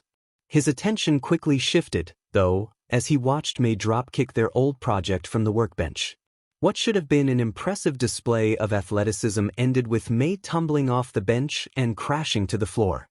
Despite the fall, she quickly recovered, shouting, "I'm good." Hatsumi was already 4 energy drinks deep at that point. After discussing his ambitious engine design, she had found a new obsession. With only half an hour of sleep and a burst of creativity, she managed to create several designs for potential applications. Most notably was a device she dubbed the Ace in the Hole. Izuku examined the detailed blueprints and saw a HRSS-type device with a cradle on the back. She had managed to shrink his design nearly tenfold. What once required a vehicle could now be carried like a slightly smaller backpack. Izuku decided to take this concept even further and began to describe his prosthetics to Mei. It wasn't an easy task, but if he wanted a shot at getting into the hero course, he needed every advantage possible. He allowed Mei to inspect some of his prosthetics in private, feeling comfortable sharing them with her. It's genius. But aside from working as a powerful battery, we don't have anything to use the Ace for. I had an idea. My prosthetics. You mentioned upgrading them, right? That takes power. If we can somehow tie it in with my prosthetics, this could be our magnum opus, our edge. Izuku said excitedly, holding the blueprints. Both inventors exchanged glances, their minds clicking together, and Power Loader sensed the disturbance before it even happened. As the day progressed, the pair had a barely put-together prototype. Similar to its predecessor, it was held together with simple hopes and wishes. They stared at their marvelous creation, the first project they had made together that was going to shock the world. Granted, it wasn't quite portable, it needed a jumpstart, enough power to get it started, and then it would do the rest. It was simple in theory, but the countless cords attached to a crowded power bar suggested otherwise.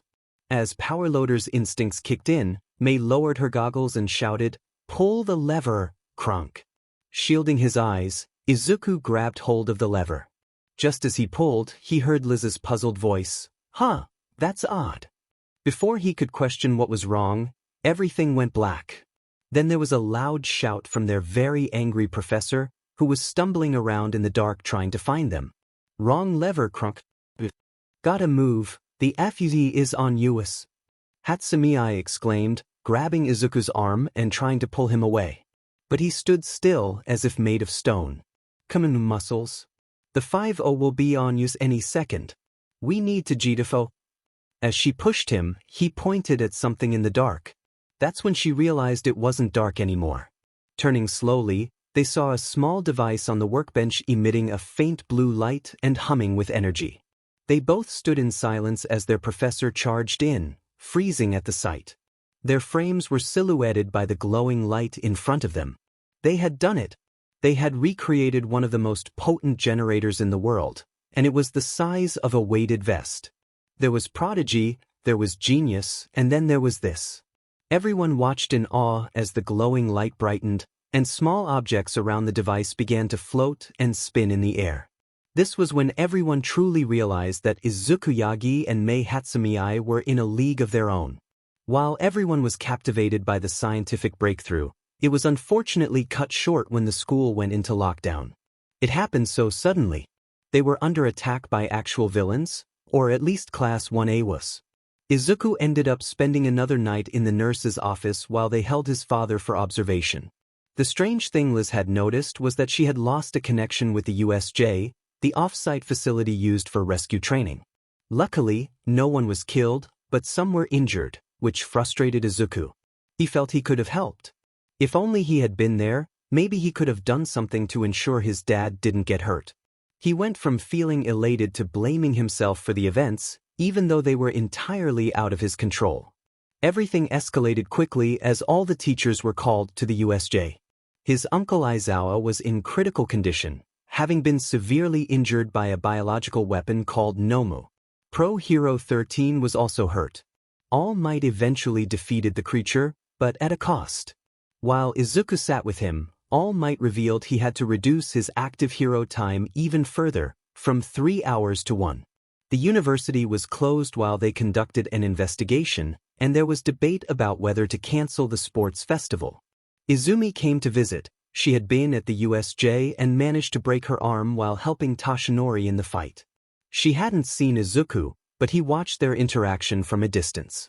Even though she was his sister, even though she was hurt and taking the time to visit their injured father, he couldn't help but feel a surge of frustration. It had been a week since the university had closed for an investigation. Toshinori felt a sense of relief as his son, Izuku, had managed to pull through. Thanks to the replacements Izuku had made for him, things could have been much worse. His original wound was now covered, and many of his missing organs had been repaired. Although he was still limited as a hero, at least his injury hadn't worsened, and he was grateful for that. Unexpectedly, Izumi came to visit him in the hospital, her arm in a cast from an earlier incident. Despite not having seen her in 3 years, she was still his daughter, and he cared deeply for her. Their exchange was awkward, filled with an unspoken tension. Toshinori recalled the moment everything had changed. "How's Izuku doing?" Izumi asked, her head lowered, avoiding his gaze. Toshinori, the hero, could sense when someone was hiding something, but he chose to focus on spending time with his daughter. "He's doing better. He has a long way to go, but he's better," he replied, omitting some truths. Izuku had made it clear he didn't want Izumi or any of the hero classes to know about his situation. They had even arranged a fake alias for the upcoming festival. Izumi's gaze fell even lower as she whispered, "I see." They stood in silence for a while before Toshinori struggled to rise, despite Izumi's protests. To her surprise, he hugged her tightly. "I miss you so much, Mimi. Every day, I expect to see you and your mother walk through the door again. I'm sorry I couldn't be the dad you needed, but I will always be here for you, even if you just want to talk about anything or nothing at all." His voice was soft as he held her close. Tears began to flow from her eyes, quickly turning into sobs as she clung to him. Toshinori rubbed her back, allowing her to express her emotions. Meanwhile, Izuku remained hidden behind a curtain, watching his sister cry without feeling any pity. A voice in his mind urged him to take action, but he remained still, listening instead. Izumi broke away from the hug, trying to wipe her tears. "I was so scared, Dad. When I saw that thing grab you. When they attacked. I didn't know what to do. I felt so useless. I was so afraid." Toshinori maintained a somber expression as he held her hand and gently rubbed her arm, a comforting gesture he had used when she was younger. He realized how much he had missed in her life. After an hour, Recovery Girl entered, telling Izumi it was time to leave. They shared one last hug before she smiled and exited. Although Toshinori still needed answers about what she was hiding, he was happy to reconnect with her. Once Izumi was gone, Izuku emerged from his hiding spot, startling Chio, who nearly dropped her cane. "Sorry about that. Didn't mean for it to take so long." Toshinori chuckled, rubbing the back of his head. However, when he looked at Izuku, he noticed his son's cold, glowing eyes staring blankly at him. It unnerved Toshinori. Since starting school, Izuku had shown improvement, but now he seemed distant, almost like a shell of his former self. Izuku shook his head, telling his father it was fine, but he left before Toshinori could say anything. Chio sighed, glancing at Toshinori. "Teenagers," she remarked sarcastically, earning a glare from him. As Izuku walked down the halls, he was filled with rage. He wanted to scream and lash out at everything around him. The sight of Izumi crying and reaching out to their father after 3 years of silence infuriated him. He felt she was up to something, just as she always had been. A malicious grin spread across his face as he contemplated his next move, his anger boiling over as he replayed the scene in his mind. The final nail in the coffin came as he hit his breaking point. Grabbing a hold of a trash can, he shouted and threw it as hard as he could. It soared down the long hallway, bouncing off the wall. He didn't even know what to do with himself. He had never been this angry before. It felt like his body was on fire as he struggled with his emotions. He tried to steady himself and calm down. "Are you okay, Pops?" Liz asked, having remained quiet while they were in the nurse's office. She had been worried for her grandpops, but chose to stay silent so he and Izuku could have their moment. No, I'm not okay, Liz," he growled, running a hand through his hair in frustration. He didn't mean to take his anger out on her, but it was difficult to contain. What right does she think she has? Vanishing for 3 years and acting like nothing changed. Asking how I am as if she cares. As if it wasn't her fault. His voice rose with each word, and Liz could tell this was serious. Izuku hardly ever swore. He was usually kind and compassionate. This scared her, not his anger, but what it was doing to him. Izuku paused, taking a deep breath before shakily pulling out his phone and dialing a number. Muscles? I was in the middle of working on something new. What do you need? I need your help. I can't tell you what it is, and you can never ask me about it later, but we're going to make some things to hurt some people. He spoke into the phone, his only friend on the other end. There was a long pause before she responded. Whose garage are we using? She asked, and Izuku smiled, then laughed as he stepped off the school grounds and into the setting sunlight. As the week passed, with Tashinori in the hospital for observation, Liz was the only one to stop the two inventors from working tirelessly. They had spent nearly the entire week in Izuku's workshop, barely sleeping and becoming accustomed to the smell of their hard work. Together, they had created the beginnings of what they called the arsenal. Izuku joked about how cool that could be as a hero name while staring at their pile of armaments. He realized he had never told Mei about his plans. She didn't know he was aiming for the hero course. Now wasn't the time to bring it up. Should we test one? Mei asked, slightly fumbling her words as she swayed on her feet. Izuku nodded and reached across the pile, brushing over various items until he found a major upgrade. It was amusing to him how sometimes things worked out perfectly on the first try. In his hands was a metallic prosthesis with serrated green talons, built for combat. He inspected the device, noting its details and secrets. Disconnecting his current prosthetic, he attached the new one with a satisfying click. As he lifted the appendage, it responded to his commands, moving fluidly. The small thruster in the elbow roared to life, revealing its various features. Once he finished testing, he replaced it with his previous prosthetic and set the new one back on the bench. You've outdone yourself, Hatsumi-ai, truly, Izuku said, rubbing his eyes in exhaustion. That is if the plan with the AITH works right. If the residue theory is true, then they won't even know what hit them. Mei replied excitedly. Elizabeth looked at the two with annoyance. She had helped them for the first few days, but this was getting ridiculous. She refused to help anymore after the fourth day, hoping to force them to take a break, but it hadn't worked.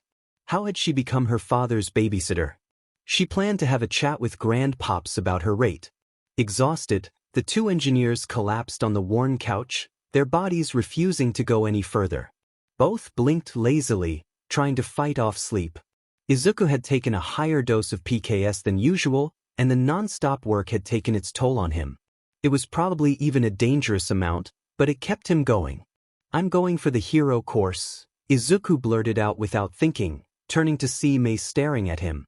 What? She replied, a puzzled look on her face. The festival, it's my ticket to getting in.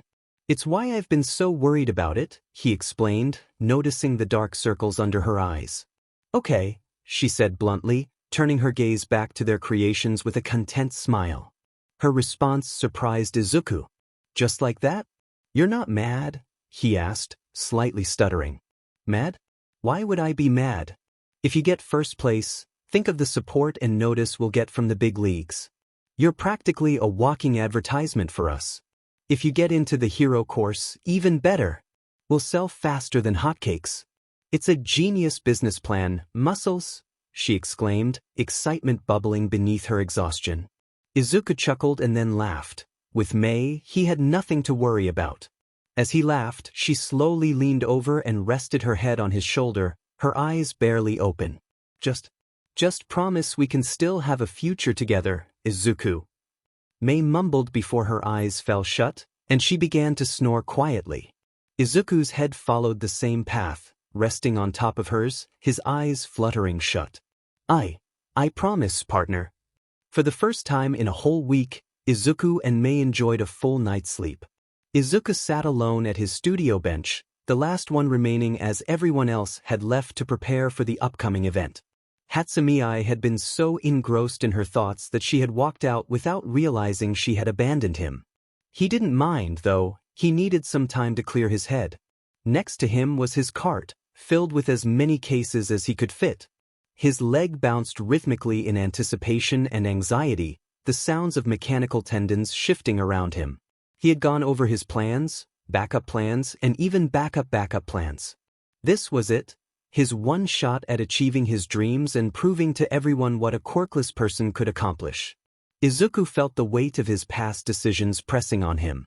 He had endured so much to reach this moment, and while he had gained a loving family and a true friend, it had come at a significant cost. He glanced at a syringe in his palm, filled with a glowing green liquid. Closing his eyes, he felt a phantom hand on his shoulder, and a voice echoed in his mind, urging him to take action. With a deep breath, he released Liz, who had been chatting away, unaware that she had been muted. He placed the syringe back in its case and set it on the cart, then donned his repaired mask, concealing his features. Liz's excitement bubbled over as she exclaimed about what was to come, and Izuku chuckled as he pushed his cart from the support studio into the bustling hallways of UA. Meanwhile, Toshinori waited anxiously in the viewing box, pacing back and forth. He felt torn between supporting both Izuku and the other students, but his longing for Izuku to succeed was strong. He checked his phone and saw a message from Elizabeth, informing him that Izuku and the support course would arrive at the stadium soon. As he looked down at the stands, he noticed they were filling up quickly, and the event was still 45 minutes away. Everything was set, now it was up to Izuku to prove himself. Izumi walked cheerfully with her friends toward the stadium, laughter filling the air, though they all felt a sense of unease. After the recent declaration of war, it felt as if a target had been placed on Class 1's backs.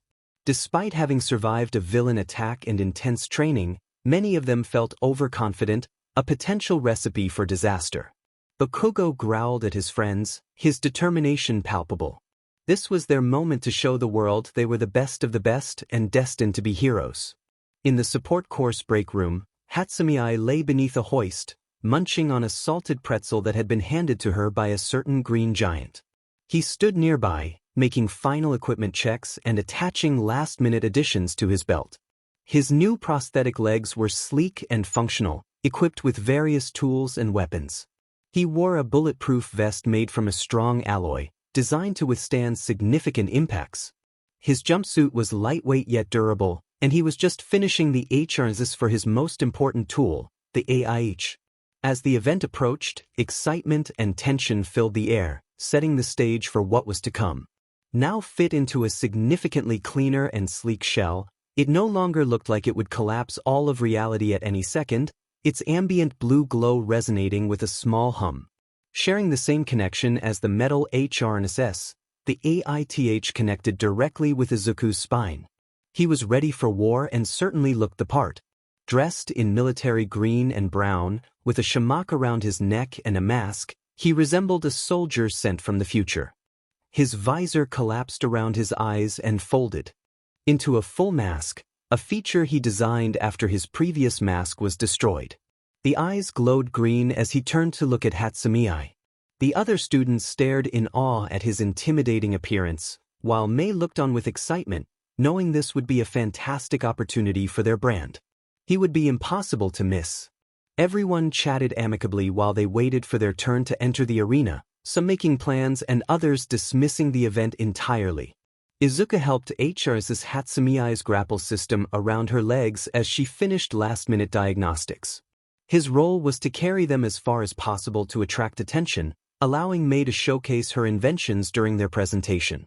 After completing his task, Izuku glanced over at Mei, who struck a playful pose, prompting both Liz and Izuku to roll their eyes. Looking slick, ace, Izuku said, playfully grabbing Mei's goggles and letting go, causing them to slap against her face. She immediately overreacted, exclaiming, I'm hit. I'm hit. Coach, take me out of the game, as she slowly lowered to the ground. Liz played stock clapping sounds in their ears, and Izuku genuinely laughed, enjoying the moment. However, a wave of seriousness washed over him as he remembered that in just a few minutes, he would face his biggest hurdle in achieving his dreams. He knew he might have to outshine others to reach his own goals. Introducing the class who survived and fought off a villain attack. It's 1AA. They heard the booming voice of Present Mike introducing the first course onto the field. This was it. The whole world would be watching, just as Izuku had always wanted. It was showtime. Izuku's vision was blurred from exhaustion after running an entire race while carrying Mei. He felt a surge of anger as he saw his sister, Izumi, lying on the ground. He wanted to confront her, but he knew that wouldn't look good in front of everyone watching.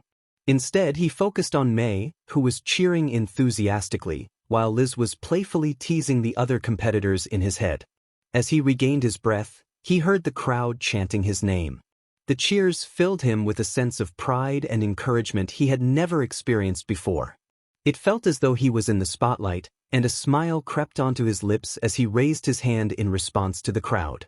In that moment, he felt like a gladiator, having stolen the show from the more confident competitors. Turning to look behind him, he froze at the sight of Katsuki Bakugo, who was being restrained by two other boys. Bakugo's glare pierced through Izuku, reigniting old feelings of pain. However, this time, Izuku stood his ground. He returned the glare, and an idea sparked in his mind. He raised his arm and pointed a finger gun at Bakugo, feeling a rush of adrenaline. "AP shot," he muttered to himself before mimicking the action of shooting. The crowd erupted in excitement, and Bakugo walked away without a word, leaving Izuku feeling triumphant. Liz celebrated the moment, and the audience buzzed with energy, igniting a rivalry that everyone could feel. After the excitement, Izuku walked down a tunnel, needing a moment alone. He slammed his fist into the wall, creating a small crater, and let out a shaky breath. Tears fell from his eyes as he processed his emotions. Fear, sadness, and joy all mingled together. He had humiliated Bakugo in front of everyone, and it felt strangely satisfying. As he composed himself, he noticed glowing green orbs in the darkness, but he knew they weren't real. When he looked again, they were gone, leaving him alone once more. Taking a deep breath, he stored a small device in his hand as his visor and mask concealed his identity. Emerging back into the arena, Mei approached him, excitedly discussing her inventions and potential upgrades. Their conversation was lively until midnight. The hostess commanded everyone's attention with a playful crack of her WP. The crowd gathered around as she announced the next game, Cavalry Battle. Izuku felt a rush of panic but quickly reminded himself that he was prepared for a team game. However, he hadn't anticipated a cavalry battle, especially with a massive bullseye painted on him, indicating he was worth 10 million points. The game was designed for teams to consist of at least 3 members, 2 horses and a rider. The rider would sit atop the horse's shoulders, wearing a headband with a point tally. The objective was to steal other teams' headbands while ensuring the rider never touched the ground. The competition continued until the end, meaning even if a team lost their headband, they remained in the running. The twist was that teams were awarded various point totals based on their race placements, with the first place receiving a staggering 10 million points. This concept was undoubtedly the brainchild of Principal Nizu, combining both challenge and strategy. As the teams formed, everyone glared at Izuku, who felt the weight of their stares. Mei, however, was oblivious to the tension and quickly decided to team up with him, as that was their usual dynamic. They had gear that complemented each other well, and Izuku already had a plan in mind, one that would make a lasting impression if they wanted to be gladiators. The challenge now was finding a third teammate. Almost immediately, everyone began to form groups, with the hero course being the most formidable due to their combat training and teamwork. Izuku needed someone who could disrupt that training. He quickly had Liz scan the crowd for potential candidates. Hitoshi Shinso was navigating through the throng, searching for those with strong quirks, when he felt a firm hand on his shoulder. Turning around, he looked up to see a towering figure in a military-style uniform, Obito, the race winner. Beside him stood a girl with pink hair and unusual goggles. "You're Shinso, right? I heard about you calling out the hero course." Obito's voice was somewhat strange, leading Shinso to suspect he had a tech-based quirk, which made sense given his placement in the support course.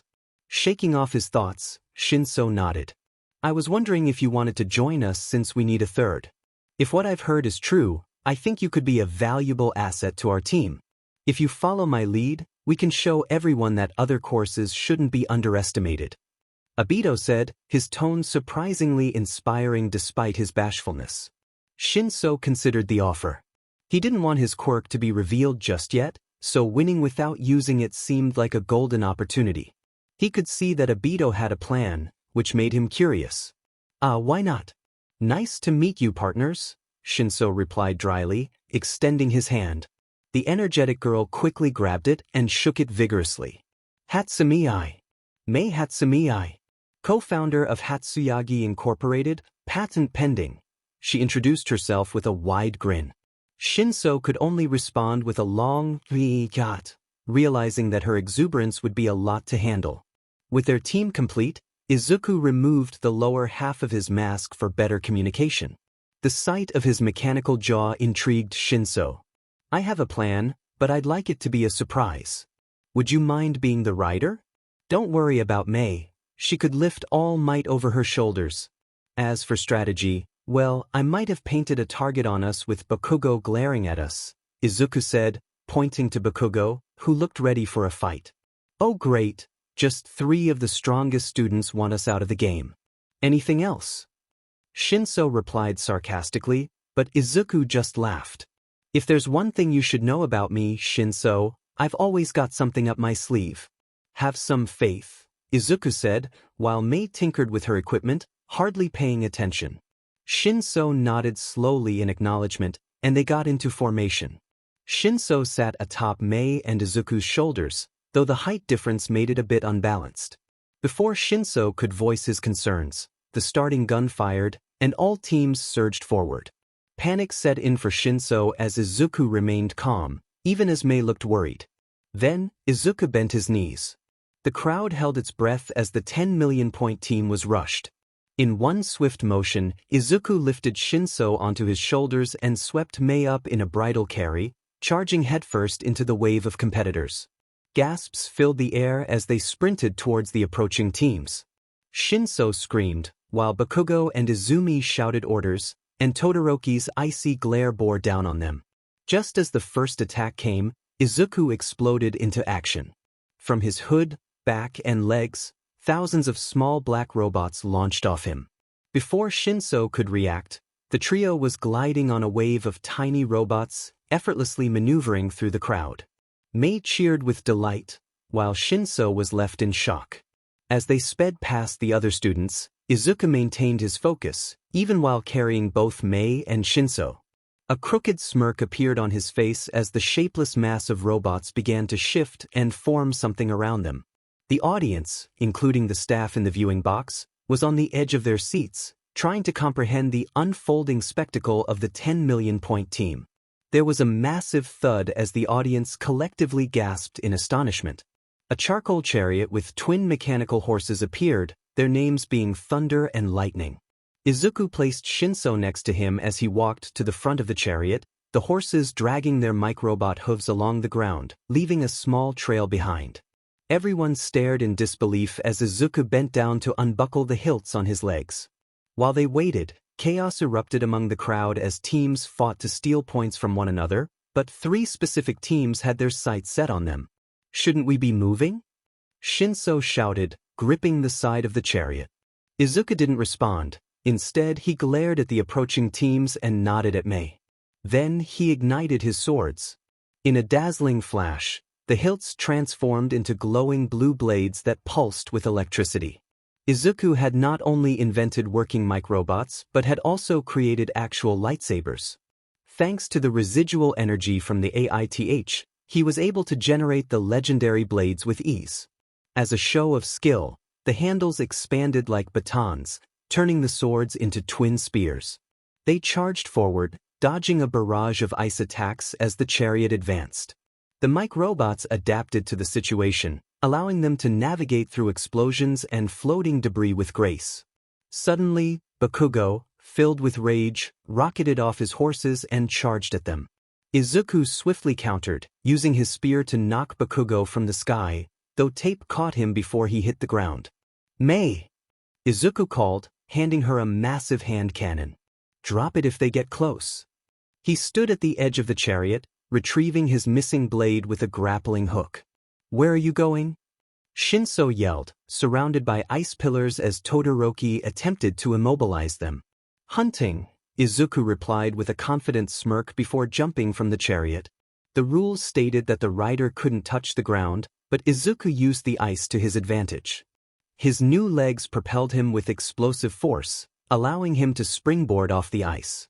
He descended upon Todoroki's team like a hawk, sliding next to Ilda and slicing across his legs, causing him to fall. The sudden loss of Ilda left Todoroki's team vulnerable. The boy with yellow hair, who had been with Bakugo, looked at Izuku in terror, as if he were a predator. Without thinking, Kaminari unleashed a shock, causing the team to collapse. Izuku landed on his back, feeling disoriented. Todoroki's team struggled to regroup, and Izuku, still trying to comprehend what had just happened, stumbled to his feet. He could hear Liz trying to communicate, but he couldn't focus. Shaking his head, he quickly pulled the band from Todoroki's head. "And nothing personal, kid." Izuku's voice came out distorted as he ran back to the chariot, which was evading Bakugo. It seemed Izumi was targeting smaller prey for the moment.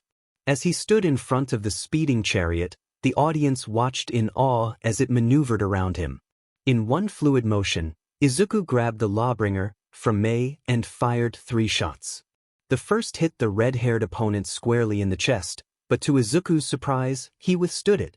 The other 2 shots struck the tape user, sending him flying, while the red-haired boy struggled to maintain his grip on Bakugo.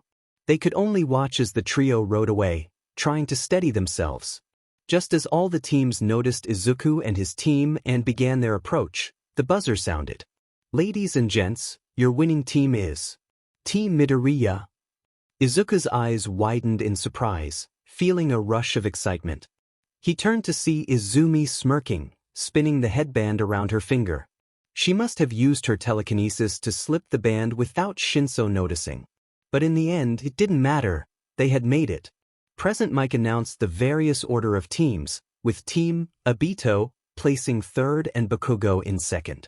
What mattered most was that they had all made it to the end, especially the 2 he intended to reunite with. Toshinori collapsed in his seat, proud of his students.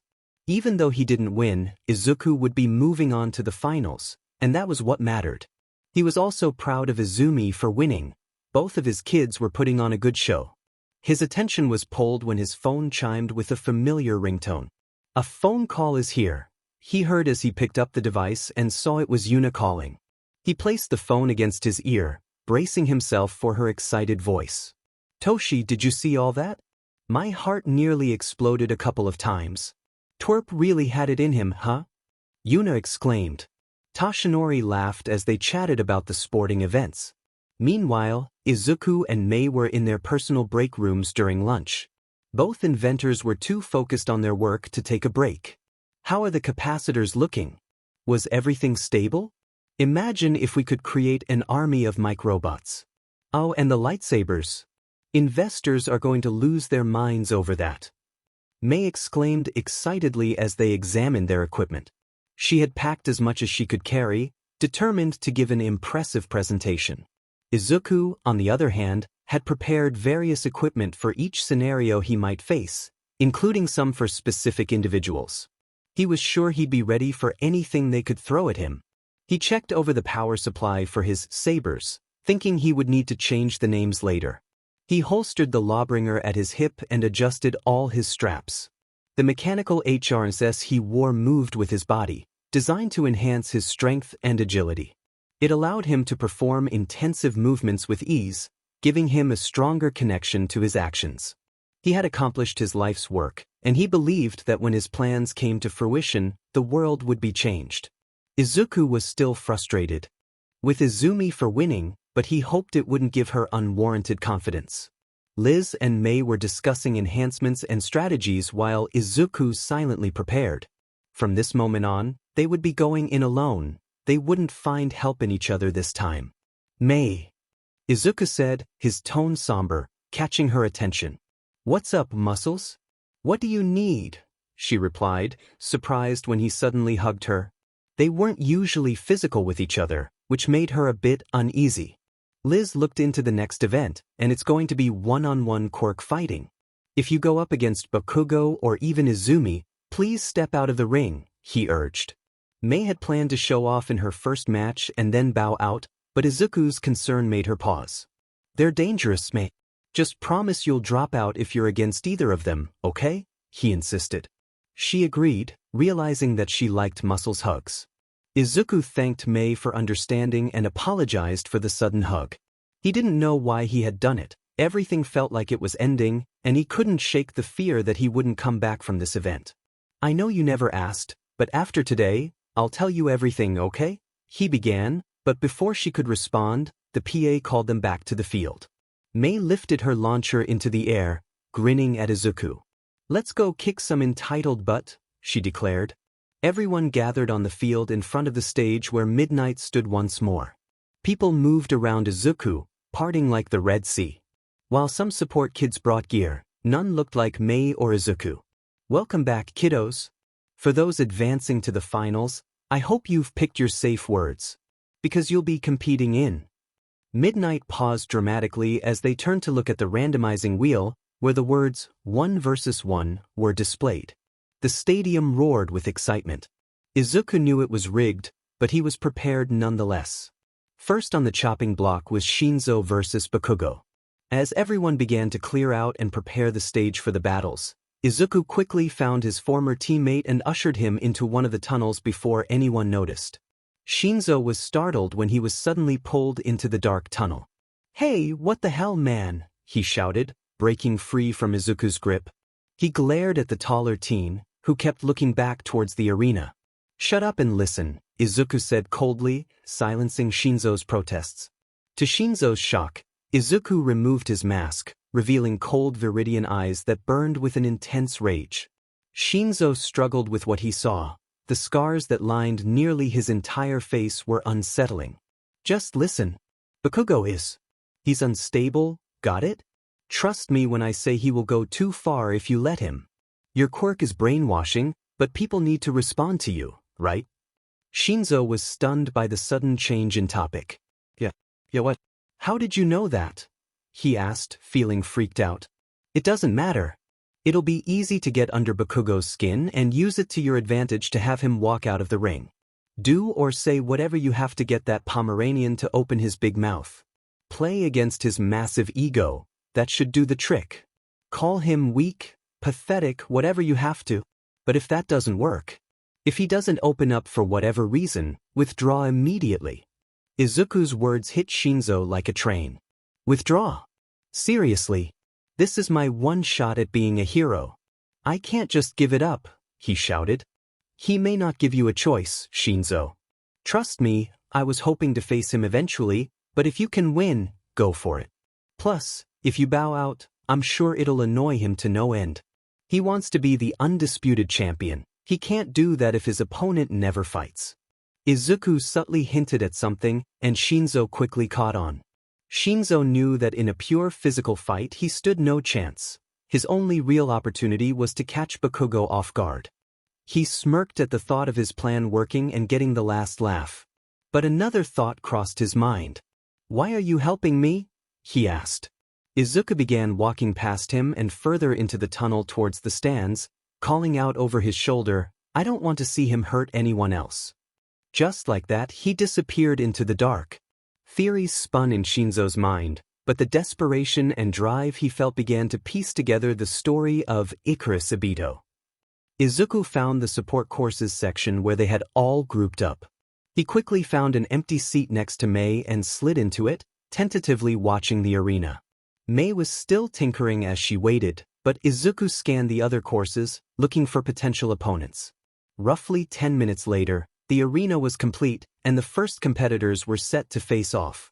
Izuku's leg bounced in anticipation as his visor zoomed in closer to the action. The crowd cheered and roared as the two contenders sized each other up. Bakugo had a cocky smirk as he glared at Shinzo. To his credit, didn't flinch, his tired gaze giving no reaction to Bakugo's rage. Were you born that ugly, or did your mom kick you a few too many times? Shinzo called out unexpectedly, momentarily catching Bakugo off guard. I mean, it makes sense that someone as weak and pathetic as you would get beat at home. You're the poster boy for parental problems. That's coming from a foster kid. Shinzo added with a dry chuckle, provoking Bakugo's fury. Wait for it. Wait for it. Come on. Izuku said quietly to himself from the stands. Suddenly Midnight shouted, Go! What did you say to me? Bakugo exploded from his spot, launching at Shinzo, who smirked. Stop, he said, and much to the crowd's confusion, Bakugo obeyed, skidding to a halt on the concrete. The arena fell silent until a loud cheer erupted from a certain mechanized student. Shinzo couldn't help but smile broadly. He had done it. He had beaten Bakugo, one of the strongest kids in the university. Calming himself, his smile turned to a grin as he spoke once more. Now be a good little dog and walk out of the ring, he said, and Bakugo slowly turned around, shuffling his way to the ring's edge. The crowd went wild. Shouts of confusion and cries of protest erupted as Present Mike exclaimed, What is going on? Katsuki Bakugo is obeying Shinzo. He's walking toward the boundary. Everyone sat in shock at the events unfolding. Shinzo was about to win without even lifting a finger. A certain female twin stood shaking at the edge of the stands, screaming at the blonde teen. The crowd began to chant as Bakugo made his final steps when something small hit him in the face. A barely noticeable stone. Suddenly, Bakugo was awake, freezing just a step before the line, dazed and confused as the crowd sat stunned. He turned to glare at his opponent. What's this? Bakugo just broke out of Shinso's spell. Izuku glared at the stands where the hero courses were, focusing on his twin, who was smiling as she screamed at Bakugo. How are you moving? Shinzo yelled, trying to get a reply, but Bakugo remained silent, having learned from his previous mistake. In an instant, there was a deafening boom as Bakugo unleashed a massive explosion, rocketing towards his opponent at breakneck speed. Shinzo tried to think of something, but before he could say a word, a fist connected with his stomach, and an explosion sent him flying from the ring. Everyone in the crowd shouted in unison when Shinzo was impacted by the explosive blast. It wasn't out of excitement or fear, but rather shock. Everything seemed to slow as Shinzo was thrown from the ring at high speed. He hardly felt the impact, but he did feel the air abandon his lungs as his back met the wall. Silence fell over the crowd as Shinzo slumped to the ground. All eyes were on him, except for Bakugo, who stood nearby. Who's the weak one now, huh? Bakugo shouted, his anger palpable as he prepared to attack again, hands crackling with energy. The atmosphere was tense, and even Present Mike was silent, taken aback by the scene unfolding. As soon as Izuku registered what had happened, his instincts kicked in. He jumped over the students in front of him and vaulted over the wall, landing gracefully before breaking into a sprint toward Bakugo. Izumi watched with a mix of satisfaction and concern as Shinzo hit the wall. She stifled a laugh while Ochako covered her mouth, worried. Across the arena, she noticed a tall figure in a mask. Recognition flickered in her mind, but it quickly faded. Everyone was stunned as the masked figure ran forward and vaulted over the wall with ease, heading straight for Bakugo. Just as she was about to intervene, he shoulder-checked Bakugo and continued toward the downed Shinzo. Bakugo grinned, eager for a fight. He anticipated the masked figure's approach, but to his surprise, the boy brushed past him, locking eyes with Bakugo. There was something intense in those green orbs, pure malice. Izuku checked on Shinzo, who remained motionless, causing concern to rise within him. He noticed blood trickling from Shinzo's lips and ran faster, his heart racing as memories flooded his mind. Shinzo, can you hear me? It's Obito. I need you to speak to me, he called out, searching for his companion. He pulled out a device from his pouch. It's not good. Without a proper scan, I can't tell you for certain, but he could have serious injuries, the voice in his ear warned. Realizing the urgency, Izuku lifted Shinzo's head, seeing his eyes wide and fearful. Shinzo, can you hear me? I need you to breathe deeply, even if it hurts. He placed the device in Shinzo's mouth and activated it. A gas filled Shinzo's lungs, and he gasped for air, adrenaline kicking in. Listen, with adrenaline, you're going to feel like you can breathe. Just focus on that. Izuku encouraged, trying to keep Shinzo calm. But Shinzo was panicking, gripping Izuku's arms desperately. Suddenly, something covered his mouth, forcing air into his lungs. It was a struggle, but after several breaths, Shinso began to stabilize. His vision cleared, revealing Izuku's concerned face, the scars on his cheeks visible beneath the mask. "Shinso, can you speak?" Izuku asked, his voice still mechanical. Shinso struggled to respond, the mask making it difficult to breathe. "Don't fight it. My mask is helping you. Just focus on breathing. The med team is on the way," Izuku urged, prodding at Shinso's ribs gently. Bakugo, watching from a distance, couldn't resist taunting. "Oh please. He's fine. Trying to get pity points, huh?" Izuku turned to glare at Bakugo, his expression fierce. "Shut your mouth before I make you regret it," he commanded, his voice filled with intensity. Bakugo felt a chill run down his spine, the confidence he had moments ago draining away. Shinso whispered, gaining Izuku's attention. "I can't feel my legs." Everyone watched as Obito stood frozen, his expression reflecting the weight of the purple-haired boy's words. His fist clenched tightly and his head hung low. In a moment of urgency, the boy carefully lifted the obviously injured Shinso into his arms, supporting his neck as he jogged toward one of the tunnels leading to the recovery tent, not looking back. The stadium fell into a hushed murmur, processing the dramatic turn of events that had just unfolded. Hitoshi Shinso is out of bounds. Katsuki Bakugo wins? Midnight announced from her podium, concern evident in her voice. The winning boy stood still, staring at the crack in the wall, grappling with the consequences of his actions. Izuku raced down the hall, determined to reach Chiyo's tent, his hood blown off by the wind. He could hear present Mike announcing the next combatants behind him, but he was focused solely on Shinso's well-being. Bursting into the tent, he found Shinso's limp body and masked face in his arms. Chiyo was already prepared for action.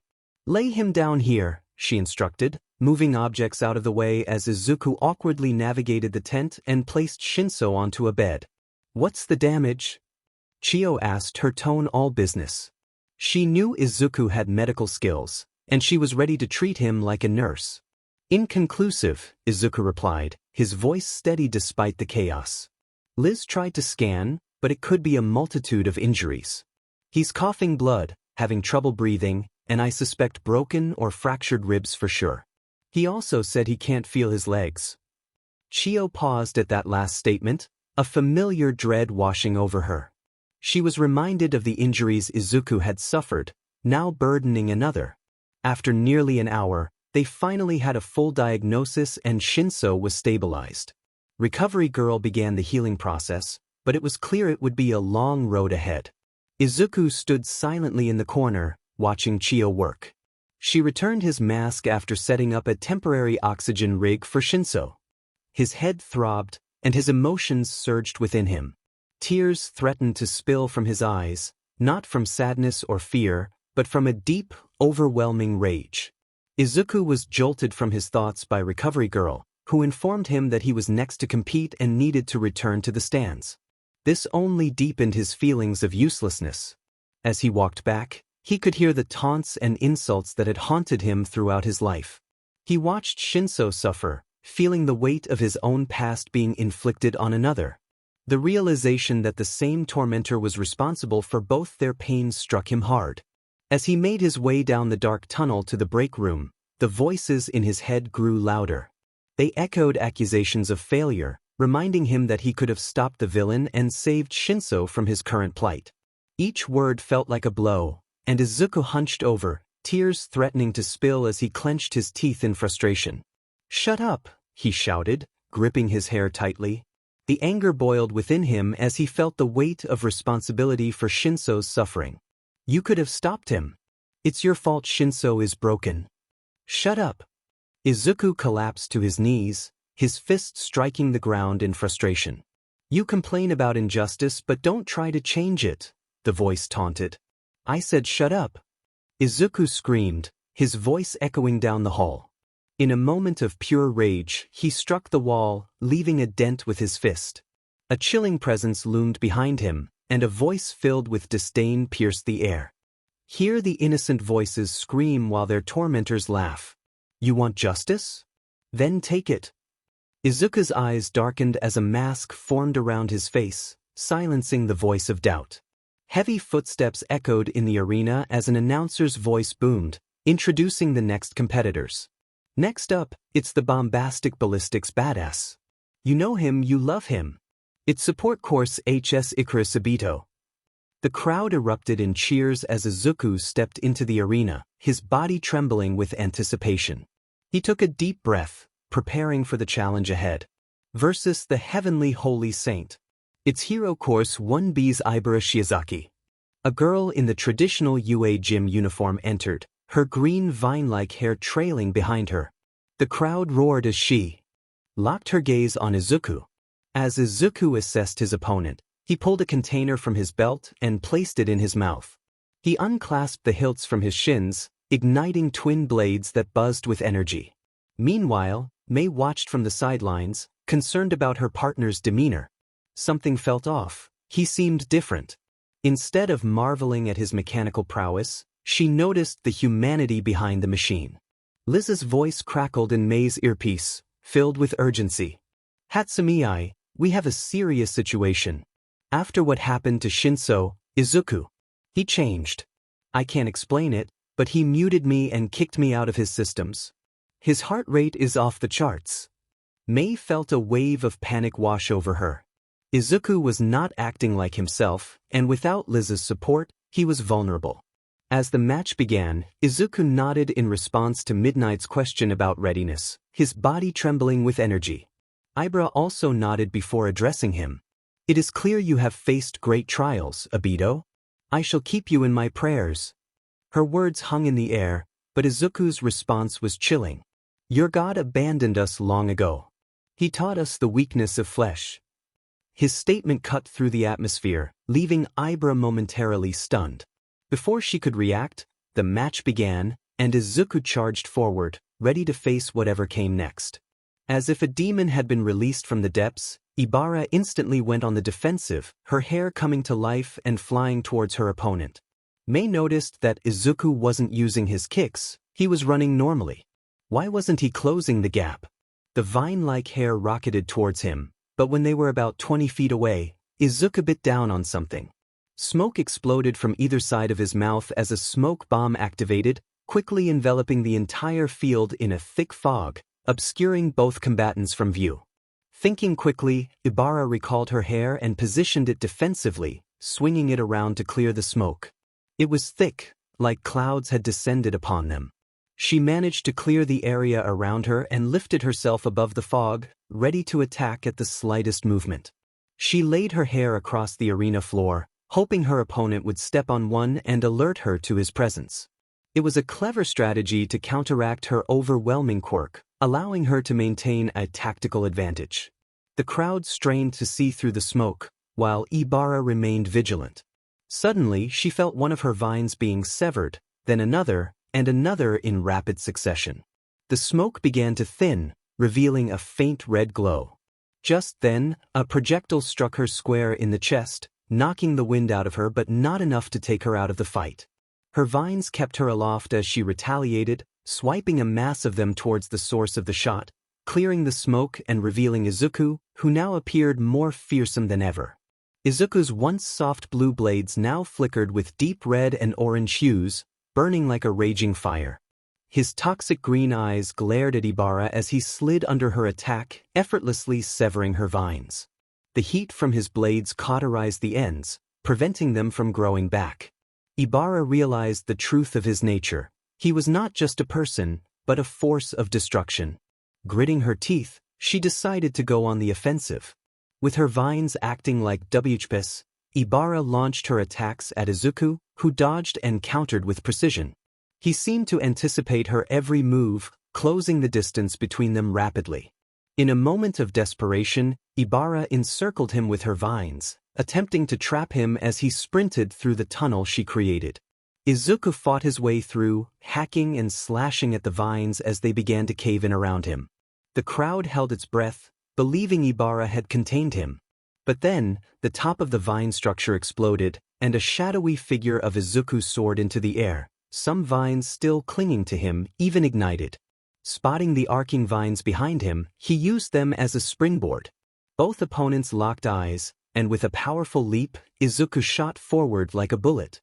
Ibara threw everything she had at him, but it was too late. The unstoppable force collided with her, sending them both tumbling across the arena floor. Cheers erupted from the crowd as Izuku made contact, but Ibara quickly found herself rolling away, only to see Izuku crouched on the ground, his hand digging into the concrete. In a moment of desperation, she screamed and sent a pillar of vines towards him, but nothing happened. Her once magnificent hair, her gift to protect, lay in ruins. Before she could process her loss, a loud explosion echoed as Izuku tackled her once more. Just as she prepared to strike back, she heard the announcement that would change everything. Ibara Shiozaki is out of bounds. Izuku wins. The crowd erupted in cheers as Ibara looked up, tears in her eyes, to see Izuku looming over her, his shadowed face and glowing eyes striking fear into her heart. As he stood above her, she braced for the worst, but instead of a final blow, he simply released a breath and stepped back, leaving her to reflect on the battle that had just unfolded. She noticed the damage to his outfit, with thorns embedded in his skin and traces of red staining his hair and visor. Ibara sat frozen as Izuku ran a hand through his hair, sighing and shaking his head slightly as he looked back at her. Then, unexpectedly, he extended a hand. "Sorry for tackling you." "Good match," he said in a mechanical voice. Ibara flinched, staring at his hand and then back at Izuku repeatedly for a few seconds. Her breathing grew harsh, and she slapped his hand away, pushing herself backward to create distance. Izuku was taken aback, watching her retreat. What had he done? He stepped forward, trying to calm her down, but she began to scream. "Get your hand away from me," she shouted, her eyes filled with anger. Her words stunned him, and she continued her rant. "I see it now. You were sent to corrupt us, weren't you? You can't fool me." Izuku stepped back, shocked by her outburst, glancing at Midnight, who was equally stunned. "You'll doom us all. You are a mistake." Her words struck a chord within Izuku, awakening a dark part of himself he had buried long ago.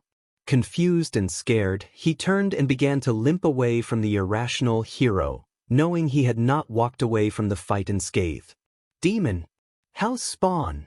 she yelled, her breathing growing more aggressive as she stood up and screamed louder. Izuku quickened his pace, eager to escape the scene. "Freak!" The word made him stumble, painful memories flooding back. "Monster!" He could hear his mother's words echoing in his mind. Clenching his teeth, he tried to ignore her and limped faster. "You have desecrated a vessel of glory," she continued, her voice rising in fervor. Izuku trembled, struggling to breathe. He could hear Liz shouting in his ears, but her voice was drowned out by Ibara's hurtful words. "You have forsaken the will of the divine." Her hair seemed to grow wild as the crowd watched in shock at her obsessive rant. Was this really a student from the hero course? That thought pushed Izuku over the edge. In a swift motion, he drew his hand cannon and aimed. A single shot rang out, striking Ibara and sending her flying backward, knocking her out just as thorn-tipped vines fell at his feet. The crowd fell silent as Izuku painfully limped into the tunnel, leaving the scene behind. Hatsumi quickly got up from her seat and sprinted down to the tunnel, followed by a certain blonde hero who had heard the hurtful words directed at his son. Izuku slumped against a wall, digging into his pouch for an inhaler-like device. He took a deep breath, his hands shaking as he fought back tears. He felt hollow and empty, questioning what he had done. The crowd whispered about the match, watching as the unconscious Ibara was taken from the field. Many booed her for her words, wondering how she would behave in the field. Hatsumi rounded a corner, guided by Liz's instructions. She eventually found the tunnel, hearing small chokes and sobs near its entrance. She rushed forward to find Izuku pulling out thorns from his hand, tears streaming down his face. Without thinking, she hugged him tightly. Mei sat there, holding onto her friend as his choked sobs echoed down the hall. He clung to her tightly, feeling utterly empty, as if everything that made him who he was had been ripped away. He felt less than human, horrified by the anger and hate that surged within him, aimed at the world around him. He wanted to confront Shiozaki, to make her understand the pain she had caused. What terrified him most was that he actually wanted to act on those feelings. Hatsumi held on tightly, anchoring him to the present. She knew that Shiozaki's words were affecting him, just as they were affecting her. Mei wasn't a violent person, but she felt a strong urge to retaliate against someone who would call another person a mistake in front of everyone. She remained silent, unsure of what to do, praying for someone more qualified to help them. Just then she heard Mr. Yagi's voice calling from down the hall. "Zook! You down here, bud?" Mei shouted back, her voice filled with urgency. As Toshinori approached, he saw the two of them huddled together. He knew this wasn't the time for jokes, but he couldn't help but feel a sense of protectiveness over them. "Hey bud, it's Dad. Can you hear me under all that girlfriend of yours?" he said, trying to lighten the mood. He noticed Mei blush slightly, but now wasn't the time to dwell on that. Toshinori crouched down, placing a hand on his son's shoulder, not minding the blood. "Come on bud, look at you. You really gonna let someone like that get you down? She called you a mistake. A monster." He paused as Izuku's head dropped in sorrow. "And she's an idiot." Izuku looked up at his father, his expression reminiscent of when he was a child, facing a setback. Toshinori smiled gently and placed a hand on Izuku's chest. "It doesn't matter what a single person says to you. All that matters is that you are Izuku Yagi. You are my son, my pride and joy, and I will always be amazed by everything you do. What I saw out there was a kid who never let anything stop him. You kept getting up, no matter how hard it got. So forget them. Forget what they say. Because what I saw was greatness." Izuku felt a mix of emotions: fear, confusion, gratitude, and horror. I want to hurt someone. So badly. It's not right. I wasn't even myself anymore, Dad. What do I do?" Toshinori's heart ached watching his son struggle, and he took a deep breath. "You get up again. You spit in their eyes. You don't owe anyone anything, Izuku. Trust me, I've been there too. There are days when I feel like I could explode. But sometimes, you just gotta stand your ground," Toshinori said, earning a small chuckle from Izuku. "God, you should write a book." Izuku replied, managing a smile. "Now, if you two are done cuddling down there, we should get you to Chio and get you patched up. I imagine she'll want her goodbye," Toshinori said with a playful grin, causing Izuku to redden. Mei stood up, feeling a bit awkward. "Did you have to ruin the moment, Dad?" Izuku said, taking his father's hand, wincing slightly at his injuries. Toshinori chuckled as he wrapped an arm around his son, with Mei taking the other side. "What can I say? It's part of fatherly responsibilities. Hopefully, you won't have to deal with those anytime soon." They all laughed as they began walking toward the recovery tent. "By the way, does anyone know how to get there?" they chuckled, wandering down the hallway, grateful for the light-hearted moment amidst the chaos. Izuku's feelings were intense and needed to be addressed. Izumi and Bakugo watched the fight between the masked competitor and the plant user from Class 1B. Bakugo was filled with a mix of anger and frustration, feeling weak and humiliated. The familiarity of the masked fighter's eyes unsettled him, especially after the threat directed at him. He was eager for a chance to confront this opponent. Izumi, on the other hand, contemplated tripping the masked kid for his arrogance. She felt he was overstepping by trying to intimidate Bakugo. Despite her annoyance, she recognized that he had genuine skill. With her own match approaching against Yamamo, she was confident in her abilities and ready to prove herself as the strongest. As the match concluded, the support student managed to push Ibara out of bounds, but the aftermath was rough. Midnight announced the victory, and the crowd cheered for Obito, which frustrated Izumi. The plant user's dramatic reaction was almost embarrassing, especially when she attempted to attack him. The masked fighter's swift response showcased his ruthlessness, and Izumi was determined to defeat him in her upcoming match. Once the match ended, Izumi headed to the break room, eager for her own chance to shine. She imagined her opponent's downfall, feeling confident about her upcoming fight. Meanwhile, Mei and Toshinori carefully laid Izuku down on a bed, where he winced in discomfort. Chio scolded him for his reckless behavior but also congratulated him on his performance. Izuku's attention shifted to the unconscious Shinso, filled with concern. Chio reassured him that Shinso was stable but had sustained injuries. Toshinori was encouraged to leave and support Izumi in her fight. Chio tended to Izuku's wounds, offering him encouragement and reminding him to focus on his goals. Izuku felt a renewed determination. He understood that his emotions could be a tool, but he needed to control them.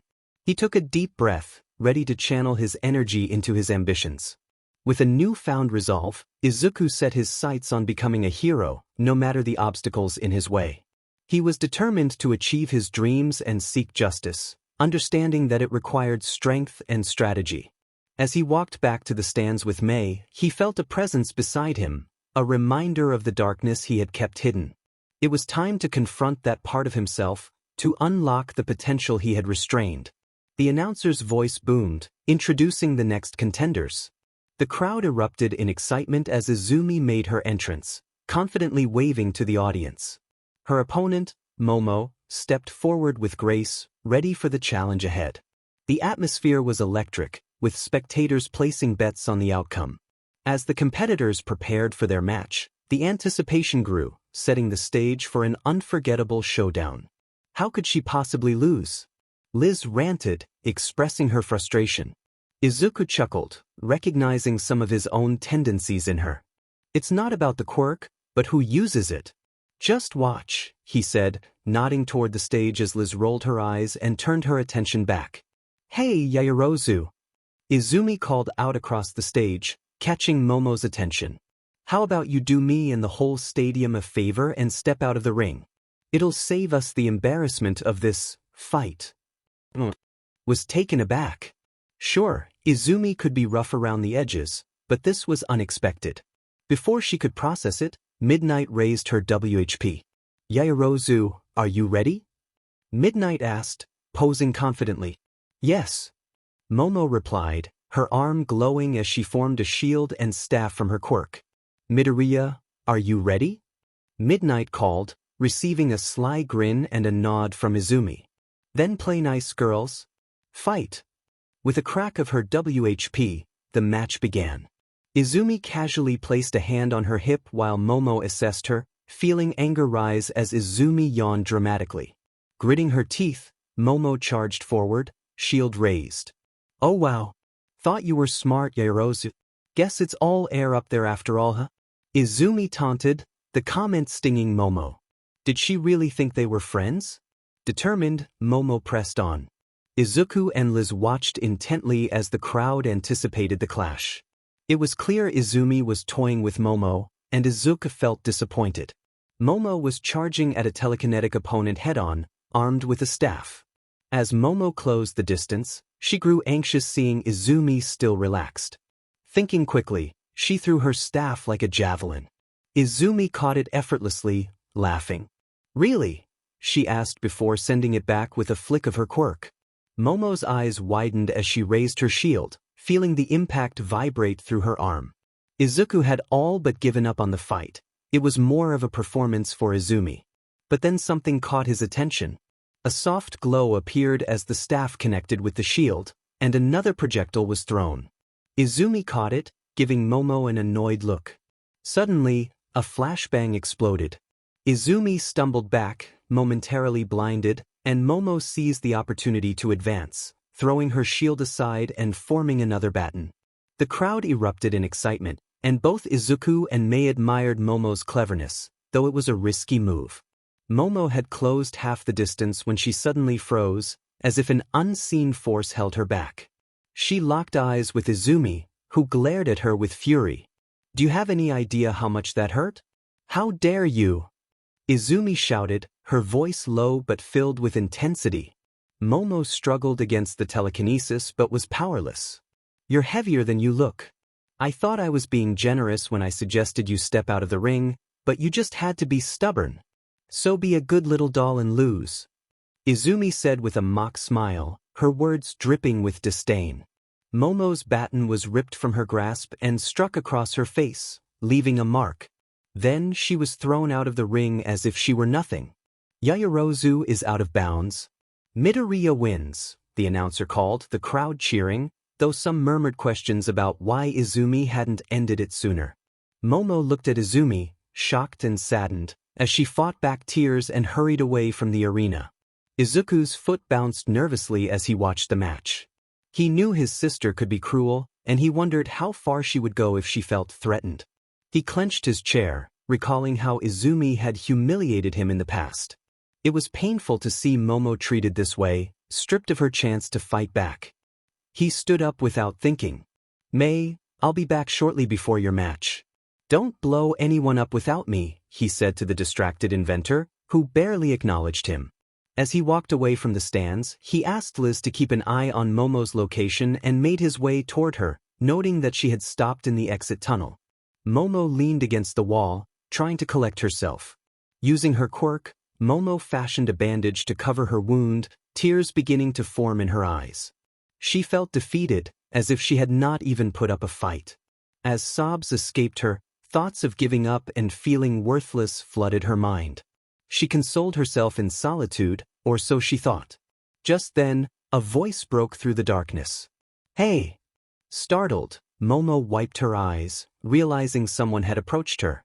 Two glowing green eyes emerged from the shadows. "Yaoyorozu, right? May I?" The figure stepped closer, revealing himself to be Obito, a student from the support course. "Why, so you can laugh?" Momo replied, trying to maintain her dignity. "Did you say something funny?" Obito leaned against the wall, tilting his head at her, his tone dry. Momo was confused by his response. What? She asked, rubbing away the remaining tears. "You asked if I was going to laugh." "I asked if you said something funny," he clarified, causing Momo to frown, suspecting he was teasing her. The tension grew as she remained silent.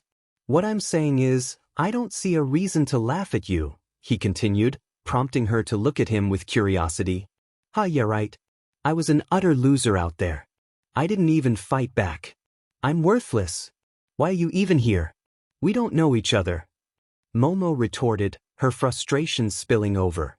To her surprise, Obito began to laugh, a strange, distorted sound that caught her off guard.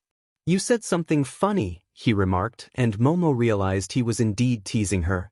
"If there's one thing I know, it's that nobody is useless or worthless. Everyone has a part to play, a role to fit. So what if you lost? Big deal," he said, earning a sharp glare from Momo. "If you came down here to patronize me, you can leave," she shot back, but he remained where he was. "You didn't let me finish. You lost, learn from it." Momo looked at him, waiting for him to elaborate.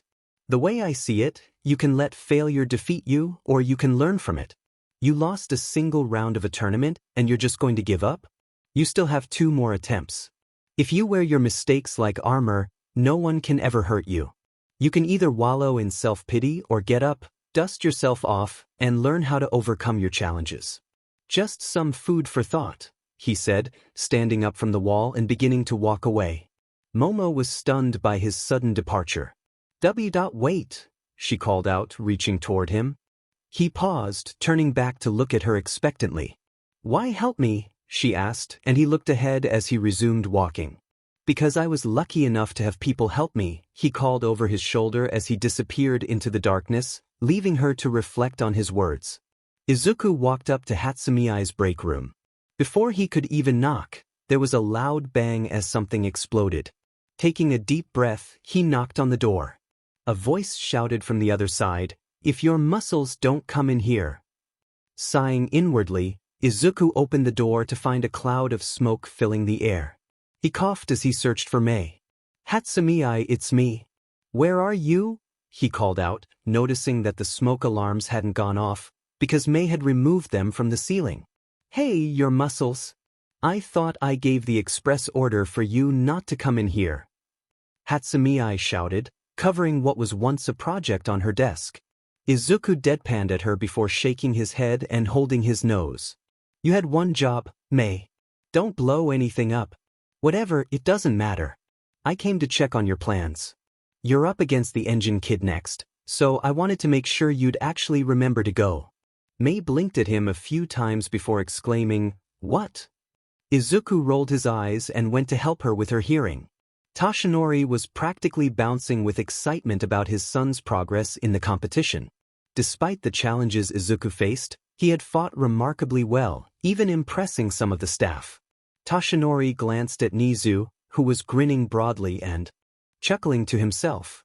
However, amidst his joy, Toshinori recalled Izuku's earlier words filled with frustration and anger. He knew his son was struggling with darker emotions and decided he would keep an eye on him, perhaps considering therapy after the festival. For now, he was eager to watch Hatsumi compete, curious to see how she would perform. For the final match of the preliminary rounds, we have the insane inventor. She's thought her way out of every obstacle. It's Mei Hatsumi of Support Course H.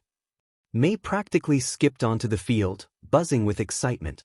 A tall figure in the crowd shouted the loudest. And in the other corner, we have the rocket-powered rule stickler. It's Tenya Ida of Class 1A. The crowd cheered as Ida walked up to the stage with his robotic demeanor. Izuku found himself intrigued by Ida's quirk, thinking they might have a chance to talk someday. He noticed that Mei had a plan. She had cleverly sabotaged the hero student. Izuku smiled as he watched Midnight reprimand Ida for wearing support equipment that hadn't been approved before the festival. Mei grinned throughout the entire exchange. The fight turned into Mei hacking into the PA system and showcasing Ida like a test dummy for an hour and a half, all while presenting her inventions and marketing her and Izuku's creations to the world. Their unique presentation gained them significant recognition in the support community, making a lasting impression at the festival. The spectators enjoyed the show, laughing at Ida being paraded around.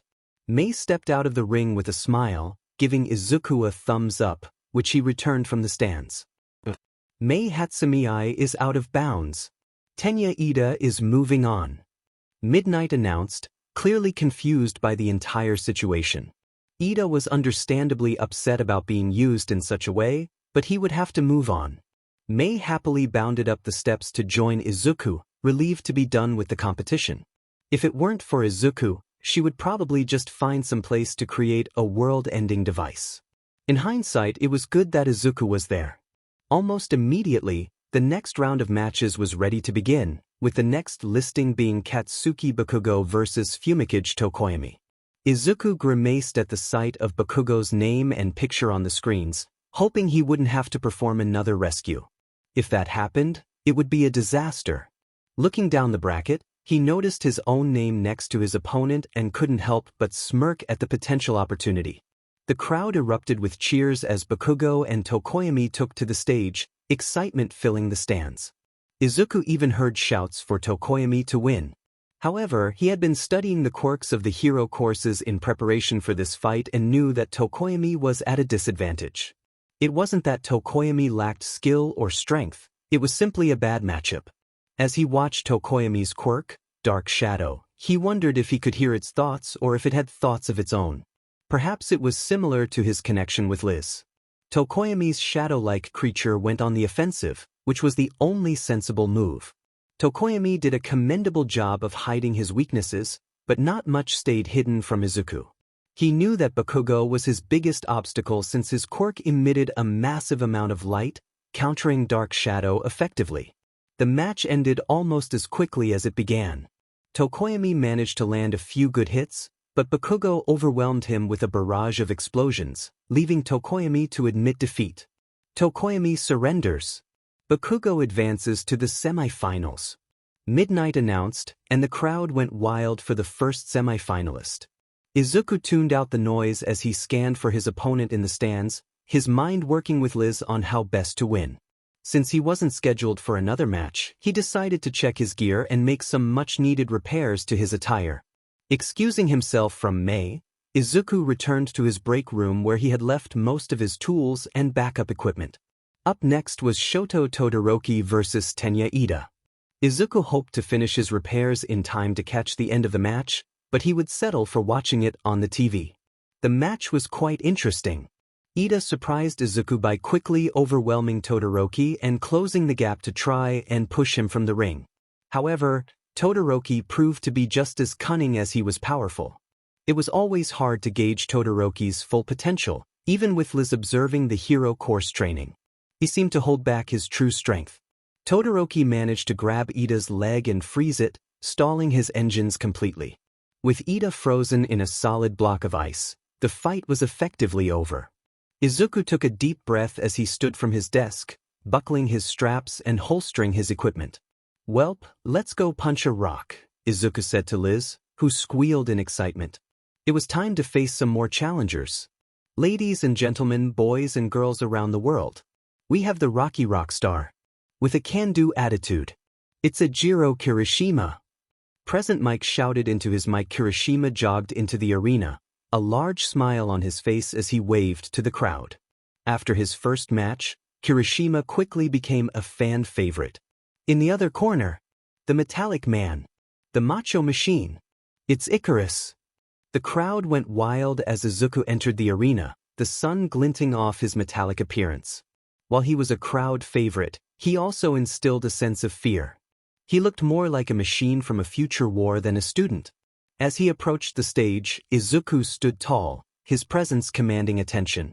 "Hey man, you look awesome. Totally manly. I'm super excited to go against you. May the best man win." Kirishima shouted, surprising Izuku with his friendly demeanor. He was friends with Bakugo, yet he was so welcoming. "How chivalrous!" Midnight exclaimed, earning a mixed reaction from the crowd. Izuku stared at Kirishima for a moment before nodding his head.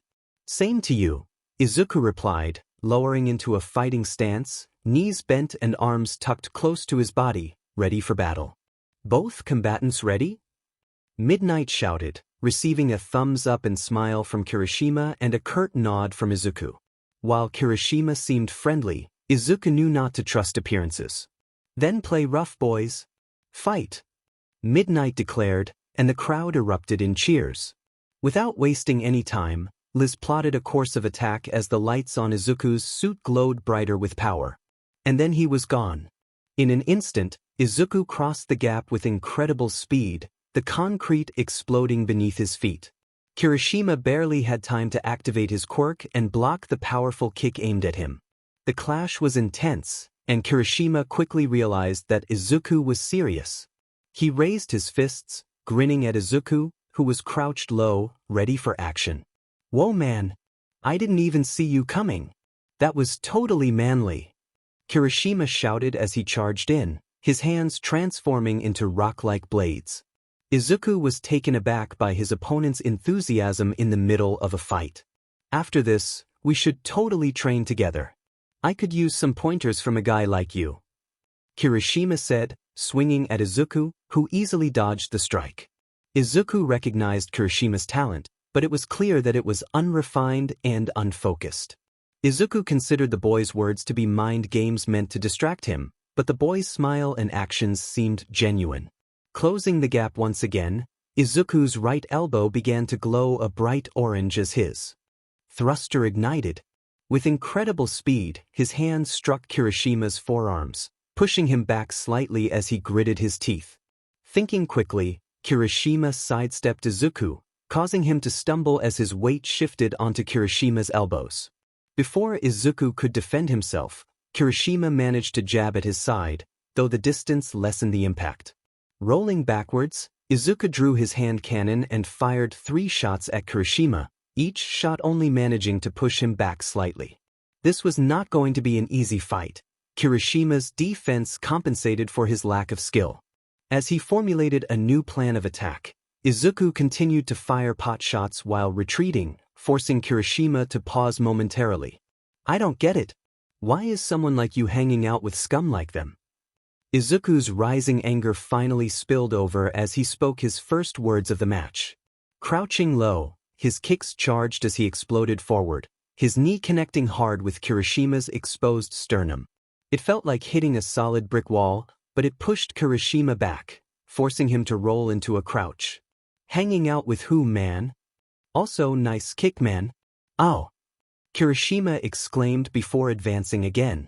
Izuku had to give him credit. He was incredibly tough. Gritting his teeth, Izuku ignited his sabers. "Dude, those are legit lightsabers." That's so cool! Kirishima shouted as he charged like a bull. Quickly, Izuku sidestepped and slashed across Kirishima's back, but it had little effect. The sabers worked like staffs against his defenses. He couldn't risk overcharging the blades, unsure of how they would affect Kirishima's skin. Both boys stared at each other for a moment, gauging each other's reactions. You're so nice, yet you hang around those guys.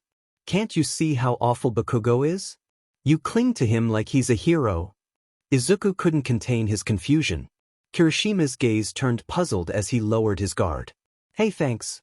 And he's not that bad once you get to know him. He's a little rough, sure, but he's totally strong. It's not very fair to judge people from a distance, Kirishima replied with a slight pout. In response, Izuku could only laugh. Get to know him? You have no idea who he is or the things he's done. Izuku yelled before launching a barrage of punches at Kirishima, causing him to flinch and stumble. He's egotistical. Izuku shouted between rocket-powered punches, which Kirishima managed to endure. In his confused fury, Izuku began to slip from his strategy, creating gaps in his defense. A punch slipped past his barrage and struck him directly in the face, but his mask absorbed the blow, staggering him. You're right. Bakugo may be egotistical, but he's my friend. Kirishima shouted as he slammed his hardened head into Izuku, knocking him back. The two boys fell silent for a moment as Izuku slowly rose to his full height, staring hard at Kirishima. He doesn't deserve your loyalty, but not everyone in your class is as they seem. You'll see soon enough. Ask Midoriya and Bakugo who Deku is. I'm sure you'll learn soon, Izuku said, drawing his hand cannon again before tossing it aside. Kirishima glared at Izuku, feeling conflicted. At first, he thought Izuku was a cool guy, but now he was speaking poorly of his friends. Yet, something felt off. He wasn't entirely wrong. Bakugo had always been distant, and Kirishima liked making people happy. He connected with Bakugo because he saw someone who was angry but strong. As for Midoriya, he wasn't close with her, but she seemed nice enough. Kirishima wondered who Deku was, having heard the name from Bakugo before. Before he could think further, Izuku rushed in, delivering a series of quick strikes while Kirishima was distracted. Luckily, his quirk was still active, or he would have been in trouble. Tiny cracks began to form on Kirishima's skin as he coughed slightly. Izuku backed off, acting like a viper in this fight, trying to disarm the fortress-like student with quick strikes while gauging Kirishima's reactions.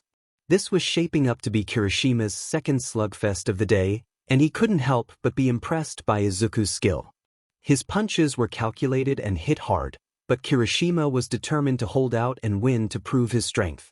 Steadying himself, Kirishima grinned and charged in, throwing a massive right hook to take Izuku off his feet.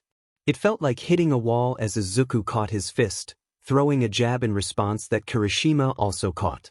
Looking up, Kirishima saw his own reflection in the glowing eyes of Izuku's mask before a foot met his stomach, pushing him back and doubling him over.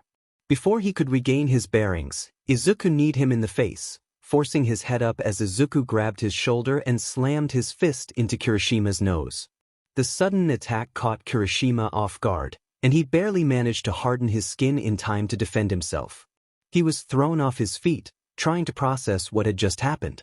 Quickly picking himself up, he twisted to see Izuku, who wore a look of surprise and respect behind his mask. Kirishima smiled brightly, even as blood trickled from his nose. That last punch had cracked his hardening, marking the first CHK in his armor. The two boys went back and forth, Izuku striking like a snake while Kirishima charged like a bull. Eventually, both began to tire as steam poured from Izuku's mouth. It devolved into a one-on-one boxing match, trading blow after blow with each other. Izuku's punches were calculated and powerful, but Eijiro's defense was impressive. Despite wearing his alloy vest, Izuku could still feel the impact of each blow. Eijiro hit hard, and as the fight progressed, both boys began to smile, enjoying the challenge. By the end, they were battered and bruised, with Eijiro's eyes nearly swollen shut as they swayed on their feet. "Why won't you go down?" Izuku shouted, a mix of exhaustion and excitement in his voice as he landed another solid body shot. "Hardening quirk, son. Aijiro yelled, diving in for a headbutt. Izuku caught him midair and slammed him to the ground. My skin hardens in response to physical trauma. You can't hurt me, Abrodo. Aijiro wheezed, struggling to push Izuku off him. At this point, the match was on the verge of being called. Midnight was astonished that they had not one, but two full-out brawls featuring the same competitor. The crowd began placing bets on who would drop first. Unlike the previous match, this one was intense. Both students were covered in bruises and minor injuries, and Izuku's jumpsuit was in tatters, revealing glimpses of his scars and prosthetics. Gasps erupted from the crowd as theories about his conditions spread among the students. In the staff viewing box, a certain father was on the edge of a nervous breakdown, watching his son endure such a brutal fight. He couldn't help but admire Aijiro's determination. He knew Izuku would fight until the end, and seeing Aijiro smile through the struggle genuinely impressed him. He resolved to support Aijiro's growth as a hero. Finally, both Izuku and Aijiro could barely stand, grinning at each other like children. The lower half of Izuku's mask had been discarded earlier in the fight, revealing his tired, bloodied smile. "Hey, Kirishima," Izuku said, stumbling slightly. "Yeah, Abrodo?" Aijiro replied, swaying back a bit. "This has been the best fight of my life," Izuku said, limping forward. Aijiro smiled, his missing teeth giving him a fierce look. "Same here, bro," he said, barely lifting his hands. "Let's do it again sometime," Izuku suggested, slowly moving closer to Aijiro. Before Aijiro could respond, Izuku's exhausted fist connected with his cheek. Aijiro's hardening quirk faltered, and he fell back against the cracked stage. "Manly," Aijiro whispered before losing consciousness. Izuku, barely holding himself up, fell to the ground as well, blood trickling from his head and face. He coughed quietly, but slowly his fist rose into the air. "Kirishima can no longer continue. Obito wins," Midnight announced in shock. Izuku sat in his victory pose, a smile on his lips as the medical team rushed to assist them. After seeing Aijiro's smile, Izuku decided to even the playing field, allowing them to fight it out like true competitors. Izukiyagi had shown Aijiro the greatest fight of his life, but it was Aijiro who had given Izuku a far greater gift, the thrill of the fight and a renewed sense of being alive. The crowd erupted in cheers as the medical team lifted both boys from the arena, celebrating what had easily become the crowd's favorite match. Countless heroes commended the two boys, with many considering offers of employment and internships for Kirishima, who felt disappointed that Obito was merely a support student, as he was easily one of the most favored among them. Recovery Girl looked over Izuku's beaten body with a mixture of pride, fear, and frustration. She was determined that after the festival, they would all celebrate. In her makeshift med bay, she monitored the three students. The plant girl had been skirted out by Vlad King, her homeroom professor, looking disappointed. Unexpectedly, a pink-haired girl entered the tent, her gaze averted. With curiosity, Chio lowered her clipboard and approached the nervous girl. "Hello, dearie. Here to see Izuku?" Chio asked, waddling closer. The girl nodded silently. "Well, he's right over there. He'll be unconscious for a while after all the healing he needed, but he should be fine for his next match," Chio said, gesturing toward Izuku. "Thank you," Hatsumi squeaked before quickly sitting next to Izuku. Chio smiled, thinking about young love, but she was genuinely thrilled that Izuku had found someone who cared for him. Despite her longing to scold him, she felt a grandmotherly affection for him and decided to step outside for a moment to give the girl some privacy. May didn't know why she did it, but she grasped Muscle's prosthetic hand, absently rubbing her thumb across the cool steel. Looking at his bruised face, she felt a heavy weight in her chest. It hurt, and she couldn't understand why. Suddenly, she realized tears were streaming down her face. Confused and scared, she wanted to hide away but felt unable to move, gripping Izuku's hand tightly as if he might disappear. After a while, Recovery Girl returned to find Hatsumi struggling to wipe away her tears. Quickly, she rushed to the girl's side. "Oh my dearie, is everything all right? Can I get you something?" Chio asked, wanting to comfort her but aware that Hatsumi might not appreciate physical touch. Instead, she stood close, ready to provide support. Hatsumi began to cry harder, clutching Izuku's hand. "Why won't they stop?" she exclaimed in frustration. "Sometimes, dearie, our hearts know more than our heads. You can't explain everything. I can tell you that our hearts know who we care for. They may be stubborn and reckless, but they are our people. Izuku means a lot to you, and it's normal to feel upset when we see our friends in distress. You have nothing to worry about. He has been through a lot, and a few bruises won't keep him down," Recovery Girl reassured her, patting Izuku's leg. Mei blew her nose into a tissue and looked back at Izuku, her tears slowing as she focused on him. "My person?" she thought silently, gazing at the peacefully sleeping boy. Meanwhile, the crowd eagerly awaited the next match, featuring Shoto Todoroki, the son of the number 2 hero Endeavor, against Izumi Midoriya, the daughter of All Might. Present Mic announced the competitors, who emerged ready to face off. Todoroki maintained a stoic expression, but inside he felt a burning fury directed at a more personal figure. Mei watched the screen from her spot next to her unconscious friend, who stirred occasionally.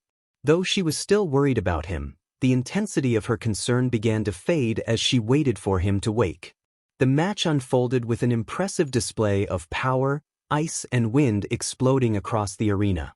It was clever of Todoroki to freeze his feet to the ground to avoid being thrown from the ring, but eventually, that tactic failed.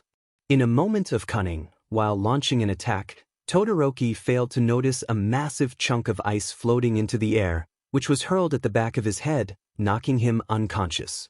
Mei glanced down at Izuku, noticing his face scrunching up as if he were in pain or discomfort. It was strange to see him so vulnerable. He was always so strong and commanding. What could he possibly be afraid of? It was then she remembered what he had said to her. Mei couldn't help but wonder if that information had something to do with his unconscious fear. Close to 20 minutes later, the cybernetic man's eyes fluttered open, filled with drowsiness and confusion. Slowly lifting himself from the bed, Izuku's senses returned as the memories of his fight came into focus. He noticed the weight on his legs and looked down to see a mess of pink dreads laying across him as Mei snored peacefully.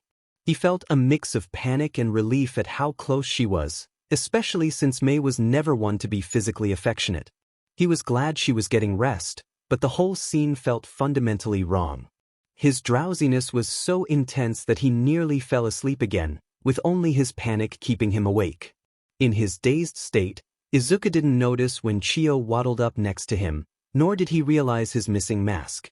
"Ah, finally! I thought you were in a coma again. I was considering pulling your next match if you didn't wake up soon. You have about 15 minutes until they call you on stage, so you better get moving. I put your gear over on that counter. How are you feeling? Are you able to compete? Don't worry about your girlfriend. She just wore herself out worrying about your recklessness. She can rest here while you get out there. Now, since you were asleep for so long, the gummies won't really have a chance to take effect." Chio spoke rapidly, and Izuku needed a moment to catch up. "Get up. You have a match to win." Very sluggishly, Izuku delicately escaped the confines of Mei and shuffled over to Chio, popping a handful of gummies into his mouth. Feeling somewhat more energized, he rifled through his packs in search of another inhaler device, this one with a blue label instead of green. "Izuku, you're not seriously about to?" Chio started, but Izuku quickly put the device in his mouth and took a deep breath. His body instantly stiffened as he grabbed the table, beginning to shake. His pupils dilated, and everything seemed to stretch around him. What he had just inhaled was one of the most potent stimulant concoctions ever created. He felt like he was in the fast lane, focused and aware, as if his body had transformed into a high-performance machine. Looking over to the monitor, he saw his opponent, Izumi Midoriya. "Izuku? How are you feeling?" Recovery Girl asked, concerned for him. "Like I'm in the fast lane," he growled, strapping his gear tight. Reaching into a crate, he pulled out a long military green coat and put it on as he turned and stalked from the tent, heading toward the arena, toward his opponent, and toward his vengeance. Izumi sprinted through the hallways, her heart racing as she searched for Kaken. After that incident where he had been injured, she was filled with worry and confusion. How could he lose to someone like that? By the time she reached the tent, she saw Recovery Girl wiping her hands with a cloth. "Kaken, where is he?" she shouted, much to Recovery Girl's annoyance. The older woman glared at her, sighing. "Hello, Izumi. It's nice to see you again," Recovery Girl said dryly. Izumi felt a surge of frustration at the woman's sarcasm. "If you meant young Bakugo, he's right over here, although he's currently unconscious at the moment," Recovery Girl began, but Izumi barged past her to reach Kaken. She froze when she entered the area. His face was covered in bandages, an oxygen mask over his mouth, and his hand was in a massive cast. She couldn't help but feel a wave of despair. "He's stable right now, but he'll need additional care at a hospital. He'll be sent over to Mustafu General in a few hours," Recovery Girl said from behind her. Izumi clenched her fists, fighting back tears as she spoke. "I want him expelled." Her voice was low but filled with anger. How could they let that person get away with this? "Who, dearie?" Recovery Girl asked, and Izumi scoffed. "Obito." "Obviously," she replied, her frustration boiling over. "Sure thing. But young Bakugo would likely be expelled too," the older woman said as she checked Kaken's for. Izumi glared at her. "And why is that? Kaken is the one who got hurt. Did you see what that person did to him? He's nothing but a villain," she nearly shouted, her emotions getting the better of her. "I won't have you calling him that. And secondly, if we punished one student for actions within the arena, Bakugo isn't so innocent either. I condemn what both of them did, but what's done is done, and what happens to them is up to Nizu," Recovery Girl explained calmly. "Like what? That nobody? Kaken did what he had to do. Obito didn't need to hurt him like that." Izumi growled, feeling her anger rise. "Bakugo broke Shinsu's back, Izumi," Recovery Girl said simply. That was all she said, and Izumi's heart sank. No, he couldn't be serious. Kaken was faking it for attention. Kaken hadn't hit him that hard, or at least that's what Izuku tried to convince himself. Guilt began to settle in his stomach. Was it his fault? Katsuki always took things too far, and if he hadn't thrown the stone. He was interrupted by a voice. "I shouldn't have told you that. For now, both of them will be fine. There's nothing you can do, so I suggest you try to relax. The finals will be starting soon, and you'll want to conserve your energy. Off with you, he'll be fine." She gently pushed him out of the room, and to his surprise, he didn't resist. Before he knew it, he was facing the stadium again. As he walked back inside, frustration bubbled within him. How could they just do nothing? An idea sparked in his mind. If they allowed this to happen, then he could do whatever it took to put the villain in his place. A smile tugged at his lips. Oh, that villain was going to pay. For making them look weak, for hurting Kaken, for even thinking he had a chance of winning. If that wannabe wanted to play dirty, then he would make sure to show him what true power looked like. As he made his way toward the break room, he couldn't help but imagine all the ways he would defeat that masked opponent. Just then he noticed someone standing at the door. "Kirishima?" he said, surprised. "Hey, Midoriya. I don't want to interrupt if you're trying to focus, but I was wondering if you had a minute to talk before your match." Kirishima rubbed the back of his head nervously, revealing bruises on his hands and an arm in a sling. Izuku hoped it wasn't another confession. Kirishima wasn't the worst, but he really didn't want to deal with that right now. Yeah, sure, I guess. What did you need?" Izuku replied, trying to sound upbeat. What I wanted to ask was, who's Deku?" Every part of Izuku froze at the question. His heart raced as he struggled to respond. What? Who's Deku?" He was caught off guard. Where had Kirishima heard about Deku? Oh, I don't actually know. In my match with Obito, he said to ask you and Bakugo who Deku was. He seemed pretty upset about it, so I just wanted to make sure everything was alright. Izuku barely processed Kirishima's words. Did he mean Obito? What did that guy know about Izuku? Nope. Doesn't ring any bells, ha. By any chance, what all did he say to you out there? Izuku asked, trying to keep his cool. Oh, not a whole lot, don't worry. He was just wondering if you guys knew him, is all. Kirishima replied, but Izuku could tell something was off. He was lying. Right? Well, if you'll excuse me, Kirishima, I need to think about my next match. I'll see you later. Izuku reached for the door handle. Oh yeah, totally. Good luck in your match. I'm sure it'll be totally manly. Kirishima smiled as he walked past. Izuku stepped into the room and slumped down on the couch. What did Obito know about Izuku? Why ask Kirishima? Who was he? A friend? Izuku had never had many friends as far as he knew. Why would someone like Obito want to be friends with him? It didn't make sense. Unless he wasn't Izuku's friend. No, that couldn't be. The doctors had said he'd never walk again. There was no way that was Izuku. When he won this fight, he would confront that masked figure and find out exactly what he knew. Izumi, make your way to the arena. Your match starts in 15. Uncle Aizawa's voice interrupted him over the PA system. It was time to win this match and finally put that opponent in his place. He would make sure that villain never showed his face at school again. And maybe, after that, he would pay Deku a little visit. His breathing was still ragged as the effects of the stimulant began to take hold. His hands trembled, and his prosthetic opened and closed into a fist repeatedly. In his mind, he focused on plans, backup plans, and more contingencies. He couldn't lose himself. He still had to face Izumi, equipped with one of the strongest and most versatile quirks. He needed to stay focused on defeating her. While Katsuki had caused him great distress, it was his sister who had truly made his life a nightmare. He yearned for justice, for them to pay for forcing him to endure constant pain. It felt unforgivable, pure evil. But if he exposed them for their actions, he would never find true peace or closure.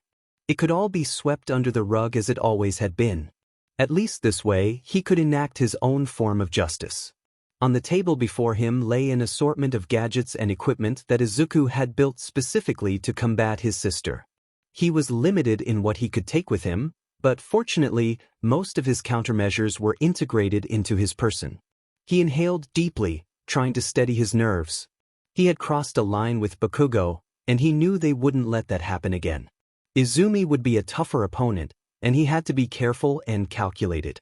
Liz ran multiple simulations based on their previous encounters and the information they had gathered to devise a plan of attack.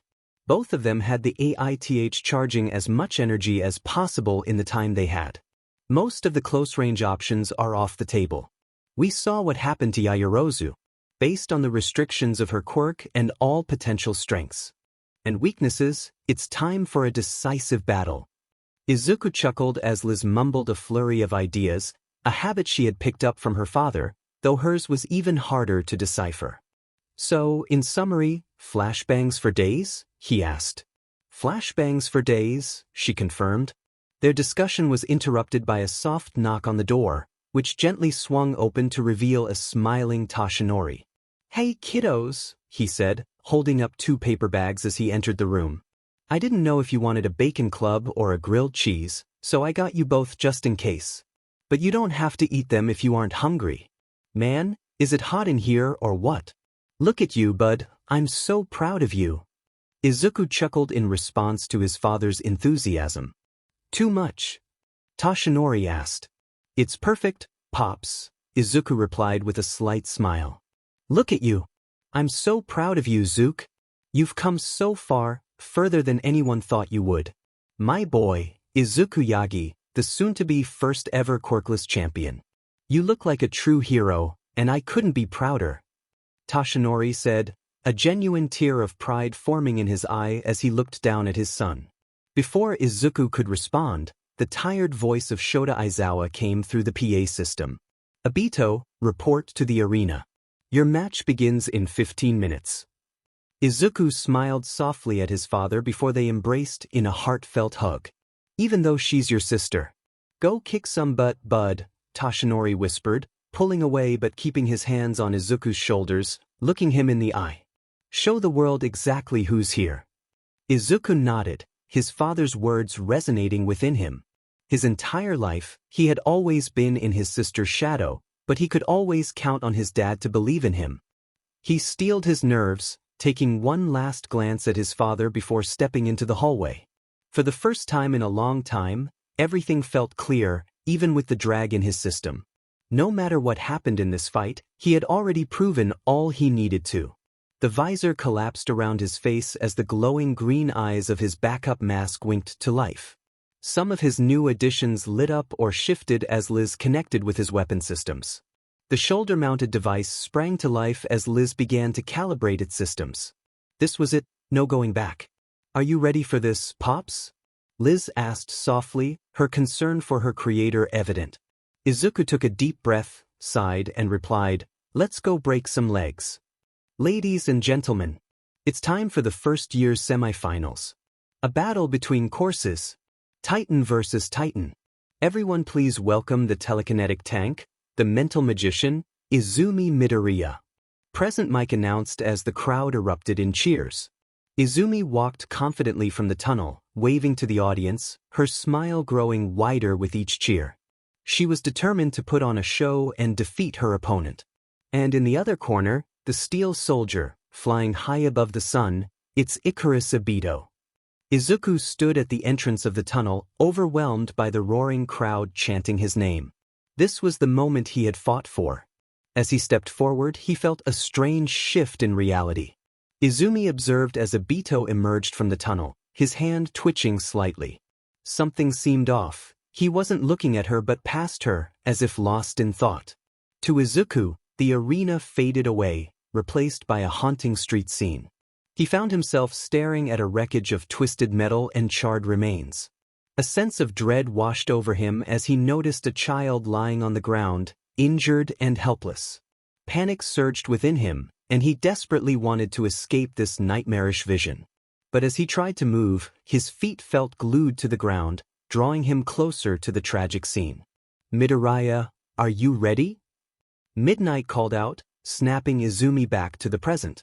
She took a defensive stance, eyeing her massive opponent. There was no way that could be Izuku under all that armor. Then she noticed his head twitch. "Hey, freak show," she shouted. "Stay out of things you don't belong in." Her hair began to float, charged with energy. Izuku stood frozen, the horrifying image still fresh in his mind. He felt sickened by the memory of the child and the chaos surrounding him. Just as quickly as he had been there, he was back in the arena, disoriented and confused. He looked up to see Izumi's wicked smile, igniting a fire of rage within him. He wanted to confront her, to make her pay for all the pain she had caused him over the years. "Hey, just breathe. It's okay." Liz's voice broke through his thoughts, grounding him. "Obito, are you ready?" Midnight shouted again, bringing Izuku back to focus. He took a deep breath, determined to regain control. He nodded at Izumi, ready to fight. Nothing else mattered but this moment. With a roar, the crowd erupted as Midnight declared the match to begin. Everything around Izuku faded into silence, and he could hear the blood rushing in his ears. He felt Liz using the mask to filter out distractions, but he was ready. The crack of Midnight's WHP signaled the start of the final match. Suddenly, the ground beneath him exploded as he launched forward, moving at blinding speed. Izumi smirked, raising her hand to meet him. "Running straight at me? Bold choice." But as Izuku charged, he found himself frozen in place, unable to move under her telekinetic grip. He glared at her, frustration boiling inside him. Off to a blinding start by Obito, but it appears overwhelming speed is not enough to escape Midoriya's grasp. Present Mike announced, the crowd holding its breath in anticipation. Slowly, Izuku was lifted into the air as Izumi laughed, pulling him closer. "You're heavier than I expected. For someone who beat Kaken, I thought you'd at least be a challenge," she taunted, her smile widening. "What do you know about my brother?" she hissed, her voice low and menacing. Izuku felt the pressure of her power intensifying, but he managed to chuckle, surprising her. "That he sends his regards." In a split second, Izumi attempted to throw him away, but just then, the device Izuku called, the Candela, exploded in a flash from his hand, sending him backward. Izumi screamed in pain as the blinding light disoriented her, and in that moment, she was struck by a projectile. Hitting her square in the chest, Izumi flew backwards about 10 feet and skidded to a stop. Her vision was blurry, and as she wiped at her eyes, it hurt to breathe from where she had been struck. She growled in rage, straining to make out her opponent in the haze of her blurred vision. It felt like she had been hit by a truck. What was happening? Steam ejected from Izuku's arm as the shell was expelled from his forearm, the LEDs glowing brighter as the rail gun recharged, the next round rotating into place. "How dare you!" Izumi screamed as she rose to her feet. The pain in her stomach nearly caused her to stumble, but she stood determined to face this challenge. Raising her hand again and squinting, she halted the movement of the cybernetic teen once more. "What did you achieve, huh?" "Nothing," she shouted before trying to hurl him into the air. He didn't even budge. To Izumi's horror, he shakily took a step forward. Then another. She could feel her power wrapped around him, so how was he moving? She tried again to throw him, but he only jerked slightly at the motion, his legs firmly stuck to the ground. Beginning to panic, Izumi screamed as she tried harder, but still he didn't move. Changing her tactic, she began to try and crush him. The weight increased on Izuku's shoulders. As he struggled to move, each step becoming harder as his feet unlocked from the concrete. Eventually, the weight forced him to his knee. "Who do you think you are? You're just some support course nobody. I'm the next symbol of peace. And you thought you could hurt me? Stand up to me. So what if you know my brother? Who do you think you are?" she shouted, trying to blink away her blurry vision, the effect making it difficult to control her power. Izumi froze as twisted laughter met her ears, sending a chill down her spine. That's when Obito's head rose to look her right in the eye. 5 long years. Waiting, preparing, all for this. All for you. Izuku growled. White and blue lightning arced from his right hand as 3 half-rings floated around it, spinning violently. Then, without effort, he stood up completely fine. So much potential wasted on someone so narrow-minded. "You lack the certainty of steel." Izuku growled, his voice filled with intensity as he raised his hand, energy arcing wildly. "How?" Izumi screamed as she thrashed at the invisible grip surrounding her, constricting her. That's when Obito pulled his hand towards him, and she was dragged through the air. Izuku took stock of how much the Memento Mori was draining the AITH power reserves faster than it could generate. Gritting his teeth, he used more power, pulling Izumi even faster. "Gravity is a HRSS, and I hurts the HRSS." Izuku shouted as thunder boomed from above, a storm quickly rolling in overhead. "Let's play a game, YGI. Hold the D." Izumi's eyes widened in shock as Izuku, with all his might, twisted and threw her as hard as he could toward the outside of the ring before he let go of the grip he had on her. Steam poured from his mouth and hand as the crowd erupted in cheers at the recent development.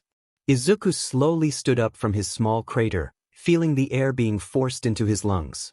His vision was blurry as he looked upon his beaten opponent, his ears ringing with the rhythmic beat of his heart. He had done it. He had beaten Izumi. And yet he felt nothing. Absolutely nothing. No release, no freedom, just a bubbling anger. Bakugo lay unconscious against the pavement. Yet it didn't feel like enough. He would recover from this. "Finish what you started," a hollow voice said calmly.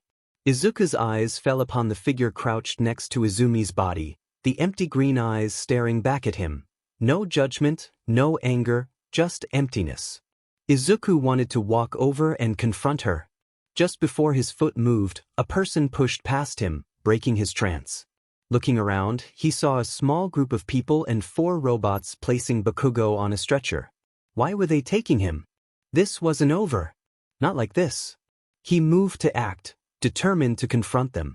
Now standing alone once more in the tunnel, Izuku stared out toward the field, glaring at Izumi, who was being carried away. His face scrunched into a scowl as he continued to glare at the unconscious girl getting farther from his grasp. What was that? The sudden sound surprised Izuku. His arm instinctively reached for his weapon, but it wasn't there. Calming himself, he opened his right palm, where a very upset Elizabeth materialized. "What?" Izuku asked, trying to quell his rage. "Cut the CRP. You've been acting strange all day." "What was that?" Elizabeth asked, her gaze stern and heated. Izuku simply stared at her for a moment. I'm fine, Liz. It's fine, he said, closing his eyes as he felt the familiar ghostly twitch of his fingers. You expect me to believe that? You think I'm an idiot? You're not fine. It's okay to not be okay, that it's okay to talk about it. That's what families are for, isn't it? Liz asked with genuine concern. Izuku stood silently for a moment before a sad chuckle escaped his lips, followed by shaky breaths. For a while, they both just stood there, Liz's glowing form and the lights of Izuku creating a festive atmosphere in the tunnel. I'd ground you if I could, Izuku finally said, eliciting a relieved chuckle from both of them before the mood quickly became somber once more. But you're right that Pausing, Izuku felt a chill run down his spine as he turned to look down the dark tunnel. Two faint green dots stared back at him, and all at once, he could feel that anger bubbling in his stomach once more. Pops? Liz asked gingerly. Shaking his head, Izuku took a deep breath, looking back into the tunnel, but the dots had vanished. He wanted to say that everything was all right. He wanted to tell his daughter that she was right, that it wasn't him, that he was just caught up in the moment. But deep down he knew the truth. He felt like a monster, no better than those who had tormented him. He understood that no matter how hard he fought against it, he would never escape his own dark shadow. Nothing, it's nothing, Izuku said, looking back to the field as the medical team rushed Izumi into the tunnel. His free hand clenched tightly into a fist as his gaze landed on a scowling Bakugo. There's just something I gotta do. Izuku's breathing was erratic as he walked through the tunnel. He could hear chanting coming from the end, his name. His heart pounded in his chest, and his body trembled. This was it. This was everything he had been waiting for, a chance to show the world he wasn't weak, to prove he wasn't Deku. Covered in cuts and bruises, he felt like a ghost searching for his place.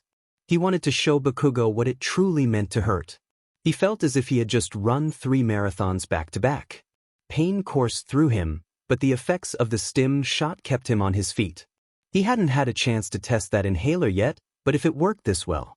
He thought about the small syringe and vial containing the electric blue liquid. He couldn't focus on that right now. He needed a clear head. He felt every emotion at once. Happiness from the cheers, fear, pain, and most importantly, anger. What are we gonna hit them with first? Liz asked herself, pumped up and ready for action. Everything, Izuku replied matter-of-factly as his mask folded around his face with a clang of metal. He could feel his strongest asset forcing his eyelids open behind the steel, the familiar sensation of his fist tightening into a determined grip. Well, I could have told you that. But what's the plan of attack? We both know how he's gonna fight, she asked, folding her arms. Ladies and gentlemen, to start the semi-finals. He's the showstopper. The wild card. The unknown usurper. It's Icarus Obito. Both of them could hear Present Mike shout his name, calling him forward. I have a plan. Attack, Izuku said as he stalked into the arena, the crowd going wild as he made his way through the tunnel. Every painful memory of Katsuki Bakugo played in his mind as his eyes fell upon his former friend. In the other corner, we have the bombastic blonde badass. It's Katsuki Bakugo. Present Mike announced as Izuku watched Katsuki emerge from his tunnel, his eyes fixed in a glare and a wicked smile stretching across his face. He couldn't wait to show everyone who the strongest truly was. Bakugo, are you ready? Midnight shouted, receiving a confident grin from the boy in response. Obito, are you ready? Izuku could barely hear the woman as he nodded. Break his legs, someone shouted from the crowd. Then play nice, boys. Fight. Before the hostess could finish her sentence, Izuku had drawn the lawbringer from his hip and immediately began to fire at Bakugo with his left hand. Izuku's breathing was laboured as his heart pounded harder. His mask forced his remaining natural lung to expand while his artificial creation shouldered the burden. His skin burned with irritation as stitches pulled at his movements and bandages pressed against his wounds from under his armor. Liz notified him that he had managed to bend 2 of his ribs out of place, which explained the extra difficulty in breathing. It would require another surgery to replace the ribs, but Izuku grit his teeth and began to stalk toward his opponent. He had lost an entire ribcage once. 2 ribs were nothing to worry about. He grunted in frustration as Katsuki used his quirk to avoid the projectiles. His reaction time had improved. With a frown, Izuku charged forward just as Katsuki launched himself into the air, glaring back at him. Nothing but determination shone in Izuku's eyes. Transforming his girlfriend into a bulldog had certainly stirred up a reaction from Katsuki. The explosive teen was furious about what Izuku had done to his sister, and he was ready to confront this metallic opponent. With a flash, Izuku quickly holstered his weapon, firing off a few shots at Katsuki, who was charging at him like an angry bull. Izuku couldn't help but smirk as Katsuki dodged his shots. He knew this wouldn't be easy. "If you brace now, you can take it," Liz encouraged, pointing out the trajectory of Katsuki's attack. Both of them recognized the incoming right hook. Despite his exhaustion, Izuku managed to lift his left arm just in time. A series of plates rotated around his arms, forming a large circular shield to protect his upper body. The ground cracked beneath him as he braced for impact. Just before Katsuki collided with him, Izuku adjusted his strategy. He twisted his torso and swung his shield backward with all his strength. Liz helped him maneuver with the exoskeleton, giving him the extra push he needed. With a resounding thud, Izuku's shield connected with Katsuki's face, sending him tumbling across the stage.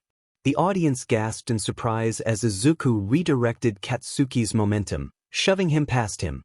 "He's faster, but just as predictable," Izuku thought, feeling the clang of his foot as it released from the ground. "You always did start with a right hook," he said aloud, turning to face the blonde. Katsuki was picking himself up, spitting out a mixture of saliva and blood, his anger palpable. "You don't know anything about me.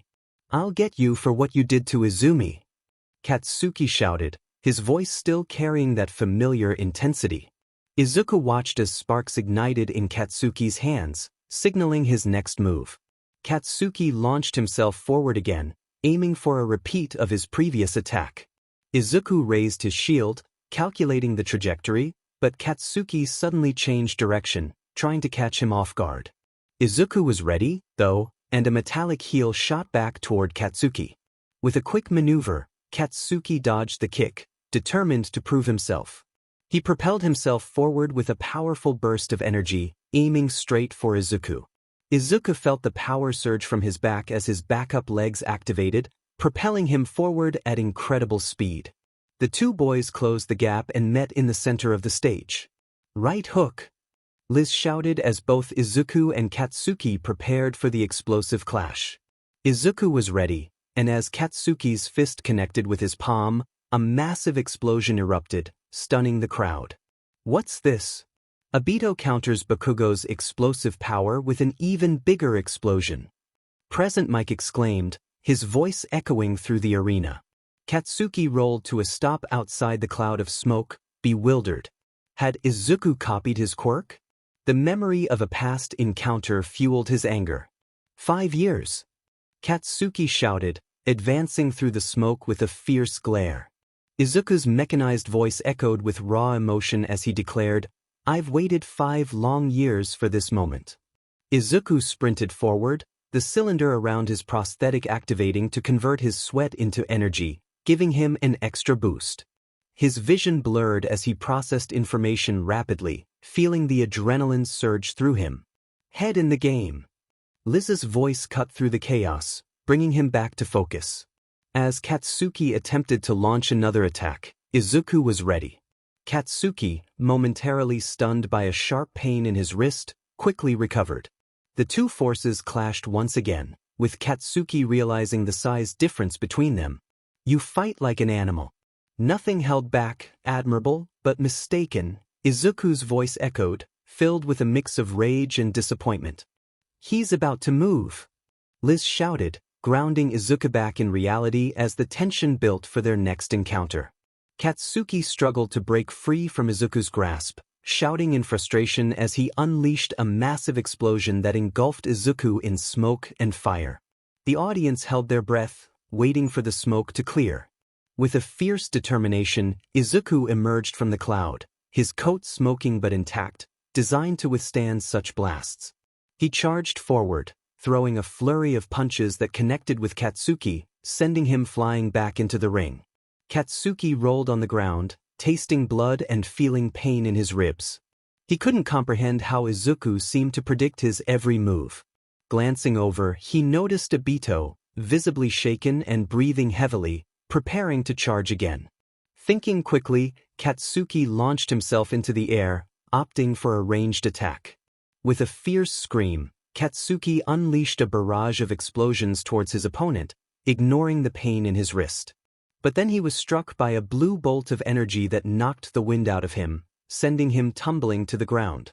As he struggled to regain his breath, Katsuki heard Obito's taunts, which stung deeply. The mention of Izuku fueled his anger, and he looked up to see Obito aiming at him with a transformed arm, two barrels smoking ominously. Katsuki yelled in defiance and blasted himself toward Obito, but was caught mid-air, struggling against the grip around his throat. Obito pulled him close, his massive frame keeping Katsuki suspended. "A monument to all your sins," Izuku said, causing Katsuki to snarl in response. In a moment of desperation, Katsuki placed his hand against Obito's face, triggering a massive explosion that engulfed them both. The crowd gasped at the point-blank explosion, and Toshinori nearly burst from the viewing box in shock. As the smoke cleared, a voice echoed throughout the stadium, sending chills down Katsuki's spine. He looked up at the screens, horrified to see his former best friend. Izuku barely stood as he stared at his sister's unconscious body, feeling a mix of pride and exhaustion. Despite the toll of the battle, he couldn't help but smile, having achieved victory. But as the reality of his actions sank in, his knees buckled, and he sobbed, overwhelmed by the weight of what had transpired. "Now finish it," a voice urged, and Izuku turned to see a figure glaring at him. Instinctively, he reached for his weapon, but it was in ruins, barely held together. He felt no sorrow for its loss, only frustration at the time it would take to rebuild. Suddenly, everything went dark. The crowd was left in shock, unsure whether to cheer or express horror at the brutal events they had witnessed. As the atmosphere shifted, the cries for justice began to rise, overshadowing any admiration for the victor. Mei sat in her seat, her eyes glued to the screen, unable to look away from the chaos unfolding. The echoes of Izuku's words lingered in her mind as she finally turned her gaze to the arena, questioning the strange behavior of her friend. Is this what he was so fixated on? What he did to Bakugo, the movements, the rage. It wasn't just muscles, it was a machine. Her eyes flicked back to the screen, just in time to see his jaw ripped from his body once again. Izuku's eyes fluttered open, immediately struck by pain and overwhelming stiffness everywhere. As he allowed his eyes to adjust to the light, he realized he was in what was essentially becoming his personal bed. Looking down, he found that the remains of the memento mori had been removed, and his left arm was laced in bandages. It was hauntingly familiar. "Toshi, you need to calm down." Izuku perked up at the familiar voice of Chio. Struggling to sit up, he strained to listen in on the conversation. Calm down. Calm down. You saw what he did to him. It was his fault." Izuku then heard the very angry voice of his father. "And what are you going to do, HM? Fight him? Beat him? I don't know if you noticed, but your fool of a son already did that. So calm down and take a breath before you disturb my patience." Chio replied, "How can you expect me to do that when Izuku has been suffering for years because of him?" His father seemed to lose steam as he took a deep breath, trying to calm himself. "It's best not to think about it right now. The time will come, I'm sure. For now, worry about your son, be here to congratulate and support him. Then, after you've done that and after we've celebrated with him, I'm going to have a serious talk with him for hiding this for so long," Chio said with enough intensity to make her point clear. Izuku laid back in his bed and stared at the ceiling. Everything was revealed now. He was afraid that his dad would be mad at him. He was angry, all right, but it didn't seem to be directed at him. In that moment, as Izuku truly digested the events of the last few hours, he cried. What felt like an unseen weight crushing every part of him was suddenly lifted. His eyes darted wildly as the sudden relief was too much to process. For the first time in half a decade, he didn't feel any pain. He began to sob silently at the memories, sking in a deep breath as he tried and failed to steady himself. He had done it. He had won. Thoughts of every negative comment, every insult, every punch, and every lie he had ever been told swirled in his mind. He had always been told to give up, that he would never amount to anything, that he was just Deku. But he had proven each and every one of them wrong. Not only had he shown that quirks didn't matter, that anyone could be whatever they wanted to be, but he had also found his own justice. Even though he wanted more, even though he wanted to confront those who had wronged him, he had shown the world exactly what they were. He had proved to himself that they couldn't hurt him anymore, that they never would again. Izuku was experiencing a torrent of emotions all at once. What he felt was so intense and indescribable that he didn't even care if they let him into the hero course. He didn't care about anything in that moment, not his broken body, not his dreams or goals. All that mattered was that he had settled the score. What happened next was out of his hands. He had done everything he could, everything he had set out to achieve. For now, he would simply rest. Releasing a genuine chuckle with fresh tears rolling down his cheeks, he placed his bandaged arm over his eyes as a wide smile spread across his face. "Who's useless now, Izumi?" he whispered to himself, chuckling dryly and smirking like a child. For the first time in so long, he could move on. He could let go. He could look forward. Let the past die with Deku. He would never forgive, and he couldn't forget. But he wouldn't let his past shackle him anymore. He would reach for the horizon. He would fight for his dreams. He would protect the innocent and confront the wicked. He would run headfirst into the dawn and leave his demons behind him. This would be his time. He could finally let go of Deku and lay him to rest. It was time for Izuku to live. Trying to collect himself, Izuku took a deep breath. Everything seemed so much brighter, as if a film had been pulled from his eyes. His heart was exploding with butterflies, and his legs felt as if they had run away without him. It felt like lightning coursing through his body, a sensation unlike anything he had ever experienced. Trying to steady himself despite the constant grin that seemed to have a mind of its own, he pushed himself up into a sitting position and inspected his bandaged arm. He could feel the skin pulling tight as he opened and closed his fist. It was tighter than normal. The scars that laced his body made it feel like his skin was RBB band, ready to snap at any moment. But his hand felt even more so. Now that he thought about it, everywhere felt slightly different. Quickly pulling the bandages aside, Izuku inspected the sensation and found parts of his skin covered in red patches. He tried to think back to what he last remembered. Flashes of the fight against his sister entered his mind. He remembered Liz suching them into maximum overdrive, and then, before he could continue his thoughts, the curtain surrounding his bed was suddenly pulled aside, revealing Toshinori in full all-might form, his eyes wide. Neither spoke for a moment, each staring, caught in each other's gaze. Izuku fumbled for words as he tried to digest the tremendous emotional breakthrough. A heavy weight settled in his gut as he stared back. Was his father angry? He had betrayed his trust, everyone's trust, all because he wanted revenge. Would his dad stop caring? He had been so consumed with it, so hell-bent on it, that he neglected the consequences, the price he would have to pay. "Dad, Izuku choked out, but he was interrupted by a gust of wind and a hug so crushing it felt like his spine was contorting. "You stubborn, reckless moron." Toshinori laughed lightly, though it was tinged with sorrow, as he held his son tightly in his all-might form. "I should let Chio beat us both with a cast-iron spoon. I am so proud of you. But why, Izuku? Why didn't you tell me? What happened to being a team? Did you not trust me?" Toshinori's voice cracked as he looked into his son's eyes, searching for answers. Tears began to form as he felt the weight of betrayal. Izuku stood frozen, wide-eyed at the hurt in his father's expression. He struggled to find the words to justify his silence. The once euphoric feeling he had was replaced by the old wounds that resurfaced. An intrusive thought echoed in his mind, making him hesitate. How could you trust him? He was always helping her to be a hero. Why wouldn't he protect you like the rest did? Izuku choked on his words, his face contorting into a frown. I was afraid, he admitted, his breath hitching as he looked away from his father. Afraid of what? Izuku, you can tell me anything. Toshinori pleaded, gently shaking his son's shoulders. I was afraid you'd give up on me. Izuku shouted, pushing Toshinori's hands away, shocking him. I was afraid that if you knew, you'd protect them like the rest. That you would stop caring. His emotions bubbled over, and he struggled to contain a sob. Toshinori sat in stunned silence, feeling as if his heart had shattered.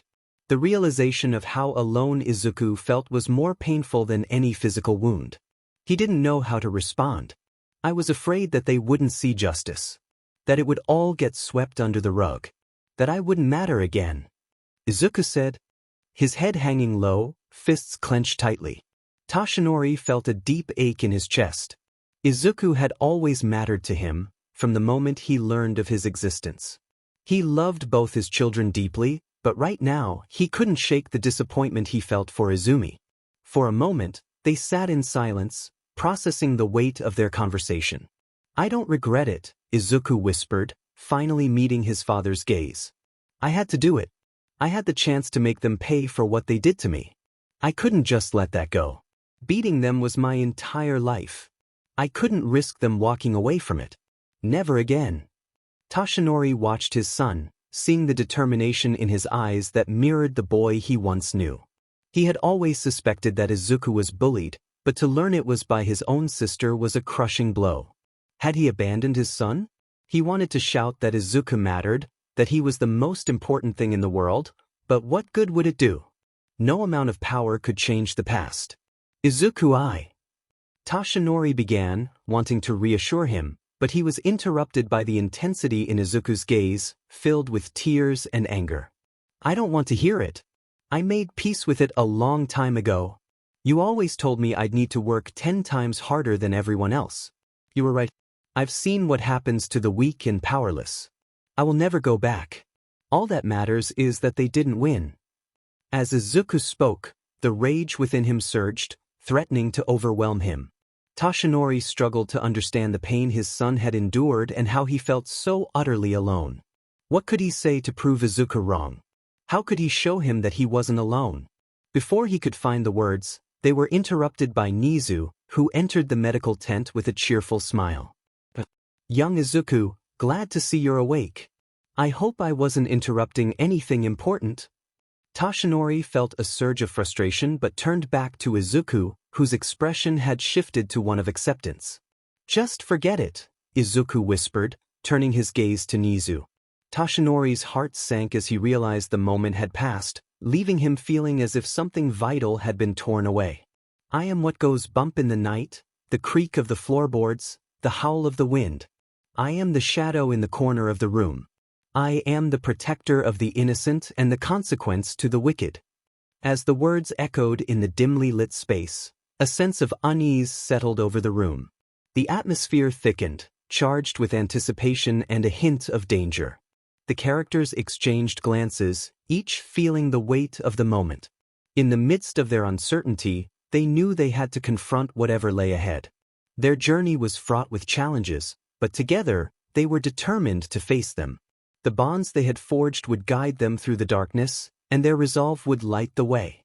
With a shared nod, they prepared to step into the unknown, ready to embrace the adventure that awaited them. Nizu stood with a large smile stretched across his face as he rocked on his heels, clearly enjoying the unfolding events. Not only had this quirkless individual managed to defeat some of the most powerful quirks of this generation, but he had also managed to hack into the broadcast system. That was truly impressive. Unfortunately, they would not be able to celebrate his accomplishments just yet. I truly hate to interrupt. I'm glad to see undeterred Izuku. I trust you're in good spirits? Nizu said with his usual cheerful tone. For a moment, both Yagis exchanged glances, a silent communication passing between them. No, you didn't interrupt anything important, Izuku replied dryly, keeping his gaze fixed on his father. Good, wonderful, Nizu exclaimed as he made his way over to the hospital bed. Now I have a couple of things to bring to your attention, some very good and exciting and others, well, more unfortunate, he continued, beginning to climb onto the bed. Once he reached the top, Nizu brushed off his well-tailored suit and took a deep breath, offering a cheerful smile as he approached Izuku. Ahem, I would like to begin with my most sincere congratulations for your exceptional performance. You are truly inspirational, Izuku. Despite the challenges you've faced, I've seen your incredible drive, which is rare. It is with great pleasure that I present you with this first-place medal. Nizu said, pausing to hold out the medallion. Unfortunately, due to a sudden system glitch exposing one of our students in a negative light, we've been forced to postpone the official ceremony for now. But I can proudly say you are UA's official first-ever quirkless champion, he cheered. Everything had gone perfectly for him. Finally, he had a reason to reconsider Bakugo's place in the hero course. Izuku stared at the medal. He reached out and gently grasped it, feeling a mix of emotions. Despite his struggles, he realized that this small piece of gold would forever hold meaning for him. If I may ask for one thing, Principal Sir, Izuku said softly, rubbing his thumb across the smooth metal. All things considered, I'd say you may ask for several things. Nizu chirped, continuing to climb onto Tashinori's shoulder. When it gets out that I won, I want them to know I am quirkless, Izuku continued. Both Nizu and Tashinori froze, their attention fully on him. They'll underestimate me, they'll think I'm weak, that I'm prey. I want them to lower their guards. I want them to get overconfident and lose because of it. Is that something you can do, Nizu? Izuku asked, still rubbing the medal. A large grin spread across Nizu's face at the response. He could see the determination in Izuku's eyes. In that moment, he recognized the strength beneath Izuku's exterior. This was a boy prepared to face the world for what it had done to him. Tashinori, on the other hand, stared blankly, trying to understand the transformation happening before him. He could see his son changing, a confidence emerging that he hadn't seen often. While this was encouraging, he worried about the anger that accompanied it. Rage could be a powerful tool, but it could also lead to self-destruction. Oh, but of course. If that's what you want, by all means. Nizu chirped, settling on Tashinori's head, now at eye level with Izuku. No. If that's all you have for requests, I would like to continue with the much more fortunate news I bring, he continued, pulling a teacup out of seemingly nowhere. When a response was not forthcoming, Nizu continued as if someone had the decency to participate. I'm glad you asked. Now, while you are the top student in the support course, it's to my understanding that you initially applied for the hero course, Izuku. Nizu said with enthusiasm. Izuku's heart raced, and he felt a surge of hope. Taking a breath, he steadied himself, looking into Nizu's eyes. I never had the chance to attempt it, Izuku said, recalling the day he was denied once again. Well, would you like to? Nizu asked, raising his eyebrows and his teacup. Tashinori was about to jump for joy when Nizu continued speaking. I'm going to be frank with you, Izuku. There are many who would prefer you stay where you are. It is only because of this unfortunate revelation and your soon-to-be infamous reputation that I'm able to offer you this chance. Some unfortunate people hold very poor ideals. Normally, after your performance and victory, I'd have you within the course tomorrow.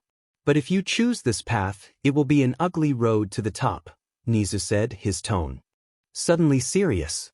Tashinori was taken aback by the shift, but Izuku simply stared at Nizu. It was a warning. Nizu was advising him to tread carefully. Izuku had faced prejudice and injustice for far too long. He understood that being a hero and achieving his dreams wouldn't be easy. He would have to fight for every inch of ground. But obstacles had never stopped him before.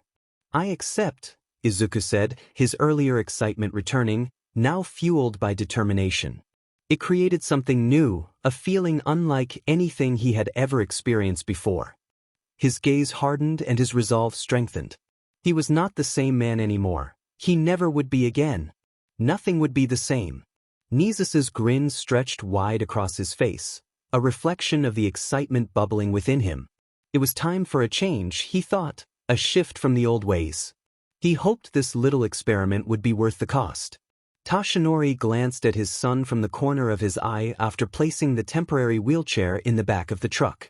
Izuku's final attack in the tournament had unfortunately destroyed the kicks beyond repair.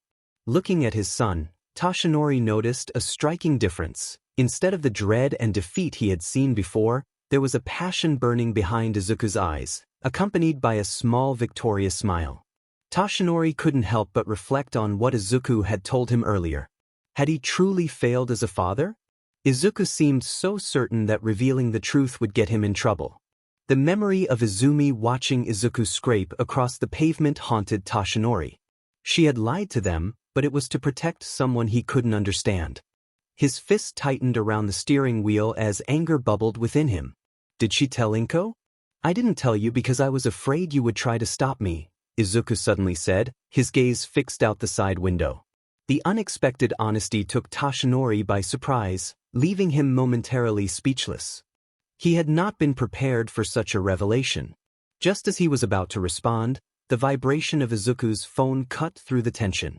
Both of them froze for a moment, caught between looking at each other and focusing on the road. Slowly, Izuku reached for his phone, which was ringing with an incoming call from number 1 boss. He glanced at his father, who encouraged him with a grin, "Go ahead and answer. Don't leave her waiting." Izuku smiled as he answered the call. "Muscles." Mei's enthusiastic voice burst through the phone, causing Izuku to hurriedly bring it to his ear while Toshinori laughed. "Hello, Hatsumi. Yes, I'm okay. Yes, I'm just headed home right now. Well, the kicks are ruined. Probably as soon as I get home, why?" Izuku replied. Toshinori stifled his laughter, trying to maintain his composure. Listening to Izuku's conversation was amusing, but he had an idea. "Pissed. Tell her to come over," Toshinori whispered, prompting a look of disbelief from Izuku. "Seriously? Invite her over. I was going to invite Chio and Yuna to celebrate." "1 second, Hatsumi," Izuku said, placing the phone to his chest. "Have you taken a look at me?" "I can't have her over right now," he whispered back, gesturing to his bandaged arm. "Trust me. Chicks dig scars," Toshinori insisted, brushing off Izuku's concerns. "Your war wounds maybe. Not a doctor's worst nightmare," Izuku hissed, returning to the call. "Sorry about that, Hatsuma. What do you mean you'll be here by 7:30? What do you mean you're bringing a nail gun?" "Hatsumi! Hatsumi!" Izuku exclaimed, horror spreading across his face as the call ended.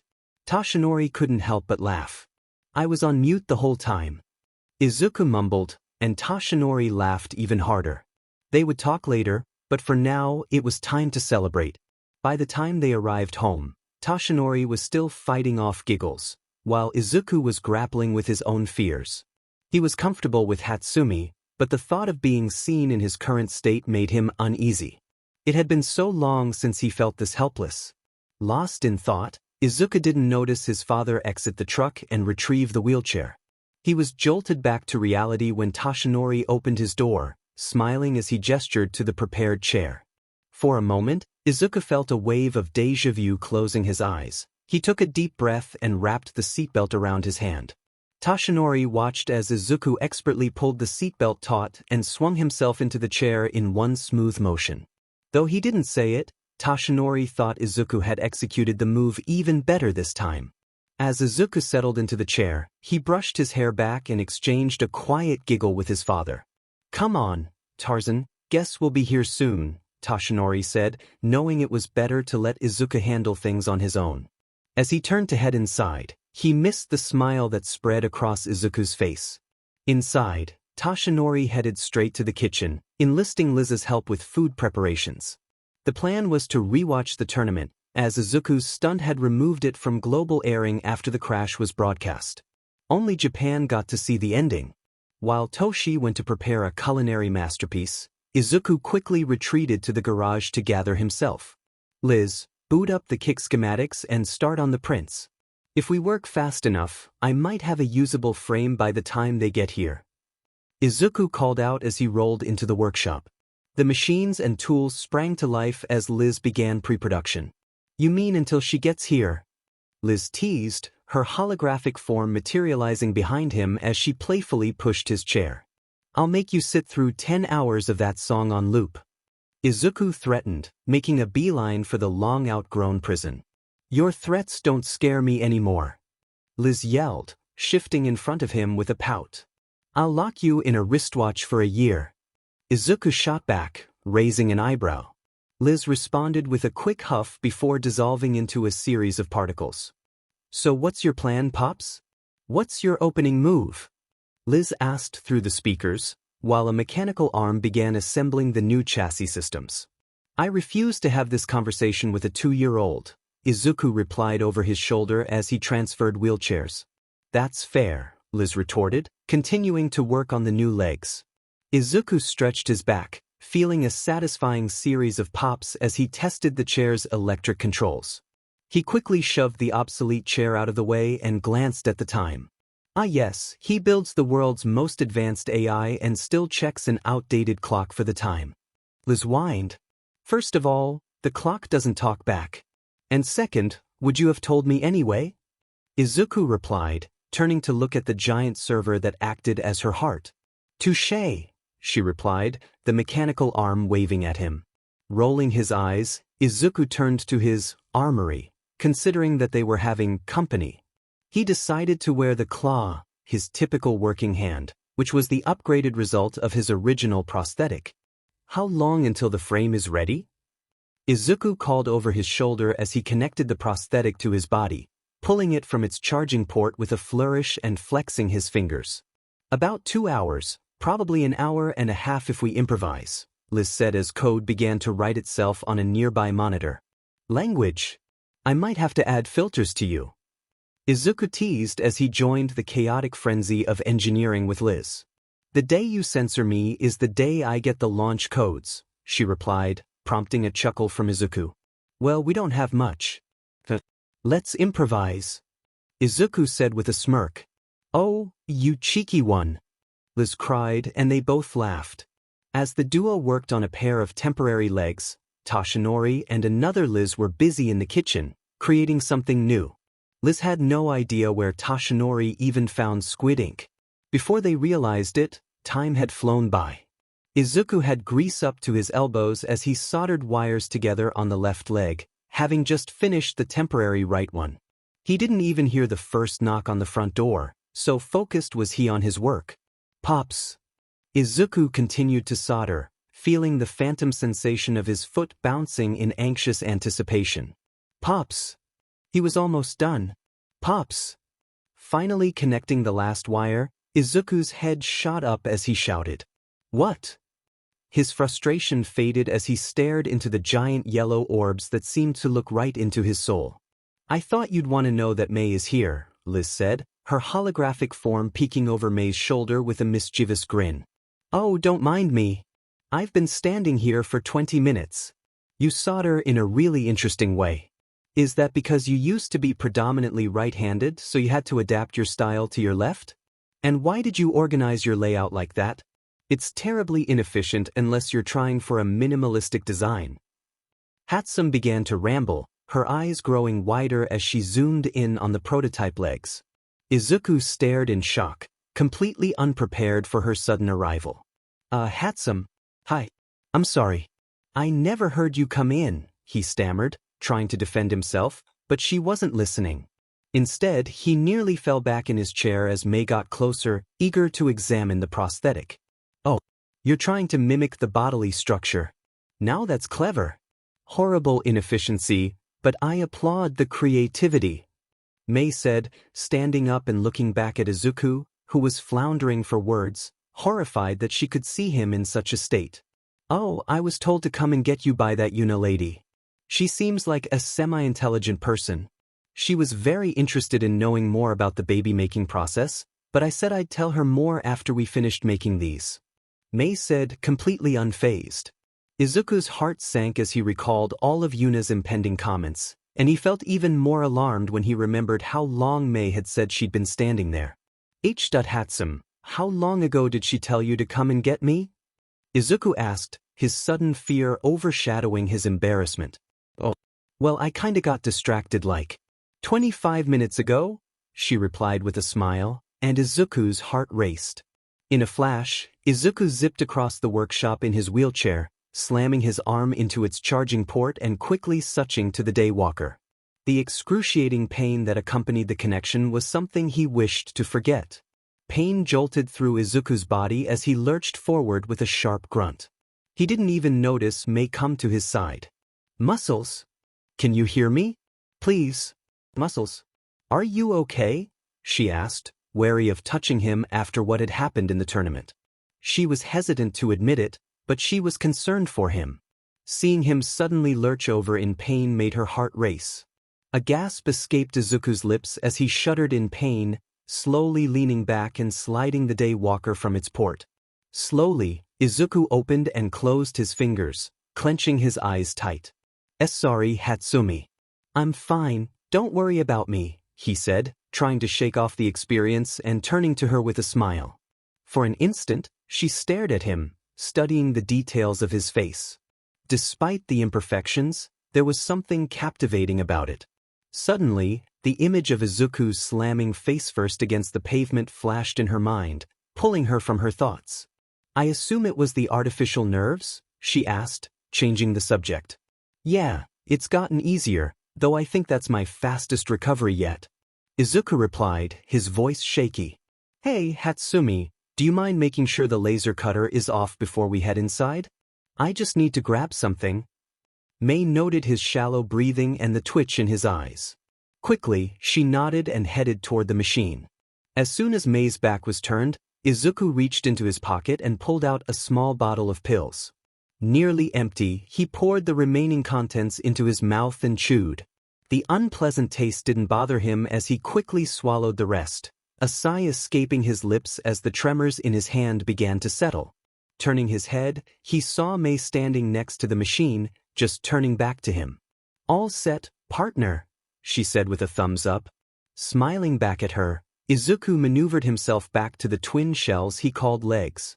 "Good enough. For now," he said, grabbing the first appendage. Mei watched as he rolled up his breathed leg further, revealing the scars and burns surrounding the implant at the end of his thigh. She pondered the potential surgery it required. Her attention was pulled away by a loud clack as the leg attached into place.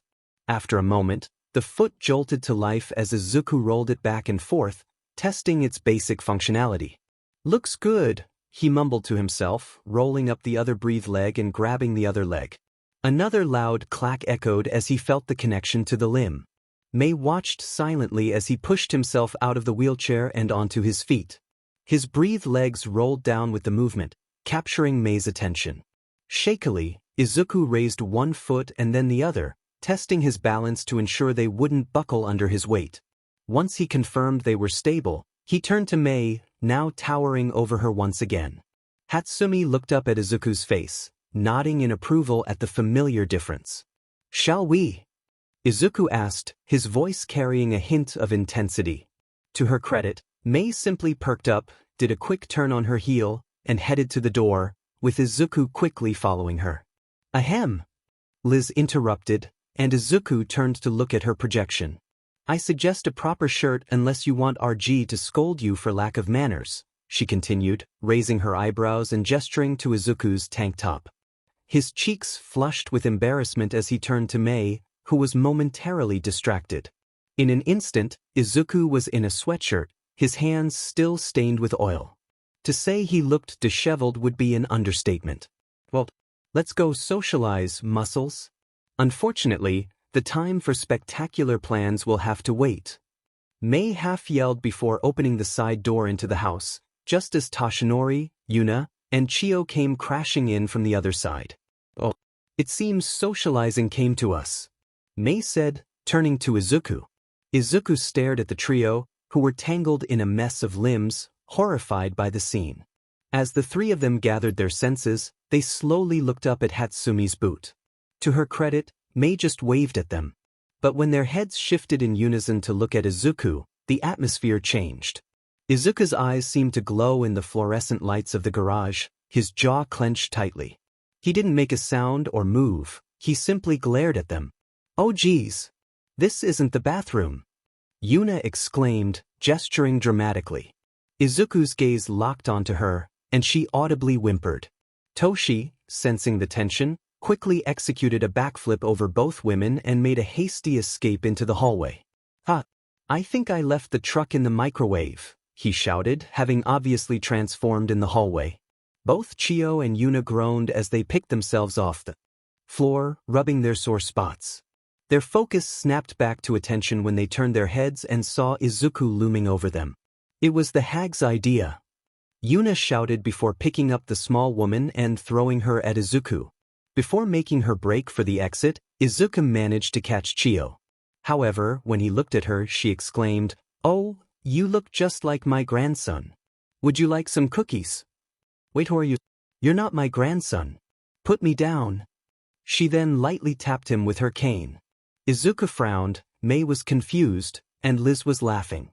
After gently setting the spirited doctor down and watching her scurry away, Izuku turned to Mei, absently rubbing the back of his head. "Sorry about them, Hatsumi. They can be a handful sometimes," he said, chuckling softly as he stared at the open doorway. "Huh," Mei replied, clearly distracted as she attempted to shove one of Izuku's arms into her backpack. Both inventors stared at each other for a moment, Mei looking bewildered while Izuku maintained a deadpan expression. As the silence stretched on, Mei continued to push the arm deeper into the bag. "Mei!" Izuku finally shouted, causing her to freeze in place. "What?" she yelled back. "Why are you stealing my arm?" he responded equally loud. "Why are you denying this baby the proper destiny she deserves?" Mei shouted, her voice echoing. For a brief moment, it felt like the universe paused, and Izuku's heart raced at the unexpected turn of events. "The what deserves the what?" Toshinori's voice boomed from the doorway, interrupting the moment. In a flash, Toshinori appeared in the doorway, steam coming from his mouth and bits of drywall in his hair. Did you go through a wall?" Izuku asked, staring at his father. "Not important," Toshinori shouted, pointing at Izuku. "It's not what you think, I swear." Izuku quickly moved out of the way of Mei, who was still in her stunned pose, continuing to shove the arm into her bag. "Izuku, why is your girlfriend stealing your prosthetic hand?" Toshinori asked, a grin spreading across his face. "What? No. She isn't. We're not. She and I." Izuku stuttered, waving his arms in frustration. Having given up on her attempt, Mei sighed and stood straight, returning the arm to its rightful place. "I have never even seen you wear that one. I won't have you neglecting what could be the greatest invention ever," she declared, unaware of the chaos her words were causing. Both men stared at her, trying to comprehend Mei's unique perspective. Izuku thought, she's lost her mind, while Toshinori wondered if he was losing his. "Hey, what's that?" Mei suddenly shouted, throwing a wrench across the room, which obliterated a small pile of forgotten machines. Ignoring the chaos, she dashed past them and into the house, grinning as she headed toward the kitchen.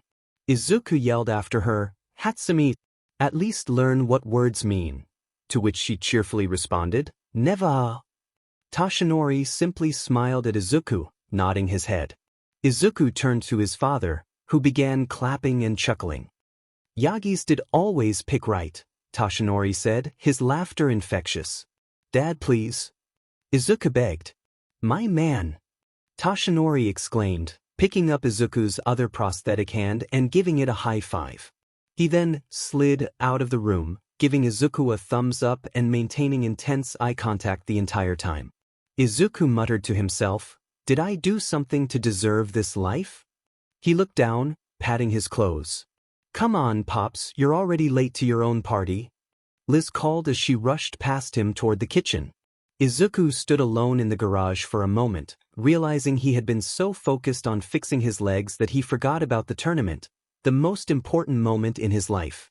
How could he forget so quickly? As he took a step forward, a stray thought entered his mind, feeling foreign. He shook his head, trying to clear it, but a series of loud pops came from his neck, causing him to shiver. Continuing forward, he heard a loud noise and realized his right knee had malfunctioned, sending gears and parts flying. He stared at the mess that was his budget kick, relieved that the fail-safe worked and he remained standing.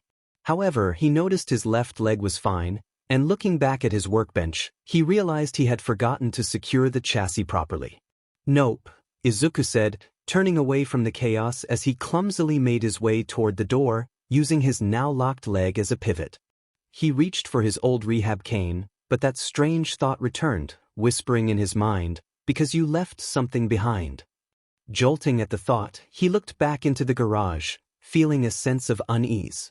Satisfied with the now empty space, he turned off the lights and shut the door behind him, limping toward the kitchen. He tried to focus on the party, but the nagging feeling persisted. What had he left behind at the tournament? Things had changed rapidly after the party. It quickly devolved into everyone asking Izuku the big question: why? They all collectively watched as he threw Bakugo around with surprising strength, revealing the anger and intensity he was capable of. Bakugo was a significant prospect in the hero course, and Izuku had overpowered him. None of them blamed Izuku, not even Toshinori. While he felt a mix of horror and understanding, he admitted to himself that he might have acted similarly if he were in Izuku's shoes. However, there was a universal agreement that Izuku's decision to hide the truth from them was troubling. Mei was mostly confused, having only part of the story to work with. What she witnessed scared her, and she couldn't shake the image of muscles hitting the pavement from her mind. Every time she looked at him, she recalled the way his body had crumpled. She left shortly after the incident, not angry at muscles, but overwhelmed by the events. She felt a whirlwind of emotions that day, including fear and concern. The flashes of him injured in the hospital haunted her dreams, mixing with her knowledge of his prosthetics. Muscles was intelligent, capable, strong, and funny, but he also made her feel things she had never experienced before. She needed time to reassess and understand Izuku Yagi, especially the fact that he was apparently quirkless. It was a topic they had never really discussed, but the announcer had declared him UA's first-ever quirkless champion. Hatsum was uncertain about this detail. Ultimately, she decided it meant little since he was still just as capable without a quirk. However, she felt hurt that he had never shared this information with her, which left her feeling conflicted. As for the others, Chiyo had to be nearly restrained from reacting violently, especially considering the damage Izuku had done to his own body in the tournament. New scars marred his skin, including burn marks from the lightning bolt that left intricate lines across his body. Izuku, on the other hand, simply lowered his head and sought their forgiveness. Yet, he never apologized for his actions. He felt he couldn't, and that it still wasn't enough. According to Chiyo, Izuku had cracked 3 vertebrae in Katsuki's back and severely injured his hips and pelvis. Katsuki's hand was mangled, losing 2 fingers and suffering nerve damage. Additionally, he had lost 14 teeth, shattered his jaw, and cracked his orbital socket. It felt like too much to bear. As for Izumi, her face had been severely injured, but doctors managed to reconstruct her nose, although she would need more recovery. The night ended on a sour note. Izuku had wanted to stop Mei to explain himself, but she was gone before he could reach her. Even Yuna felt disappointment, not in Izuku's actions, as she believed Katsuki needed a reality check, but in the fact that he didn't trust them enough to confide in them. Since meeting Izuku, she had seen a kind and innocent genius who had lost so much.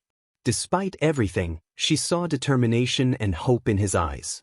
She viewed him as a little brother, someone she needed to protect. But now, she realized he was capable of far more than she could have imagined. In his eyes, she no longer saw resilience but a solemnity that concerned her. She had helped bring his body back from the brink. Now it was time to help save his spirit. As for Liz, she was the one who suggested broadcasting the crash footage. After learning what had happened to Izuku, she was fully committed to seeking justice against Izumi and Katsuki. However, she didn't agree with the level of violence that had been used. She wanted justice, not revenge. Finally, despite his overwhelming pride, Toshinori felt a deep sadness, a sense of despair that he wasn't good enough. Even as the #1 hero, he felt his own children couldn't trust him. He stared at Izuku for a moment, and an idea struck him. It was bold, but he had never been more certain of anything in his life. "Do you want one for all?" Toshinori asked, looking out the window.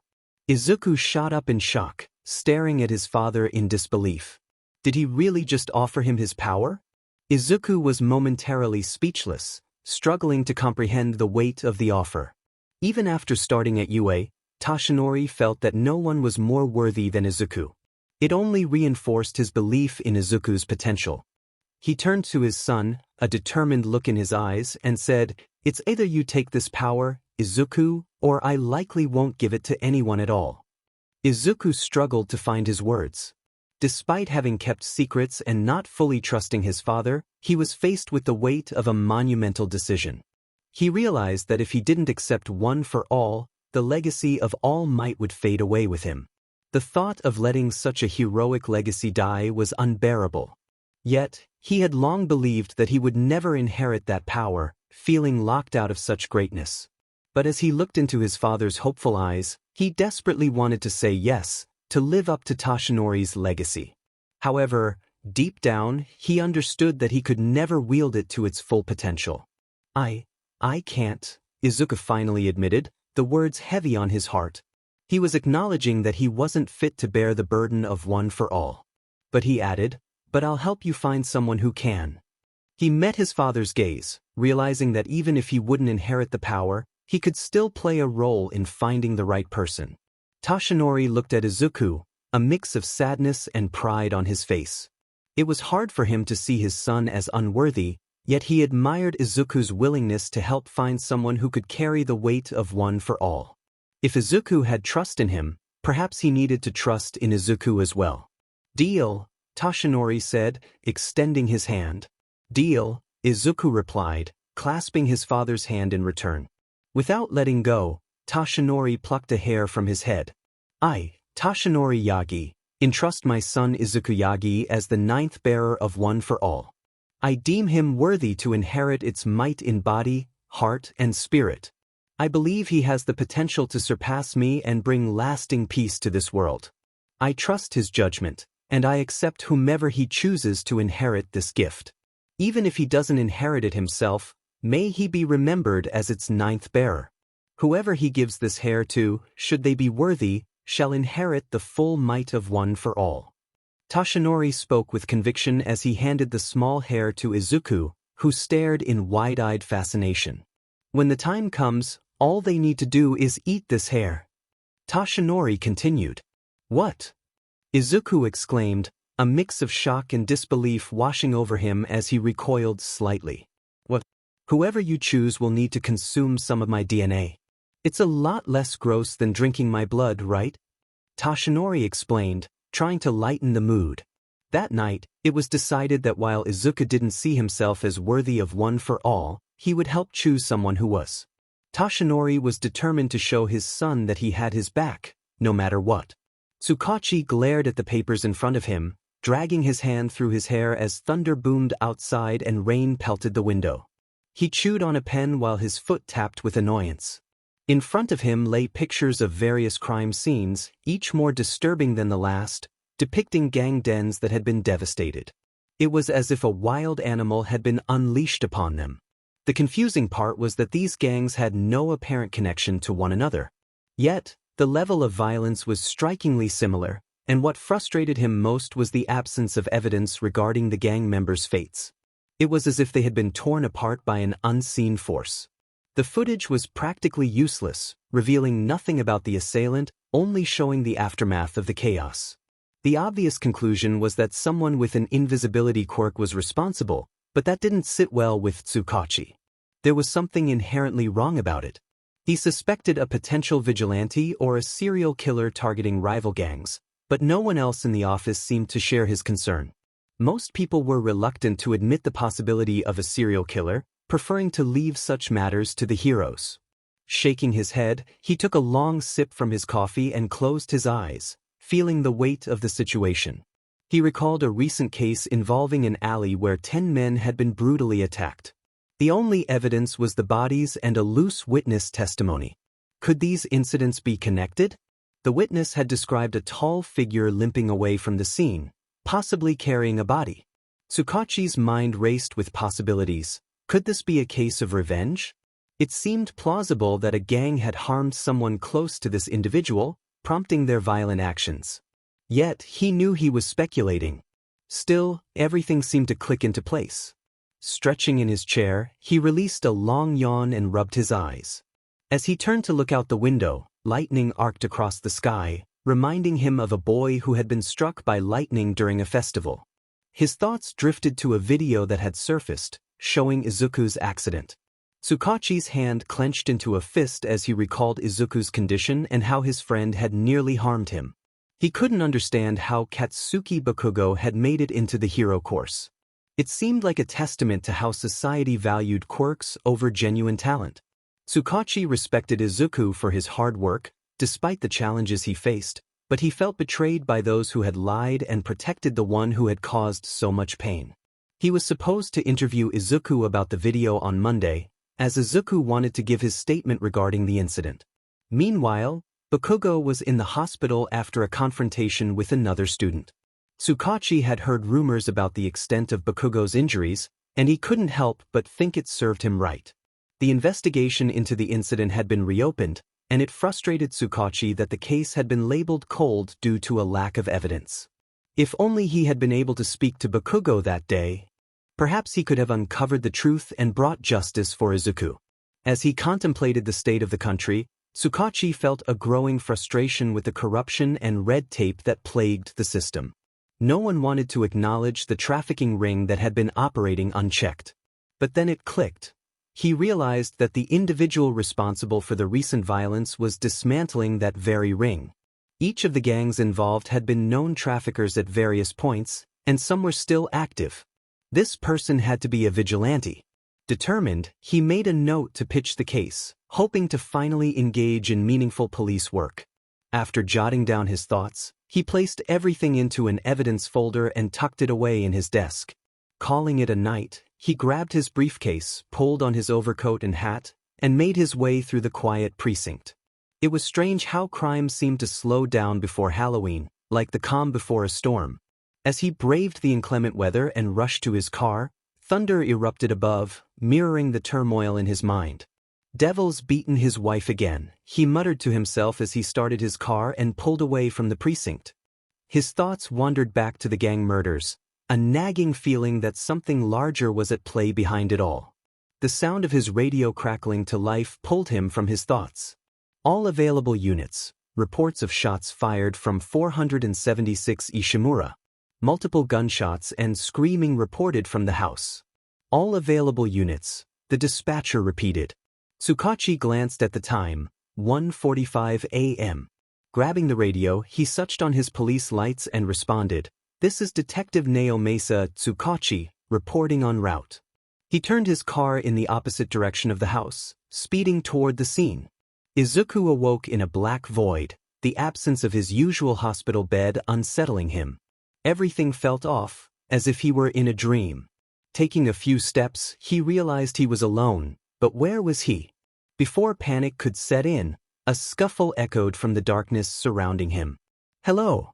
Izuku called out, surprised by the sound of his own voice. He looked down, his eyes widening in disbelief.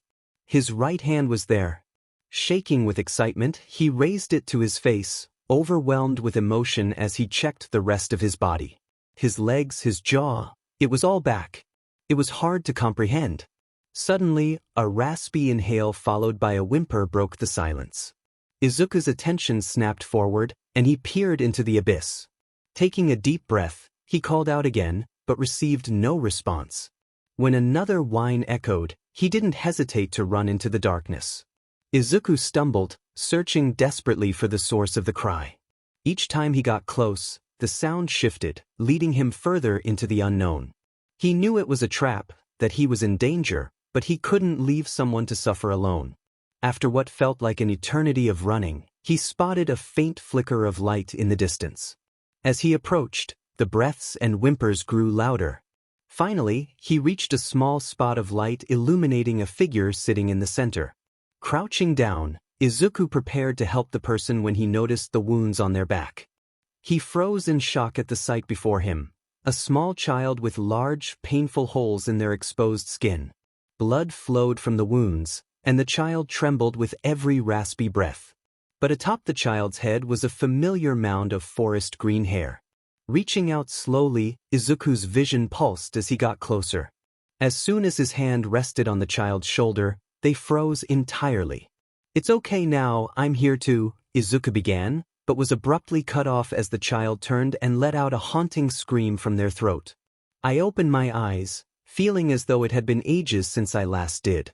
The clock read 12 a.m. I pulled myself off the old couch, my neck cracking as I tried to shake off the stiffness. The sensation of my skin stretching felt uncomfortable, but I was relieved he had forgotten to take them off again. Standing up was a challenge, everything felt foreign. It took a moment to regain my bearings. As I stretched, a satisfied sigh escaped me, but then I felt it, an unwelcome presence within me. I could sense it burrowing, trying to take control. I grabbed at my neck, feeling the unsettling buzz in my ears, as if it wanted to pull me back into a void. Determined, I fought against it. The effort caused my knees to buckle, and I collapsed to the floor, my body rebelling against me. I dragged myself across the room, the pain only fueling my determination. Reaching under a nearby cabinet, my fingers brushed against something familiar. I pulled it close, tearing it open to reveal small vials filled with a green liquid. I quickly placed one in my mouth, pressing the button on top. Relief washed over me as the pressure behind my eyes subsided. I lay back, listening to my heartbeat, a reminder that I was alive. Gradually, control returned to my body. I hated how dependent I was on the blockers, like an addict seeking relief. It was a constant reminder of my weakness. Once I regained my feet, I inspected my limbs, ensuring they obeyed me once again. They were slow but functional. I had limited time to prepare. Returning the unwelcome presence to its place, I peeled off the old sweatshirt I had woken up in. Standing shirtless, I scowled at the scars that marked my body, reminders of past struggles. I ran my hand over them, feeling the weight of shared suffering. Breaking my fixation, I turned my gaze to a specific tile in the ceiling. I dragged a nearby workbench over, climbing on top to reach the corner. I needed to prepare quickly. Reaching into the ceiling, my hand met cool steel. A grin spread across my face, a sense of triumph washing over me. "Finally!" I whispered as I tugged on the object, pulling it from its confinement. The large blade and bag descended from the ceiling. When I opened the duffel bag, I was greeted by my own face staring back at me. It felt like centuries had passed, and I had begun to forget its features. I wiped my thumb across the jagged steel and stared into its eyes, my own reflection glaring back at me. Chapter End. Recently, I've been experimenting with AI-generated voices, and it's surprisingly easy to create them. I even managed to get a decent voice model for a well-known figure from just a short clip. This has inspired me to announce my plans for an upcoming audiobook, especially with this new tool at my disposal. My current idea is to narrate most of the book myself, but there's a unique opportunity that I'm considering. I could potentially have the characters voice themselves in the audiobook.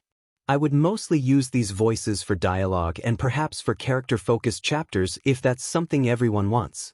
While I'm comfortable narrating without the voices, I think it could enhance the experience. That's the main update. I'm excited about the possibility of having characters like Izuku and All Might voiced by themselves, but I can't make any guarantees just yet. On another note, I've posted a short clip of a well-known figure narrating the opening to Piece by Piece on my YouTube channel, where I'll also be sharing the eventual audio chapters.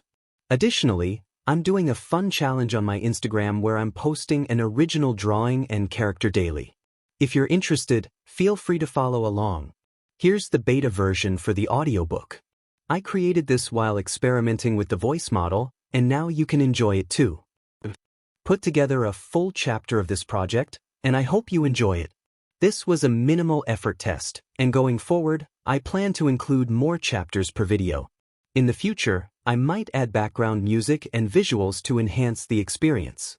The first chapter had to be edited slightly to work with the software, but I'll figure out how to make it work better in the future. Anyway, thanks for your support. Chapter End. I recently hit a milestone of 500K reads, which coincided with some exciting developments. I want to express my gratitude for your continued support. I still read all the comments daily, and it amazes me that new readers are finding the story even after my absence. I appreciate everyone in the community. If you'd like to join discussions about Piece by Piece and other topics, feel free to join our Discord. We have daily chats and even a weekly character art vote if that interests you. I won't take up more of your time, but thank you again. I'm hoping to focus on the audiobook and dive into the next arc of the story soon. I'm also still creating art and sharing it on Instagram. Thank you all for your time and energy in reading this story. I have big plans ahead, and I hope you'll stick with me as we continue this journey together. Stay tuned for the next chapters, Horizon Rewrite, and Boom Rewrite 3. Chapter End.